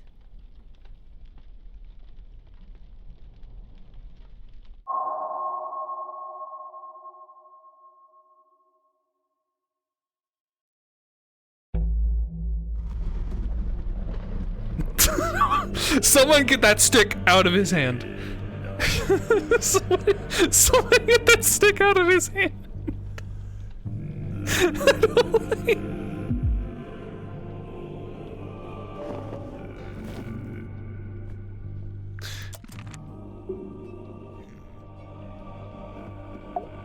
You get 10 minutes. What?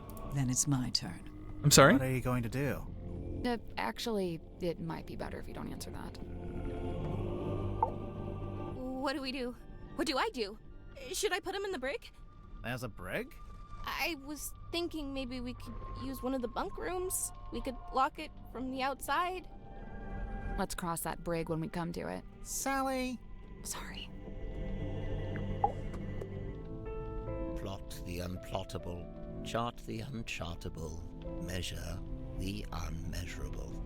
A hollow promise, such feats belong not to mortal hands. But after years of fraudulently offering this to others, I began, in earnest, to yearn for it myself. A quiet desire to journey into the unknown, to quantify it. A lifelong coward, I could never convince myself to act on it. I tell myself as an excuse that I never had any kind of opportunity to act on it. Until one day, I did.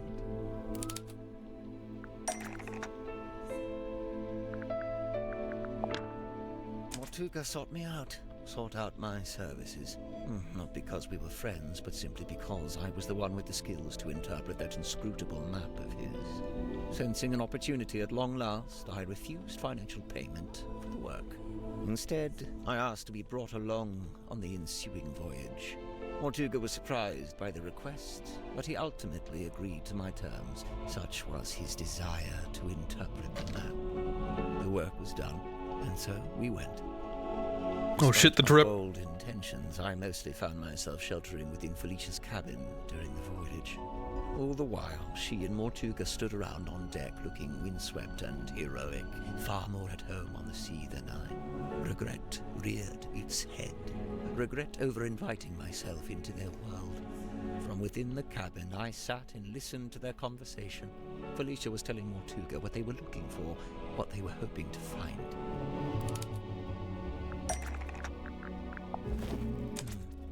Did Felicia know what it was before she found it? Somehow she did. Her description to Mortuga was thus: a mask worn over the head. It facilitates communication with an ancient being of eternal mystery. That's really how she worded it? With the right contraption in your pocket, even the great unknown may be quantified and calculated. And here it was. Not a map, not a compass, but a communication device. A translator. Besides knowing what it was, Felicia also knew how to find it.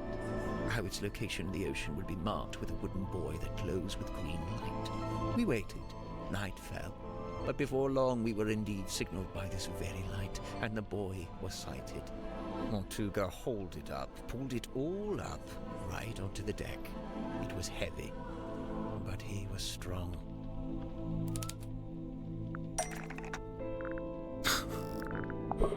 The bell and the cauldron locked together to form that single shape.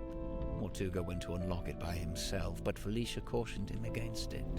She warned that it could be dangerous to stand so close, as the mechanism would be surely powerful. And so they unlocked it together, taking a handle each.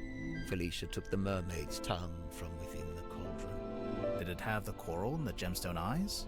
Yes, they were attached. And what about the necklace? Felicia had it around her neck. She'd come prepared, clearly. Did she use it? Yes, I watched her do it. She used the necklace key to wind up the mermaid's tongue and placed it over her head. Felicia spoke through the mask. Her voice was changed. The mermaid was summoned.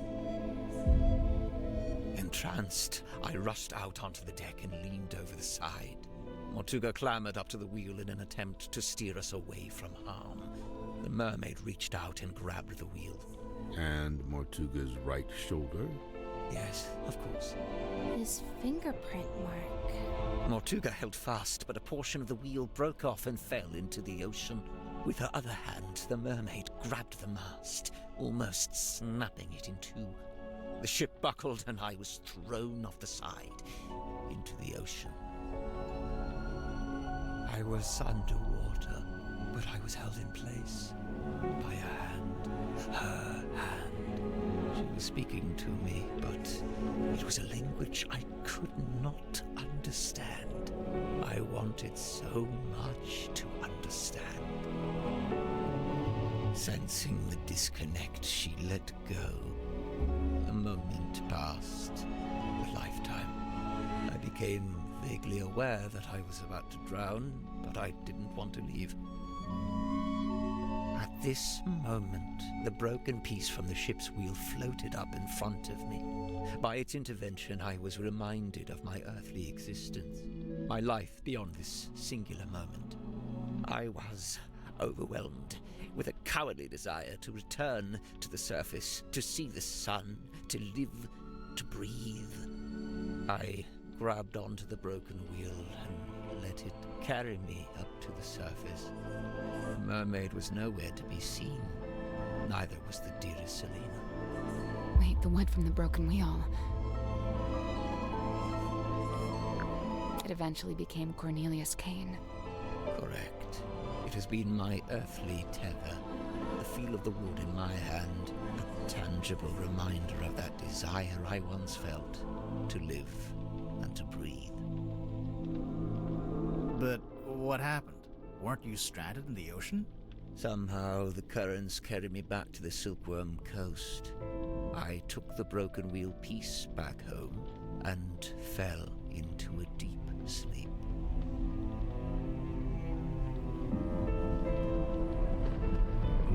Yeah, he took it off. He took off his hat. That's where his hat went.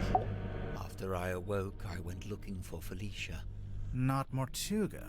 No, Felicia. Felicia had been the one wearing the mermaid's tongue. Correct. Given what I knew of its function, I surmised she may have understood what the mermaid had said to me. I went to the Stone Top Inn, but Felicia was not there.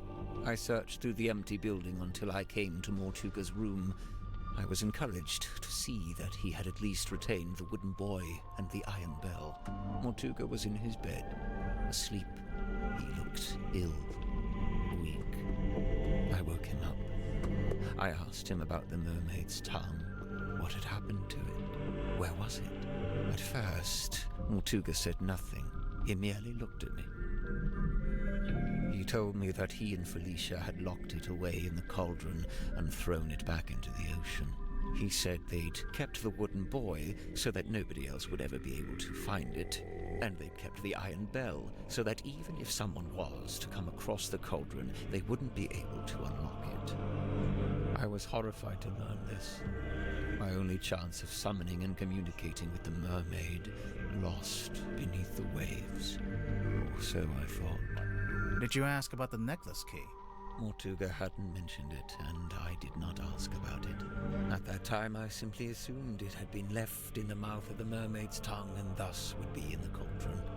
I demanded that we take the dearest Selena back out on a second voyage to recover the sunken cauldron. Mortuga said it was impossible. For one, the dearest Selena couldn't recover it from the bottom of the ocean if it was not attached to the boy. And secondly, Felicia had decommissioned the ship and it was being taken apart at the shipyard. In explanation, Mortuga handed me a folded piece of parchment.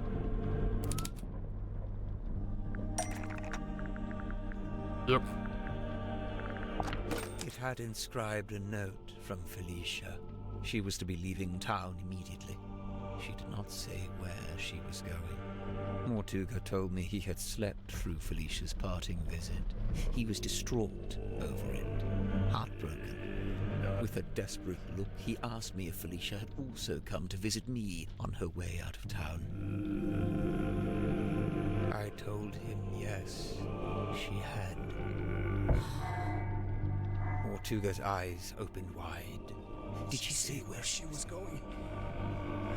I must know. I have to know. I told him yes.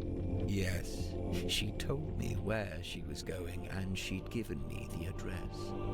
His eyes widened further. Give it to me. I need to know.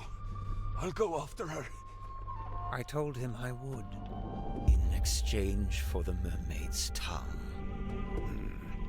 Mortuga told me again how it was impossible. There's no way. It's lost.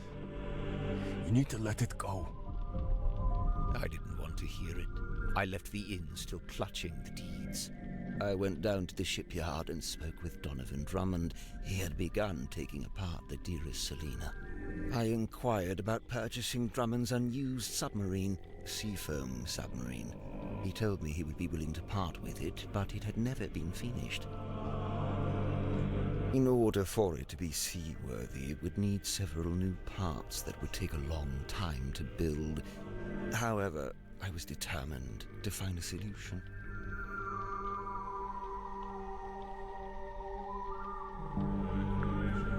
You offered to buy both the Seafoam submarine and the dearest Selena. Correct. I suggested we could use parts from the sailing ship to finish the submarine. Drummond merely asked how I was going to pay for 2 vessels. I showed him the deeds to the Stone Top Inn.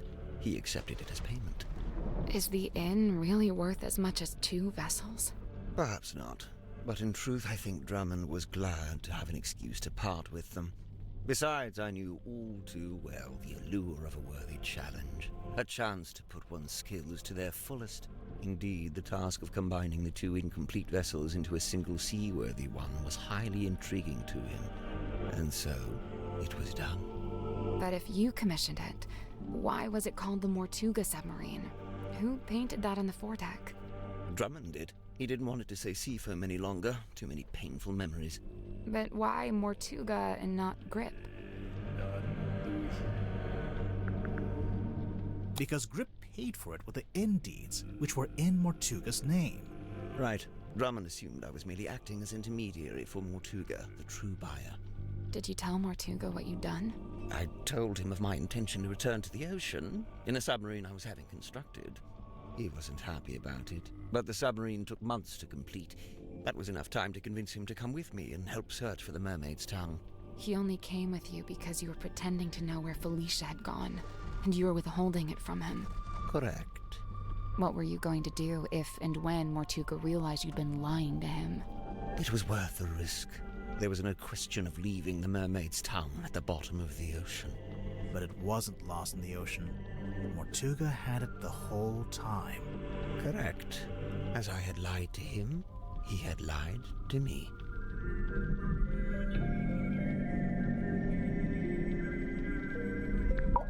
Mortuga smuggled the mermaid's tongue onto the submarine before we left. He didn't want to leave it behind, but he didn't want me to know he had it. Smuggled? How? The fuck you mean how? That almost works, but it's not what I was thinking of. Okay, sorry. Mortuga sent me a letter, inviting me to join him on the submarine.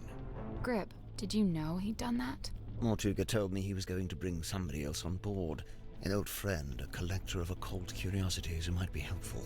But I didn't want anyone to know what we were doing, or what we were looking for. I told Mortuga not to mention me in the letter. I followed Mortuga's instructions precisely. I arrived in Silkworm and went into the Stonetop Inn, where I found the locked cauldron. I placed it among my possessions and ventured onto the submarine waiting in the harbor. We departed. Zephyr thought he and Mortuga were the only two souls on the ship. I stayed hidden for a week before staging a balloon crash and pretending that Mortuga had rescued me from the ocean. That way I was free to move around the submarine in view of Zephyr, but he could dismiss me as a hapless traveler picked up along the way. So to begin with, it was just you three. But it didn't stay like that for long. It didn't.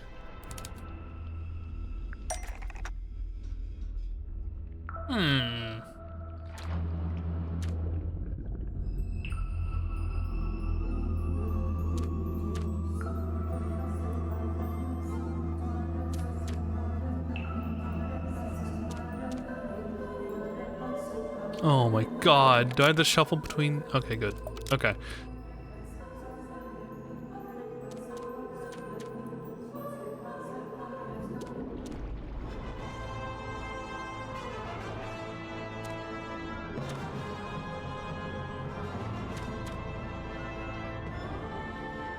Wait, what?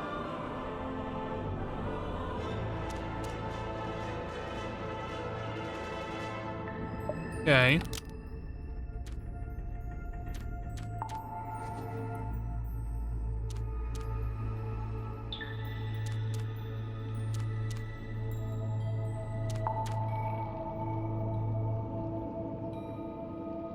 I like how this one was just right. Nope. Really?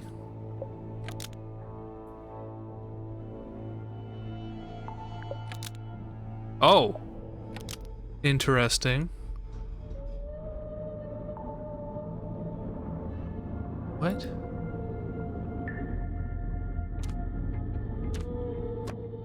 Oh. You can flip them.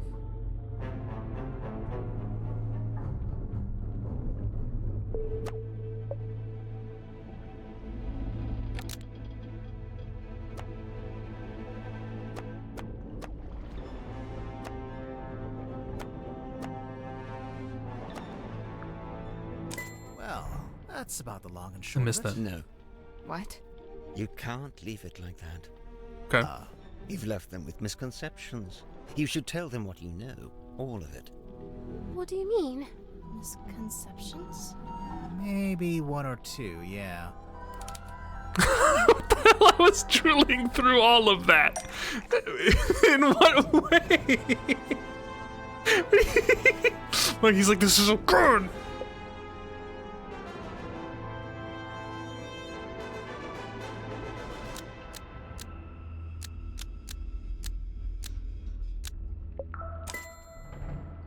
Yeah. He always did think he would make the best captain, and he did want to leave. But he couldn't. Not without the information he so desired. Not just that. Since it turned out he had the mermaid's tongue on board the entire time, I don't think he wanted to leave me on the submarine with it. He didn't want me anywhere near it. He was trying to protect you. I'm aware.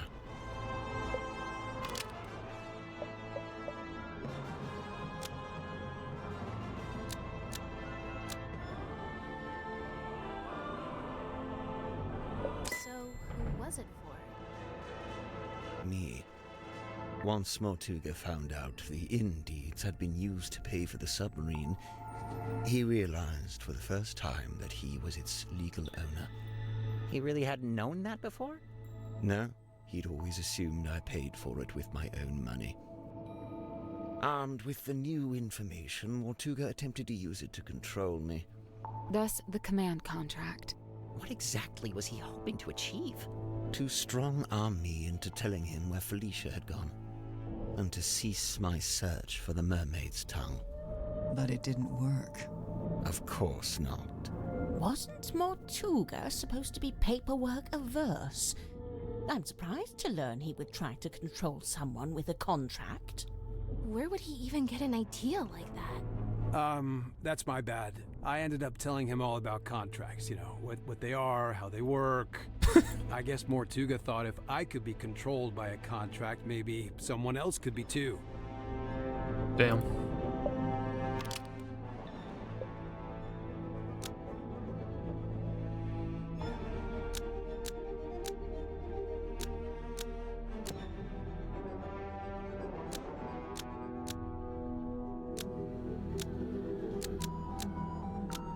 So Mortuga wrote the letter? Yeah.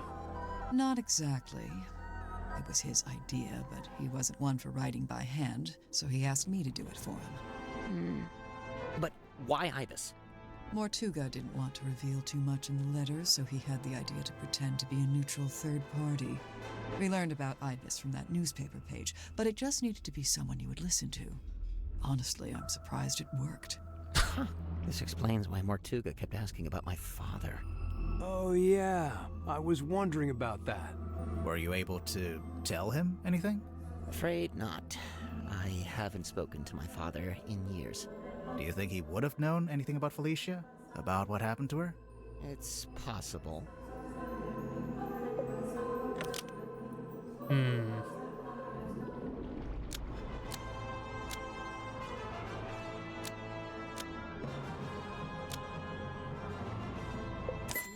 told you. You didn't make him sad. It's true. He died. He just learned about the death of his beloved friend. What I did, it was... You didn't know. Symmetry, let it go. Your anguish. That goes for all of you. Damn. Mortuga's actions, his decisions, all motivated by that same singular desire. It was all in effort to locate Felicia Stonetop.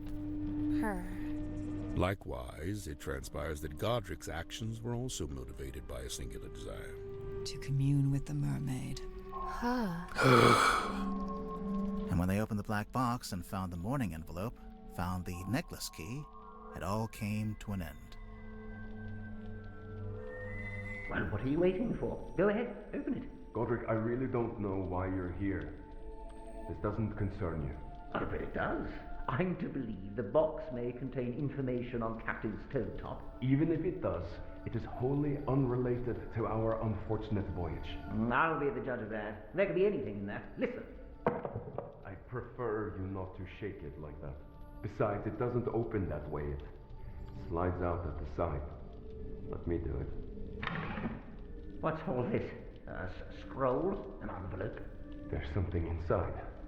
Wait. What's this? We both know what that is. That's Felicia Stonetop's necklace, isn't it? Isn't it?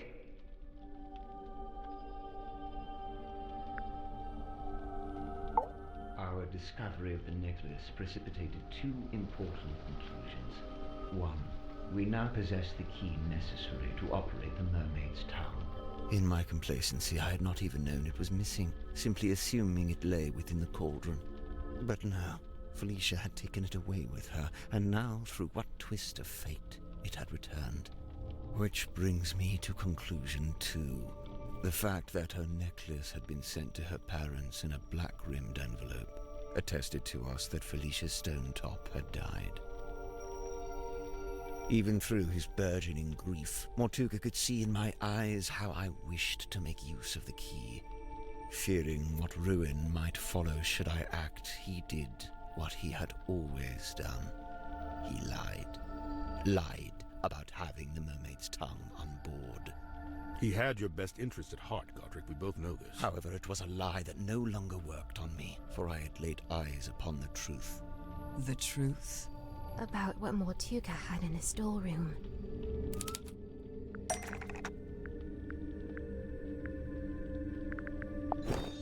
Nope. We need a clue that's got a connection to this one.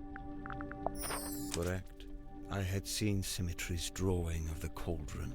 He asked me to change it. I was going to change it. So now you had everything you needed. The key, the bell, and the mermaid's tongue itself, albeit locked in the cauldron. On that note, I had also surmised Mortuga's reason for rigging the iron bell onto a winch above his desk. I concluded that he had set it up this way so that he could unlock the cauldron and access its contents himself. You think he wanted to use the mermaid's tongue? You'd like to suggest Mortuga would be immune from such things, hmm? I concede it may have been an alluring prospect, but actually choosing to act, it displays a dangerous hubris. Well, maybe he just wanted to be able to get to it, but not actually use it, you know? Grip, did you actually accuse Mortuga of wanting to open the cauldron? Of wanting to use the mermaid's tongue? I did, and he flatly denied it, which caused an argument. Truth be told, we were both sick of each other. The last vestiges of our mutual decorum fell away.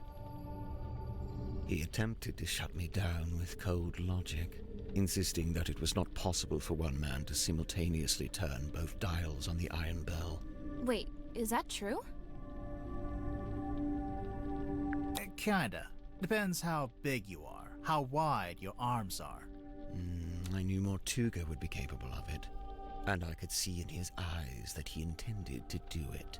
Well, not to side with Grip here, but he was right. Mortuga did open the cauldron, didn't he? Perhaps his intention was simply to move the mermaid's tongue to a newly contrived hiding place. Maybe he was just gonna destroy it. That he should have done years hence, I might add. Grimoire, what do you think? I think he wanted to destroy the mermaid's tongue. Whatever the reason, I knew it was only a matter of time. And what's more, following our discussion about the mechanism of the iron bell, I understood the specific physicality of the task ahead of him. Physicality? In order to reach both dials, Mortuga would need to hold his body close against the iron bell. His head, his neck, would be right up against the mechanism. Overcome with frustration and grief, Mortuga had left the room. He had left me with the necklace key. I felt it in my hand, the metal cold and sharp. I climbed up onto the desk and wedged it into the iron bell around the back so that it would not be seen. At least, not until the mechanism activated. You're a murderer. Call me what you will. To me, it was merely insurance against continued deception and greed on Mortuga's part. If he indeed decided to keep the mermaid's tongue for himself, if he decided, as he always had, to keep it from me, then it would be his last decision. The rest you know. Having first locked himself in the room, Tigger unlocked the cauldron and was killed by the blade of the necklace key. I tilted the submarine in order to claim the eyeball key, which granted me access to the captain's cabin and a path into the storeroom from above. I took the mermaid's tongue from the unlocked cauldron. And then you went up to the aft deck and used it, didn't you? I tried to, but you stopped me. You're welcome. Tadpole then dove into the ocean and collected the pieces. Including the coral and the gemstone eyes, which she kept for herself. Yeah, as for the mask itself, I just left it in my room. And I took it when I later visited the room to collect hex from the dome tank. Wow, you're admitting it, huh? I admit I moved it to a more secure location, ultimately a wise decision, wouldn't you say? Except, it's not there anymore, is it? It's right here. It's dark. Someone take that. I don't take a stick out of his hand. Grip turned off the lights. Grippy is giving Sideshow Bob from The Simpsons. Someone grab him! Uh-oh. The mermaid's tongue, it's gone. He took it. He must have. He can't have gone up to the foredeck. It's still locked. What about the aft deck? Let's go. Maybe we can catch him. Oh shit, they're booking it.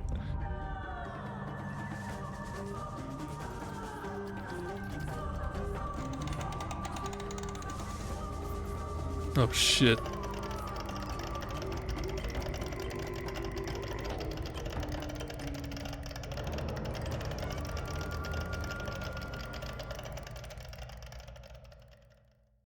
Am I too late?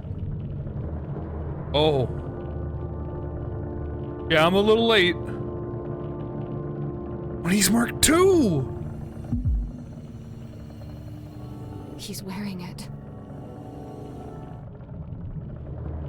Are we too late?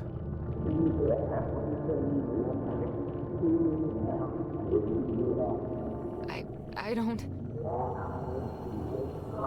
Yo, this is crazy. Grip? Are you...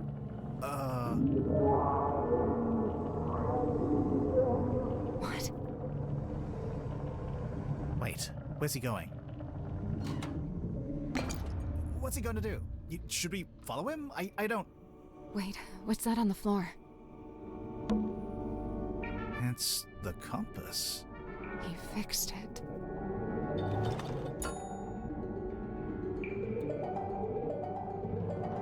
He waved it. Issue with compass, temporarily overwhelmed. Yep. What's he going to do? Should we follow him? He's locked the door. Can you see him through the window? I gotta wait a moment. Wait, he left a sticky with us. Whoa.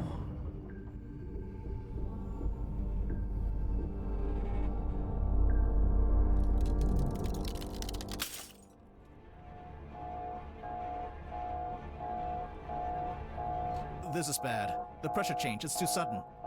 Good night, Eagle. The submarine's not... Wait, what's that? Take the control panel. The radios.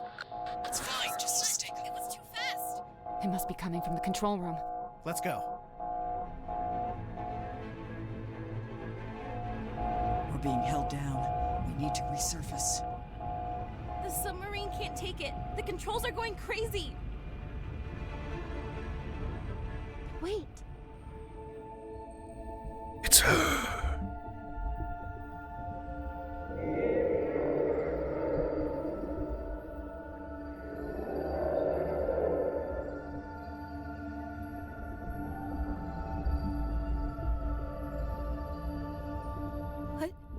What did she? She's gone.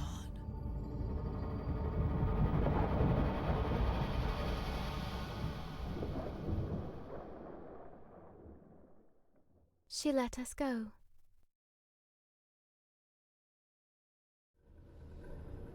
Remarkable. Let's just head back to Silkworm, shall we?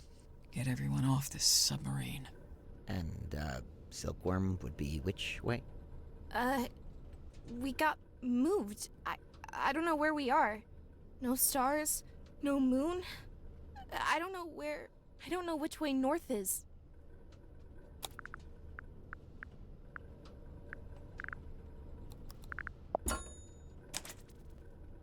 He fixed it.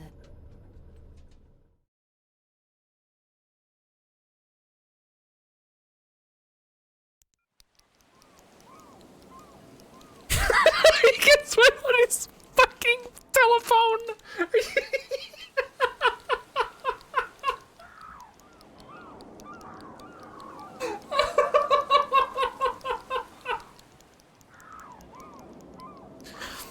You would not believe the bullshit I just went through. There was a mermaid. She ate this dude. I don't know about you, but I thought that was all very interesting. Yeah. Yeah, I would have to agree. You must be pleased. You've come away with a new story to tell around the campfire. Is that a clip? Sure. Hey, Twitch, clip it! We'll see if that does anything. Twitch, clip that! Computer. Quite right. I'm not sure it would be wise to tell too many people. No, don't worry. I'll change all your names to protect your privacy. What are you going to change my name to? Detective Galathorn. Oh, of course. Wow, I love it. I'm almost afraid to ask. Sybil. Yep, this conversation is over. You okay, Cynthia? She's still processing. Of course. We all are. 4 hours, 52 minutes. No, I mean, you can clip it. Clip it! Twitch, clip it! That, and we've just been to tell her stepfather that we're leaving Silkworm. Oh? Where are you headed? We, haven't worked that out yet. I know a place you could go. Really? Yeah, I've got a couple friends you could stay with. I'll write down the address for you. Oh, thank you. Easily one of the strangest days of my life. Yeah, no shit. It's in the top 5, at least. What are you going to do now? So far, the only thing I've decided on is to go home and have a bath. A bath? You haven't had enough being submerged in water for one day? Okay, maybe a shower. Catching up on your text messages? 0 missed calls. Can you believe that? 0. Devastating. Not even from Vanderpeer? I'm writing him a message now, giving him the deets. A very selective version of the deets. Smart. Are you okay? Yeah. You? Somehow, yeah. Wow. Are you okay? Yeah. Somehow, yeah. Let's not wander off right now. What? Huh? Fine. What do you want to do? Performing tonight, Waylon Wolf. Seems like that never actually happened. Are you What happened okay? to him? Wolf. I think this game was unspoilerable. That guy tried. Maybe it's better that we don't know. That guy had a lot of writing to do. That was the weirdest submarine I've ever been on. And the last? It worked. Oh, cool. And the last. Is everyone okay? I guess so, huh? Fit as a fiddle. Oh, sure. Just had my human perspective permanently and irrevocably shifted, but hey, what's new? But what about Grip? Did he die or what?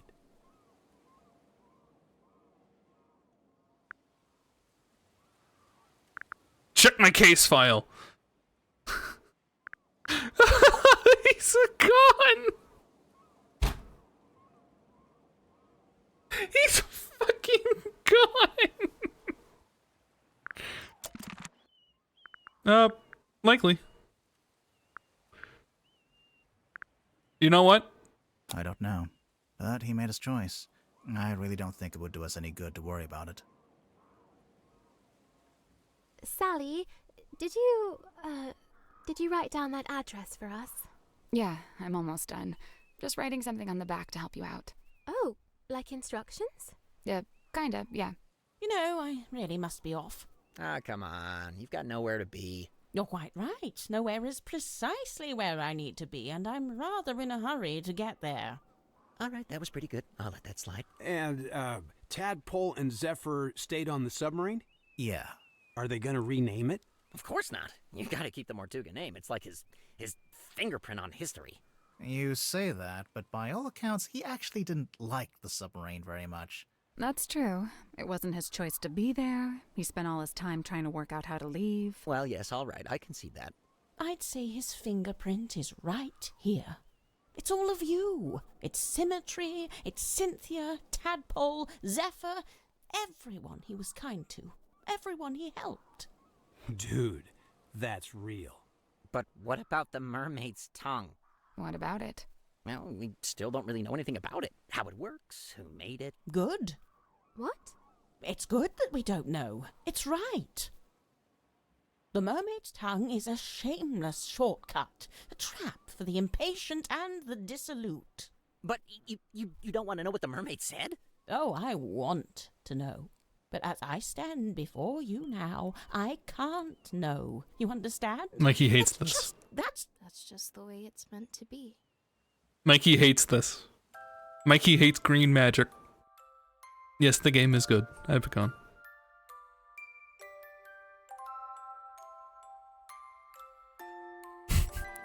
Mikey, I'm so... Merman announced that he wasn't going to write the sequel to his novel. Dirk was subsequently released from his contract of Wit and Whimsy. I'm in the way. We ran over time. No game quite yet. Mariana Moon, avoiding all questions about where she's heading, simply disappeared over the horizon. Madam Tadpole became captain of the Mortuga submarine. Dr. Zephyr stayed on board to continue his research, newly inspired from what he witnessed. You're sure this is the address Sally wrote down? Yeah, it must be. She wrote something on the back, too. Oh yeah, what was that? Instructions? It's a little poem. You should read it. Me? You're the poet. No, you read it. Okay. Eavesdrop what the stars are saying, earthly tethers slowly fraying, floating, helpless from the worst of jealous hunger, selfish thirst. Take a moment, kneel and meet the flowers growing at your feet.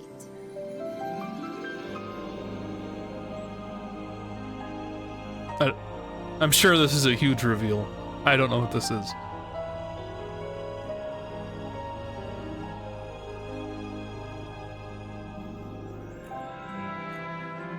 Or who that is.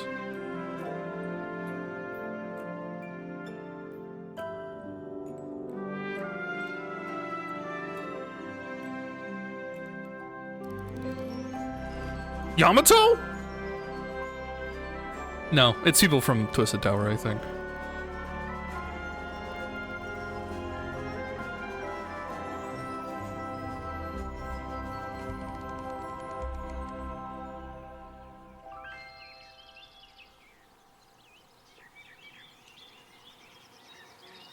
That's Yamaha. Yamato, you must run a cottagecore inn to bring back your honor. And we got the art gallery. Others? There are several clues in the game that show what the extended fellow family looked like, so it was important that we spend some time drawing them. Designing them together meant that I was able to balance their likenesses to one another and consciously make them look related.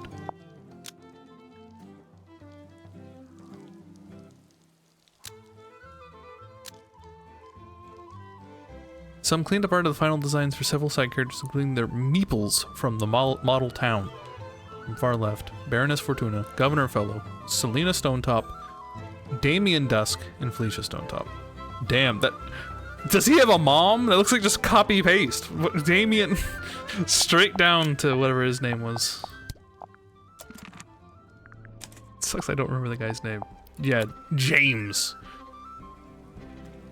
A writer who's a little rough around the edges and seemingly always grumpy. Adam was keen on referencing Stephen King for this character, which is where his furrowed brow and pained expression were derived from.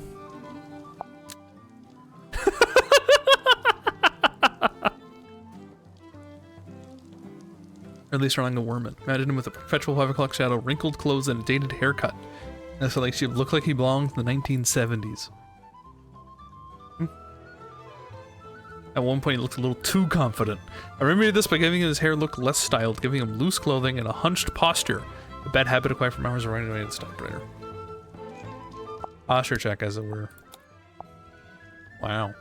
She looks way more confident in these. Yo! Zephyr.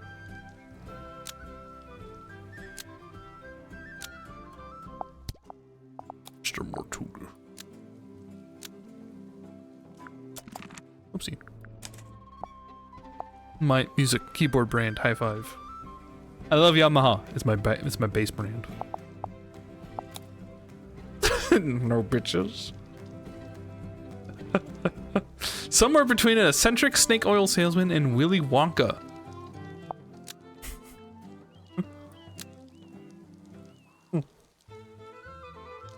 Surprisingly hard to animate. We simplified him quite a bit after I came on, but he was still a lot going on, very difficult portions to control. I love how he turned out though. Pretty sure there's the most unique pose of any Grimoire character ever too. Hope you appreciate them. I did.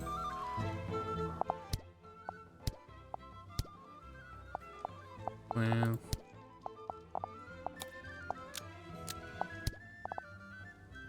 Dick Dashley riches.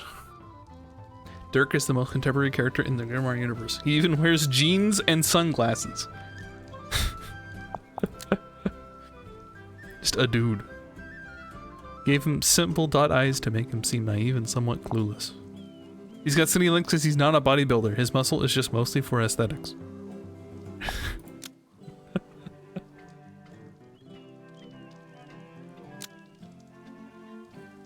I love this actually.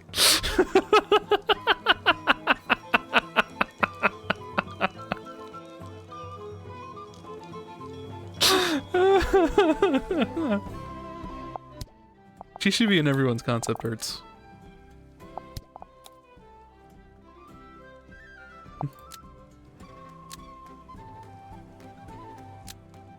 I liked Symmetry. It was a fun character.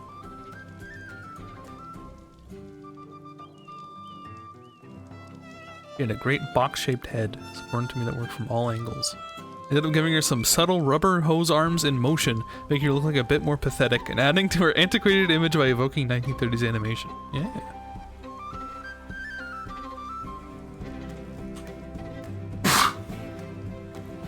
Alright. Yeah, we're out of time. I did not expect this shit to go on for another 5 hours. That was crazy. But it's over. Apparently, it's in my activity feed that there was a clip created by using the voice command. That's a lot of content. Which one's he? This is a one-seater kind of game? Oh no, it just took 2 streams. There was like a 3 to 4 hour stream before this one. This was me finishing it. This stream. Okay, this is just the, it was cut out, but it's just the title of the stream. I thought that would be and I doubt you can link make it longer than 30 seconds, but this is a good game. I'm happy that you missed the large majority of it if you wanted to check it out. Parts of the music reminded me of the Lord of the Rings. The orcs. True. Yeah, overwhelming. I'm 99% positive reviews. Earned. This is pretty good. Yeah, also, yeah, some guy came in here and tried to spoil it by saying this is the guy who murdered him, and this is how he did it. I think even if I fully read that comment, this game was like unspoilerable at the end. That was insane. He needed to have gotten in like 3 more paragraphs to actually spoil this damn thing. It was more than just a murder.